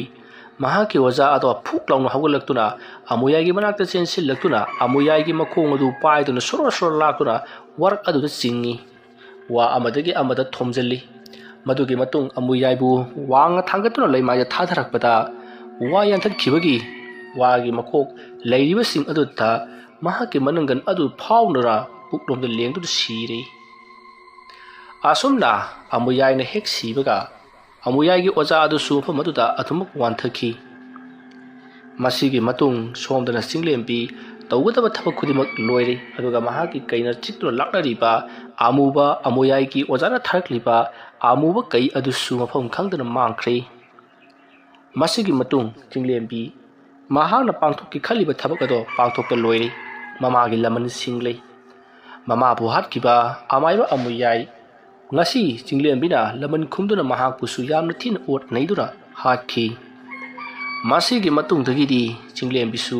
Mahana कौथोक्लुरिबा सानरिबा lysing अदो पुनमक लोइसिंदुना अमुयागी थवाई मिरेल अमदी अमुयागी ओजा अदुगी थवाई मिरेल अदुबु पुदुना चखिनबगिदमक याथंग तौरी हाइरिबा पुनमक असि महाकी mama बंदनाना सिल्लिबा खुजिन थरा ngaktani मासिगी मतुंग हौजिक्ति चिंगलेंबिसु महाकी थौरम लोरदुना इमुंगदा चंगख्रि बंदनागी ममासु मंगलोमदा अदुमक हनख्रि मथंगी नोंगालकपदना अमुयाईगी थवाई याउद्रब हक्चांग अमति महाकी ओजा work सिद्रु लेरमले हाइदुना मयां वा वा लाउनरखि मखोइना work अदुता लाइटिन सानरुबदगी थौदोक्सिंग असे थोखिबो ओइरमगनी ममांग मतमदसु अमुयाईना कई कौथोक्लगा सानरुबदगी यामना थिना सोकपदगी सिनिंगचिते हिंगौरिबनी हौजिक अमु मखोयनी चंगदुना करी सा कौथोक्लुरबनो खंगदी यामना थिना सोक्तुना सिद्रुना लेरमले हाइदुना मयां वा वा लाउनखि मतौ असुमना अमुयाई अमति अमुयाईगी ओजादो मीगी फतनब तौरुबगिदमक मथवाई मांगले चिंगलेंबी अमति बुपोलदी पाव अदो ताबदा यामना नुंगाइखि यामनासु हराउखि मतौ असुमना हौजिक्ति चिंगलेंबीगी थमोइदा चक्लंबा ममाबु हाटखिबगी लमन सिंगलिंबगी मैचाक अदो मुत्तुना महाक हानगी चिंगलेंबीगुम लेकाईगी फिसालोन सागी मतेंग पांगदुना लंथा तौदुना इंगना चिकना पानखी मंगसक हारिबा वारी असि मतांग असिदा लोइसिनजरे आइना वारी असि पाथोकचरप मतमदा सोइखिलानखिबा खुदिमक ताबिरिबा पुनमकना पुक्चल साउना ngapiगनी पुनमकपु अरोइबदा अमुक्का हन्ना खुरुमजरी।